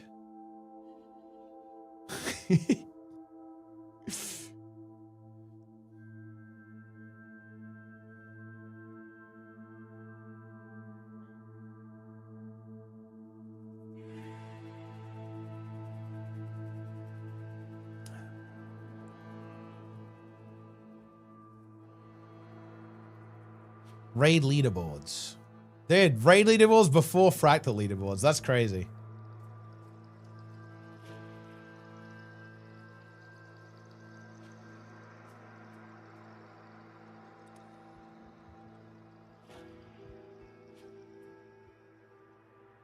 Peachy smirk. I mean, the adventure leaderboard is scuffed. I do hate to say it. It does look like it is the adventure UI, which is a bit tragic because the adventure UI is well, it looks a bit different actually. So maybe it's not the same because the adventure leaderboard is quite bad for convergences. So maybe they've okay, it's okay, it's not the same UI. Okay, that's good. Because yeah, the adventure UI is fucking scuffed. All right, you guys ready for some YouTube slop? Come on, guys.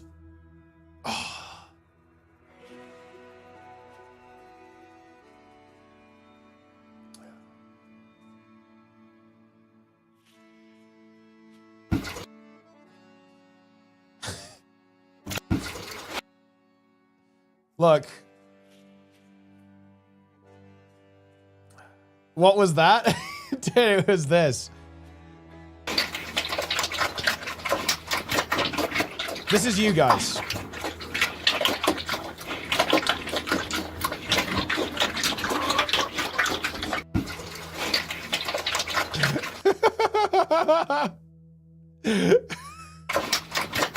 Yeah, dude, look.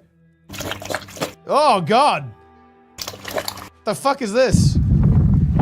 This is you guys right now, okay? If you're...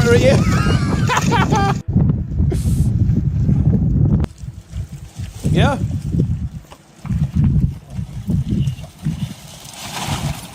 If you guys are a raider, this is you currently. Just feasting. You are just absolutely devouring. Yeah. Yeah, raiders are feasting. Raiders are, yeah. Dude, this, like, ArenaNet was the guy just dropping the bucket. Look, here's Roy. This is Roy unloading all of the changes. And this is us, the players, feasting. Absolutely wild Hawaiian pigs eating slop. There you go. It's right here, guys. Quite handsome pigs, aren't they, guys? I'm the cage gatekeeping my 1 kill proof groups. I'm screenshotting that. I think the subreddit will like that. Awesomeness actively refuses to let people in who have low KP into his groups. It's true. It's absolutely true. Wait, does any ArenaNet dev have Aura LCM? any ArenaNet dev even have God's Bane?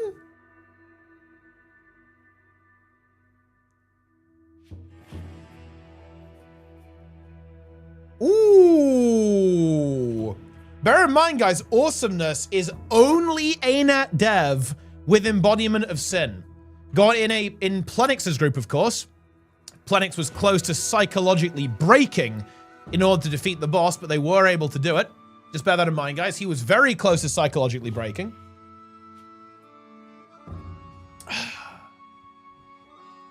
But that was good.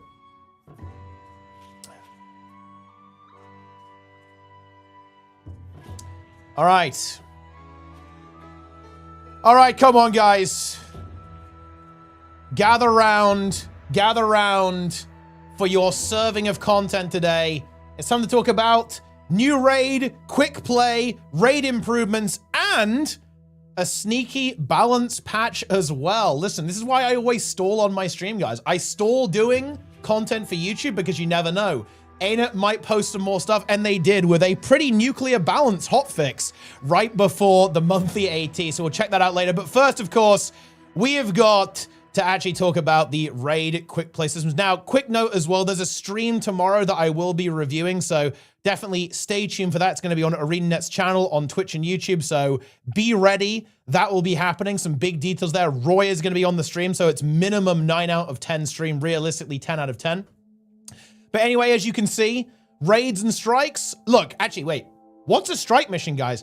I don't know what that is, okay? I don't know what a strike mission is, guys. I need to know what a raid and a raid encounter is. But really big quality of life improvements. The TLDR here is that now, finally, you can pick what raid boss you want to start with, or if you want to start with an event, if you want to go that way. You can select any raid you want from all of the, from this UI element here, as opposed to having to go to the individual portal or indeed, you know, find an instance open to get there. Really, really big, of course, really big deal. And that includes strike missions. You can see here, Icebridge Saga strikes, Ender Dragon strikes, Soto strikes are also in the mix here as well. And of course, the new raid, which, by the way, is gonna be the Fearsome Crab.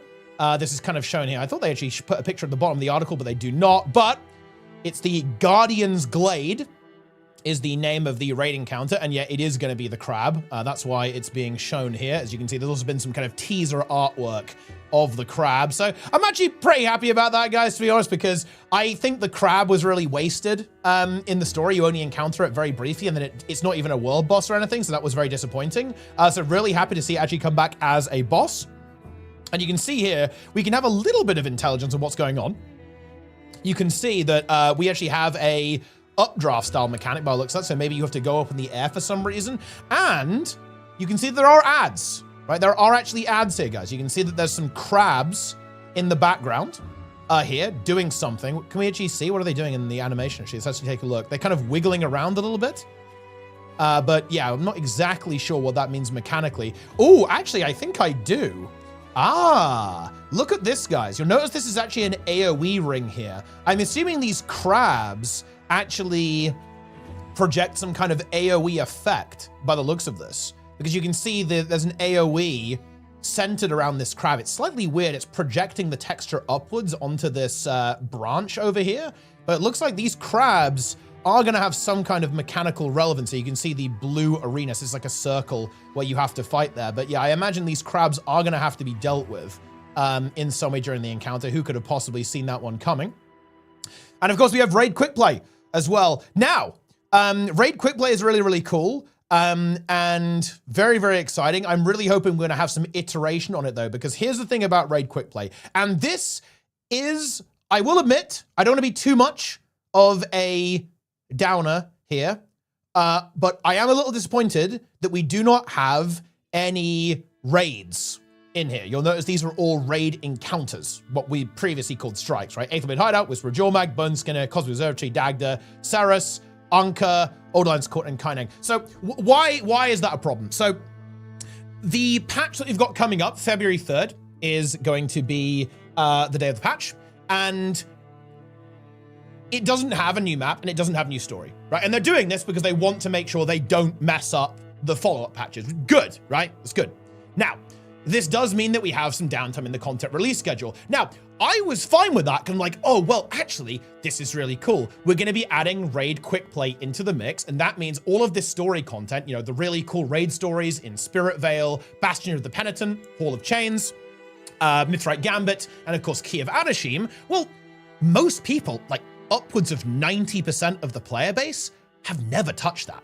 Right? They haven't experienced those stories. They haven't experienced those environments, right? That world, that storytelling, which is really good. It's very compelling. And ArenaNet put a lot of work into it. And I was like, oh, well, okay, you know, for your story players, they're going to be able to experience that content in this patch. So it's not going to feel like a big deal that there's a gap in the release schedule for the expansion. And that's why I'm a little bit like, oh, yeah, okay. It would have been real. I'm not saying they have to add all of them, right, into the game at the same time. That's obviously a huge amount of work to rebalance all of that content for quick play and to get it all wired up and scripted, all that kind of stuff.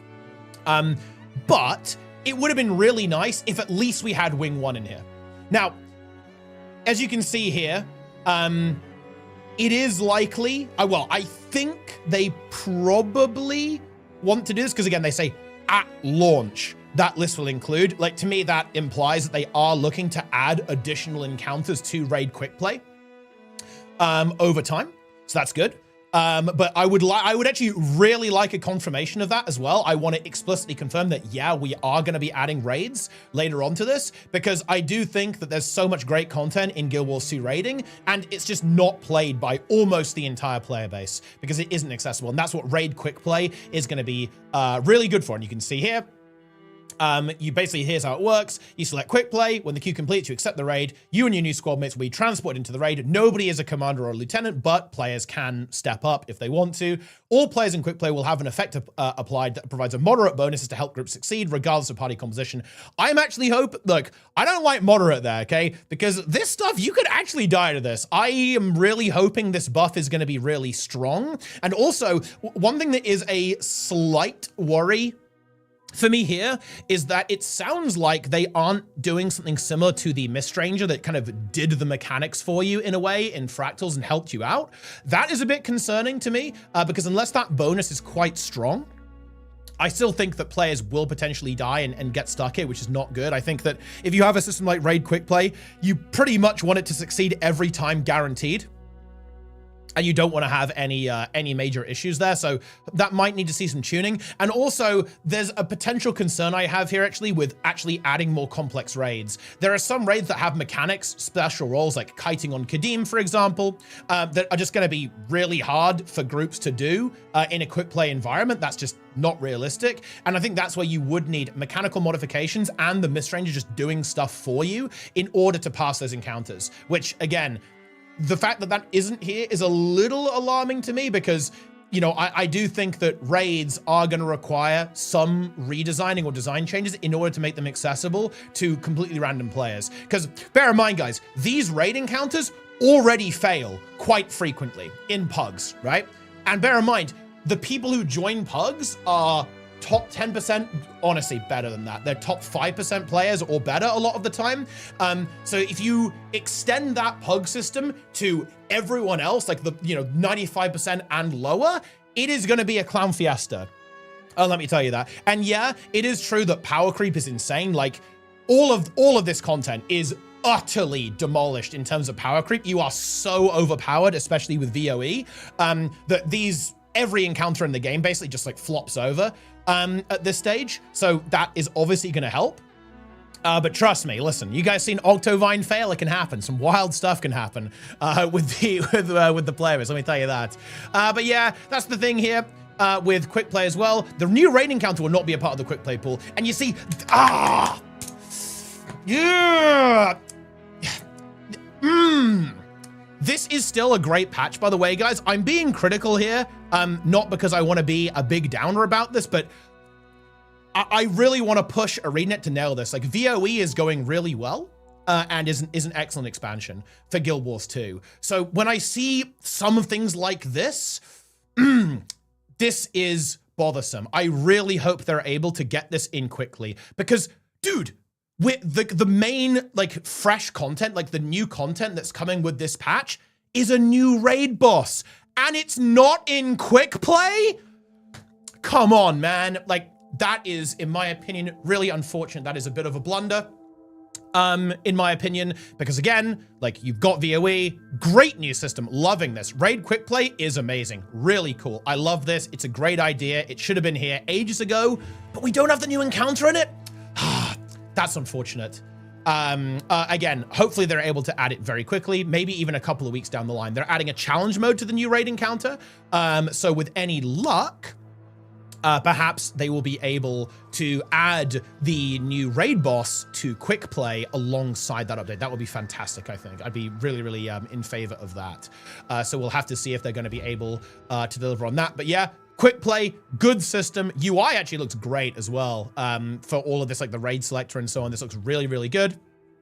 And you can see the UI for quick play, very similar to how the Fractal system works. And yes, now that we're done talking about quick play, we can actually go ahead and talk about the new rewards. There's some really cool stuff, actually, for the reward stuff. They're actually adding a mount skin, which again is really remarkable. Mount skins and stuff like this, it's almost always cash shop exclusive in Guild Wars 2. So actually adding that to the game is a really, really big deal. I think the stuff they're doing with the rewards here are really exciting, by the way. Everything's a magnetite shard now. We've got daily boss bounties, harder bosses giving more rewards. Everything's still gated. You're getting 1 billion LI now. Like I think Roy was saying in chat that it's going to be around somewhere in the region of like 70 LI a week. So you can get a legendary armor set in 2 weeks. By far the best way to get legendary armor at this point. It's going to take you 3 weeks in terms of the time gate for that. So amazing for getting legendary armor if that's what you want to go for, because again, previous strikes are going to have LI now. You're going to have weekly bonuses that give you LI. You're going to have quick play bonuses that are going to give you LI as well. And yeah, strikes for raid encounters now have like weekly gated rewards, but you've also got this daily reward as well going on there. So lots of pretty good stuff. 800 magnetite shards a week is also pretty big. You can actually buy a lot of stuff very quickly with magnetite. So it's going to be good for, you know, gearing up characters and easily unlocking cosmetics and stuff like that. And yeah, now this, by the way, is really, really, really interesting here. 3 new raid exclusive rewards, including a new Doom themed Skyscale skin been added. These are not locked behind the same weekly. So this is really important. These are going to be random drops. I'm hoping not tradable, by the way, because I really like stuff that you can't buy on the trading post, because if you can buy it on the trading post, you can buy it with real money. I don't like that. I think it's really cool when a reward is directly tied to a game. You want the reward, you play the content. Yeah, like that's what I like. So, and by the way, a lot of raid rewards do work like that.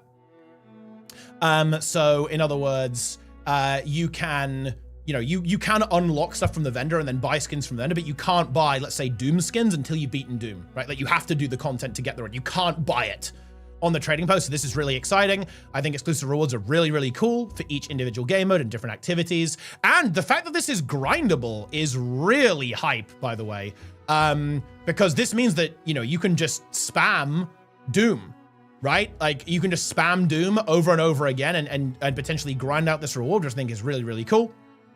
I think the game actually lacks stuff like that. Like so much in Guild Wars 2 is time gated. It's actually nice to have something that isn't. So you can actually go ahead and grind out some of these new rewards. I mean, we don't know what the other ones are just yet, but I'm sure we'll find out tomorrow. Potentially like an infusion, maybe some other skins that you can get, like some prestige skins and so on. Obviously this mount skin here as well. But yeah, okay, let's actually crank these. What are these numbers? Okay, well, Roy is, okay, let's actually figure out what's going on here with these LI, because I said 70, but let's see what's going on. 28 LI, wait. 28 LI from dailies if you do them all week. So you get 28 LI from daily, 6 LI from the quick play achievement, and 1 LI from every encounter. Wait, that is a lot, actually. So 28 plus 6. And then how many encounters are there? I think there are 30. Yeah, it is going to be like 70 LI a week. Someone can crunch the numbers, but goodness me, that is going to be a lot of legendary insights. Goodness me. So if you're looking to get, you know, legendary armor, definitely a good time for it. But here's the fun thing, guys. Okay, what if you've already got legendary armor? Okay, I'll tell you. Raid God and other new raid achievements have been added. And updates have been made to several wings and encounters to create achievement parity, including mentor achievements for the raid wings that didn't have one. So yeah, obviously, just like Fractal God, this is going to be a massive dump of raid currency, probably oodles of magnetite, oodles of LI, right? You're going to be piling in to get this raid god kind of prestige grind long-term achievement. Very cool to see that. And of course, I'm very much hoping it's going to require you to beat all of the content. In my personal opinion, Raid God should require you to clear all content on the highest difficulty. So in other words, Raid God should require you to complete every raid achievement. So in other words, you should have to do Saras LCM, Embodiment of Sin, all CMs and Wing 8, obviously, and so on, and so on, and so on. Actually, dude, I want to drop a suggestion for Roy. I'm going to drop this. I'm going to drop this, Roy. You should add an achievement for doing Embodiment of Sin on Legendary Mode Saras, because that is possible, by the way. That is possible. I wonder if he's already done that. I bet he has. He's the kind of guy who would. Okay? But it has been done and it is possible. And Roy should add that to the game. And I'm going to be honest with you. If I had my way, it would be required for Raid God. I would do that. I would do that. I admit that. That's probably a little bit too extreme. But it would be fun to add, actually.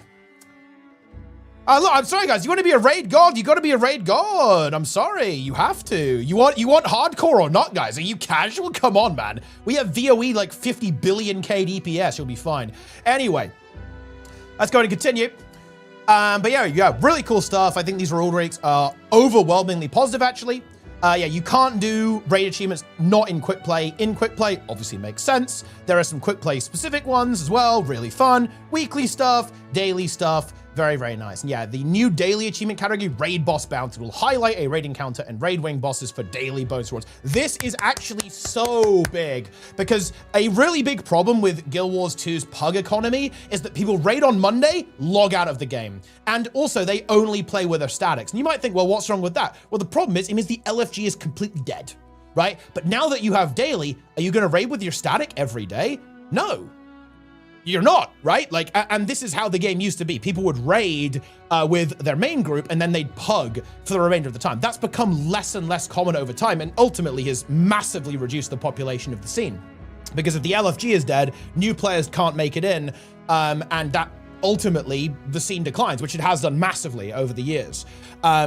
And this is in fact a really good system in my opinion for making the LFG more active because it basically gives you an incentive to actually play the game outside of your static group to get this big loot, to farm your legendaries and farm other stuff. I'm really hoping the rewards are good for this, by the way, because again, I think that it is important to give players big reasons to actually engage with this content, which should be a goal that ArenaNet has. ArenaNet is looking to basically make raid content unified, streamlined, and more accessible to players here. So you have to give players an actual good reason to engage with that. Because if they want to make this content more active, they want to make this content sustainable and continue to see play years into the future, then yeah, it has to be rewarding, and these changes are, I think, going to be aimed at that. So yeah, I've been saying that they should do raid dailies for ages. I'm really glad that they have done that now as well. And yeah, we've even got leaderboards for challenge modes, I think, right? Yeah, look at this. We have raid leaderboards for challenge mode completions. These are similar to those used for adventures. We'll display global top completion times, as well as your own time for raid challenge mode. Would be nice to have it on norm mode as well, to be fair. But I get it, like, kind of keeping it a bit simpler. Having it only on CM, I think, is fine as well. Nothing wrong with that. But yep, that's a big one. We absolutely love to see that. I mean, look, it's a meme at this point. Look, we've got raid leaderboards before fractal leaderboards. Isn't that just the funniest thing ever, guys? Oh man, we absolutely love to see that. Very, very cool indeed. And final detail here as well. We actually have the stream tomorrow, like I said, so stay tuned for that. I'll be watching that here on my channel, so you can watch me react to it, so we can have an infinite recycling of slop. And indeed, patch comes out on February 3rd. And of course, we have the challenge mode for the raid coming out 3 weeks later as well. So yeah, that makes a lot of sense to me. CM's going to be fun, I think. I'll have to actually find some people to play with, okay? Like, I've not really been playing Guild Wars 2 PvE for, honestly, like years now. So we're gonna have to maybe de-rust a little bit, dust off the gaming gloves and put a team together to have a go at that. That's gonna be fun, I think. We'll get to figure out the boss, of course, in its normal form when that patch comes out there as well. But yeah, really cool. Really, really cool. Like I think my really key point of feedback here, I really want a confirmation that we are going to be adding raids into the raid quick play. I think it is unfortunate that we don't have that on launch. Systemically, though, I think it is excellent. Like, Fractal quick play was a really big success. I'm loving that. I think it's actually a shame that there's no bonus event too. Right, there's no bonus event planned for Raid Quick Play at its launch. That actually feels bad. People love those bonus events, and I actually do think this is also a blunder, because Guild Wars 2 has actually really primed its players over the last couple of years that bonus event means log in. No bonus event means log out, right? Like, that's a huge part of ArenaNet's marketing strategy and their player engagement strategy over the last years, and it's overwhelmingly successful. It really, really is. So I do think that not having a raid wing here and not having a bonus event is a blunder. Unfortunately, but I do think that the reward reworks here do make up for that a little bit. Especially, I absolutely love that we're getting an exclusive skin, grindable exclusive skin in the game. Again, they haven't confirmed this here. I am really hoping this isn't tradable. So this is actually, you cannot buy this with real money. You cannot buy this with gold. You have to play the game to get it. I love that. I'm hoping that's the case. I'm actually gonna, does it confirm that or not? I'm not sure if it does. But I love stuff like that. I'm hoping that all 3 of the rewards are like that. It is saying raid exclusive, which makes me very happy. I think that's great.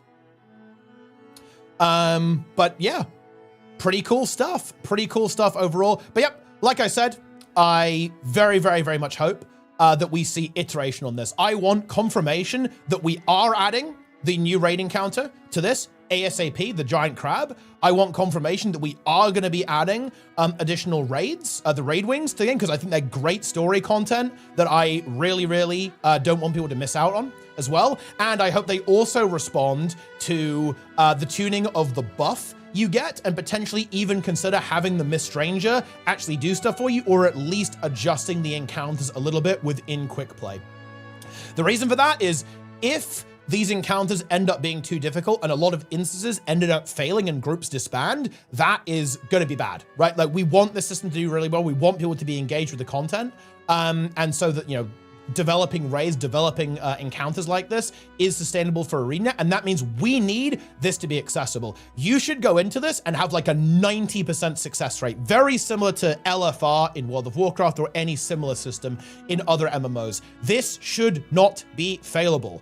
I really, really do believe that's important. Like, raid quick play is for fun, it's for story, it's for role play, it's for a really awesome cinematic MMO boss experience, right? That is what this is for. And, you know, it can give you a little bit of a feel for how group content works. You get a little feel for the encounter, maybe give you the confidence to move on there as well. But it has to succeed. It has to be like Freezy or some of the easier strike missions so that, yeah, anyone can get through it. So they need to keep an eye on the tuning for the buff, in my opinion. They need to keep an eye on if they need the Miss Stranger to help out. And certainly if they end up developing raids and so on, then they are probably going to have to do some mechanical tweaks to actually make that stuff work. But overall, I'm feeling very, very positive about this. I think this is pretty good stuff. It's been a long time coming. It really does make me very wistful and sorrowful, in fact, that raids didn't launch like this, because it really could have gone so differently. Like, the biggest problem with raids and why raids died in Guild Wars 2, it's simple. Accessibility. Like, the content was simply unplayable for about, honestly, upwards of 90%. Like, maybe 90-95% of the players just didn't touch this content ever. Which is hilarious if you think about it, because it's so good. Some of the highest effort, best quality content, both narrative-wise and story-wise and visual storytelling-wise, but also in their encounter design and the quality of the content. It's unbelievably tragic that this was not, this didn't release like this. Really, really unfortunate. Really, really unfortunate indeed. But yeah, really, really cool. Big fan of this. Big fan of this update in general and raid quick play. I've got to say, the reward stuff is super exciting. I just want to once again just reiterate, just, you know, to fully give my support to this type of reward design. I love rewards like this, where you have to, they're exclusive to the game mode. And by the way, not just raids, by the way, I feel the same way about everything. Like, you know, another reward that I really like, it's actually Aurora and Vision. I love the fact that if you want to go and get Aurora and Vision, you need to go and do this quest, right? Every single player, guys, who has Aurora, okay, has collected the Mersat badges. Every single one. Every single one has done Chalice of Tears 3 times, I think. Everyone who has Vision has done the horrible, okay, what is it, like meteorite grind to get all of the Kralkatite, right? Or done, like all that kind of stuff. Everyone who has Aurora has got the Druid backpack. Everyone who has done Vision has done the bridge defense. True, actually, true. And I love that. I love that these items, they have story to them. They have context within the game, right? And the fact that we have this Doom Sky Scale, as you can see, quite comically having the head of the final death attached to the Sky Scale with some kind of Doom themed stuff. I'm gonna get this. I am definitely getting this, and I will be using it, guys, because honestly, I don't care about rewards at all in most games, because again, like, this is a bit of a tangent, but I think I maybe should flesh out my position on this. I don't use skins, really, in Guild Wars 2. You can see this with all of my characters. I just like wear whatever. And the reason for that is because, and this is not Guild Wars 2 specific, I actually don't want to call it Guild Wars 2, I want to call it modern gaming. Almost all rewards in modern games have a dollar price on them, right? You can buy them with money in a cash shop. You can buy currency to obtain them, right? This or that or whatever. And for me, that makes it worthless, right? It becomes just pixels, right? Useless.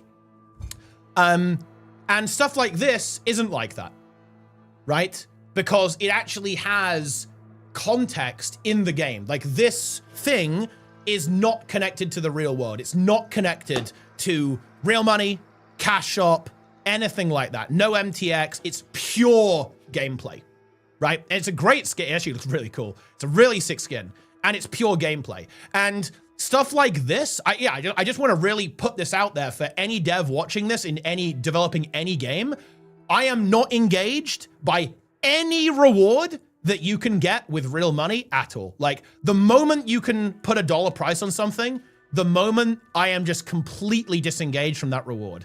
This is the only way you can get me to care about an in-game reward at all, is if you cannot buy it with real money. You must play the game. And I just really want to actually praise the dev team for doing this. Like, I think it's important to give credit where it's due. Like, a big criticism of ArenaNet has historically been that they haven't added mount skins to the game. They've been, cash shop exclusive, like, almost all the time. So I think it is really important to give credit where it's due and say, this is great, this is awesome, I love it, and it looks sick. It's not a scuffed skin, it's actually a good skin that has been added to the game that you can obtain by gameplay attached to a piece of content, especially because it's like an old piece of content as well. Like, look, I don't want to get too much copium, guys. Can you imagine if this only dropped on Doom CM?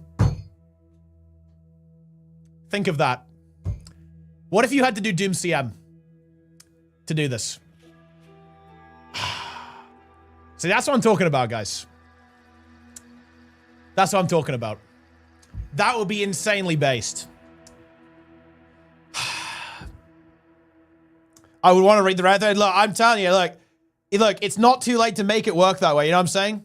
What if it's Doom? What if you have to grind Doom CM to get this? Raid and wardrobe. Oh yeah, dude, they haven't even done, I wonder when are they doing a post about the fashion table? I guess that's next week, actually. Anyway, I'm rambling here a little bit, guys. Okay, we gotta talk about the rest of the news. Basically, raid quick play is good. Needs iteration big time. Yes, needs iteration big time. But I'm liking it. It's looking good. Next, we actually have a little bit of a cheeky balance patch, guys, and some interesting changes here as well. This is right before the monthly AT, and, well, let me tell you guys, after the last patch, Troubadours have been absolutely running amok, let me tell you that.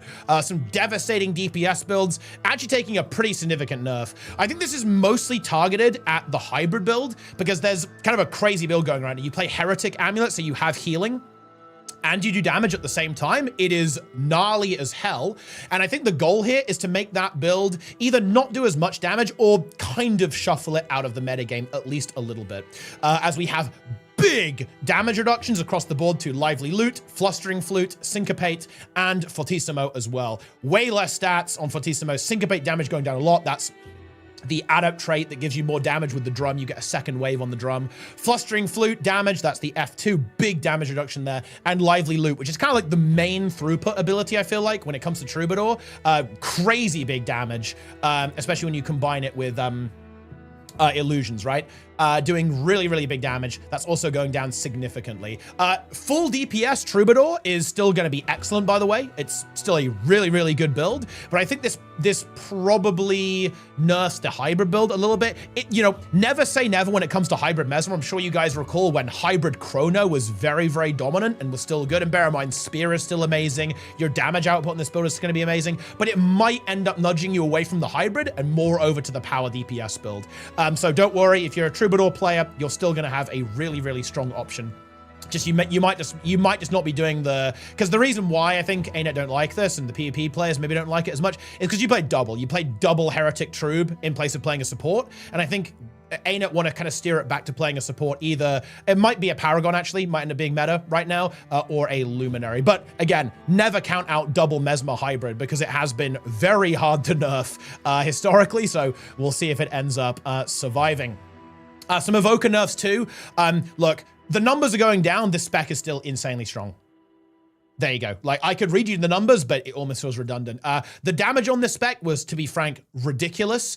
I honestly do think it was, people are sleeping on it a little bit. It didn't see a crazy amount of play in monthlies. I actually think that's because less people play Elementalist straight up, like in PvP. In general, like particularly on EU. For example, there was one team, Notamelon's team. Notame was just absolutely owning people on Evoker, but there weren't really that many people playing it. Overall. So I think even with these nerfs, this spec is still going to be excellent. It's just going to be a little bit easier to kill because you've got a lower blur duration on your hair's agility. But again, you're still getting a dodge. You're still getting a 1 second invuln. You've still got Obsidian Flesh. You've still got all the super speed. You're still really mobile. You've still got a good heal skill. Your elite skill is still insane, right? Even with an increased cooldown. And your damage is still crazy as well. So yeah, nerfs, but to be frank, completely justified, and you're still going to be good. They also nerfed the Toad Evoker build. So it's going to be a little bit less insanely tanky. This is basically a build where you take the Toad, you have Earth, and obviously you have that immunity to critical strikes because you can keep attuning really, really quickly. Obviously, something with Evoker that you have to be careful of is that because you can attune back to your primary so often, it allows you to just have that massive damage reduction of not being critically struck. Because again, not being critically struck in Guild Wars 2 is a crazy strong ability because of how important damage from critical strikes is against power builds. You basically shut down power builds against you very, very hard with Stoneheart. And if you can have high uptime of that, which you obviously could by swapping in and out of Earth very quickly, that's going to be problematic. Toad Evoker, I feel like it was a build that wasn't necessarily meta. It was more like a build that I saw a lot of people play in ranked. It probably ends up still being pretty good, to be honest, or at least playable, but just obviously toned down quite significantly as you're not going to have that level of uptime on Stoneheart. But Evoker's still excellent, by the way. I actually think slightly underrated in PvP right now, simply because there are just not as many people who are currently playing Elementalist, and therefore less people playing Evoker. But I think Evoker is actually one of the strongest builds to play both in ranked and in competitive play right now. And finally, Antiquary. Okay, the nerfs were not enough, and goodness me, Trig came back for more, and he chose violence. He dropped the hammer. Chuck Shield, barrier, halved. Exalted Hammer, healing, halved. Prot duration, 2 seconds. Hollow Dancer Decoy, 1 second taunt. Scrit Scuffle, elite skill that feeds you artifacts, 75-second cooldown, up by 50%. Magpie's Defense, 1k barrier nerf. Enterprising Aristocrat, 200% 700 barrier down from 783, and the base, the modifier down to 0.05. That is apocalypse. Yeah. Yeah. That is a nuke. That is a nuclear bomb. I actually thought I was watching the Fallout TV show when reading this note. This obliterates the sustain. Might force you away from deadly arts. You have to sacrifice damage to maybe get some more sustain with acrobatics instead. Or the build might just struggle now, because this, in my opinion, is a very significant nerf. A lot of sustain nerfs here. You're going to potentially have to sacrifice damage or just be too squishy to live, because again, the way this build works is by being really, really good at surviving 1v2, not dying a 1v2, able to kite, able to pressure, right? Able to win its 1v1s by just like denying so much pressure on the node that they have to concede, right? All that kind of stuff. So this is a really, really, really, really big nerf. And bear in mind, there are other excellent 1v1 builds right now. Like Paragon is incredibly strong currently. Thanks to the new changes with fast hands, you can take strength and defense on Paragon, and it's now a top tier 1v1 build, top tier duelist. Currently, Ritualist is also decent. Like Ritualist basically wins because Antiquary is losing, right? Like Ritualist into Antiquary, not the best, to be completely honest. But now that Antiquary is weaker, like Ritualist is going to be having a better time, I think, actually, which is obviously nice if you play Ritualist. There you go. I don't know what to tell you. And instantly enough, actually, like Antiquary getting nerfed also makes the other specs better too, because, you know, you don't have to deal with this. Because like with Antiquary was so hard to deal with because almost nothing could handle it in a 1v1. It was just very, very oppressive in these 1v1 environments. And with this nerf, this is going to open up the meta, I think, a little bit. Oh, some of these hotfixes. I do think this build is incredibly obnoxious. I do think that it's interesting to me that we nerfed Antiquary here. I almost do feel a little bit bad for Antiquary because it feels like Antiquary is getting nerfed, where it, in a way, I'm not sure if Antiquary itself was the problem. It felt like this very specific interaction with Shortbow and the initiative spam and like the choking gas spam was causing issues and was being very, very obnoxious to deal with. There, of course, were other builds. Like you could play Spear Antiquary, you could play also Scepter Antiquary as well. That these were all like, you know, like viable options. So maybe they wanted to kind of get them all in one go, I guess, and just, you know, just nerf everything at the same time. But we'll have to see if it works out. I do want to be clear, when I talk about like, oh yeah, the spec got hammered, I am talking about in competitive play. I think this build will be honestly completely fine in, say, a ranked context. You will still be able to meme people with your rat wizard. I wouldn't worry about this, but this is a very hefty nerf when it comes down to surviving that +1 and also being capable of pressuring very aggressively in a highly competitive environment. So I think that in competitive play, Antiquary has been nerfed significantly, but again, like for kind of like general play, that's way less relevant in the ranked context. Same with all these nerfs, really, of course. Like everything is super strong right now. Like, in fact, I don't think there's even a single class that's bad currently. Like I'd say NG is maybe struggling a little bit. Its best build is Antiquary, is Amalgam, and Amalgam did get nerfed quite significantly actually in the previous patch. It is still, of course, playable, but I think every other profession actually has like a very nice build currently. Like Ritualist is good, Luminary is still really good, Paragon is really good, Evoker is really good, Troubadour is really good, Conduit, especially after these nerfs, is going to be absolutely popping off. Conduit's going to be looking really good at the same time. Gale Shot is very good in ranked as well, but it is a little bit tricky. It can get shut down a little bit in competitive play, but, you know, again, whatever. That's how it goes sometimes. Oh, yeah, Hollow. Yeah, Hollow's decent, actually. Hollow is actually decent in PvP, actually. It's decent. For sure. But, yep, that's basically a little bit of a hotfix change there as well. We absolutely love to see that. And I guess that is going to just about wrap things up, in fact, for today's serving of YouTube slop. I've been away for a couple of weeks. I basically, I went into my gaming cave and just, you know, I streamed every day in 2025, and I thought, you know what? I deserve a little break. I've just been grinding, playing some video games for the last 2 weeks. You know, actually playing games off stream. How crazy is that? And well, you'll be seeing a lot of very exciting content to come soon as well. I've got a lot of videos planned, actually. Some of them are pretty spicy, so stay tuned for all of that stuff.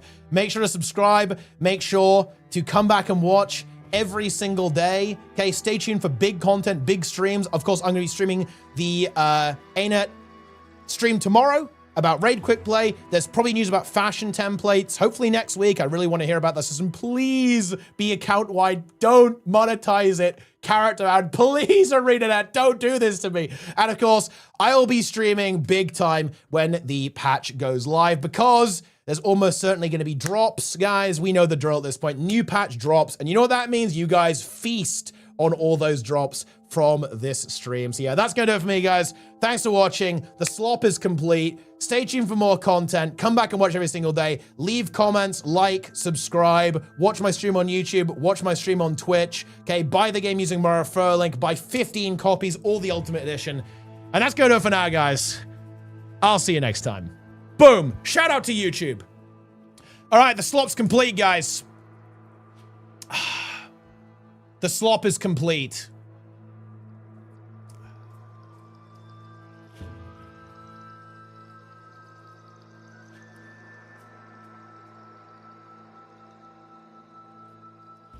Stream is ending. The stream actually is ending as well. It's actually both.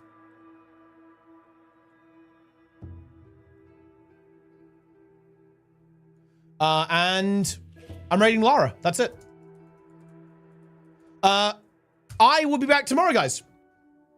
Going to Canada. So yeah, I actually am. Yeah. Oh, dude, this is very far. This is very far in the future. But the answer is actually yes. I will be going to Canada in June to go run a half marathon in Banff. Yeah.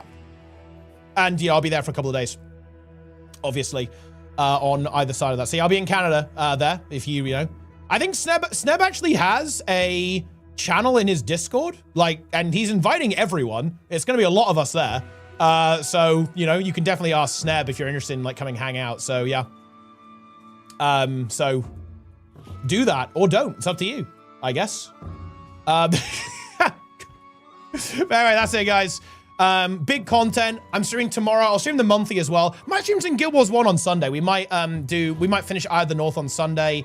It depends where Darren's is at. I think Darren's is playing factions tomorrow. So assuming Darren survives factions, that completes Project Rebuild, and we'll probably finish Eye of the North on Sunday, and then get back on Guild Wars 1 Hardcore. I will be back to streaming properly very soon. Maybe not until like towards the end of next week, but obviously I will be streaming big time in February. And I'm also going to be going really big in March as well with World of Warcraft Midnight going forward. So a lot of content. Just had a little bit of a chill January, but that's it for now. Thanks for watching. Say hello, guys. I'll see you next time. Take it easy.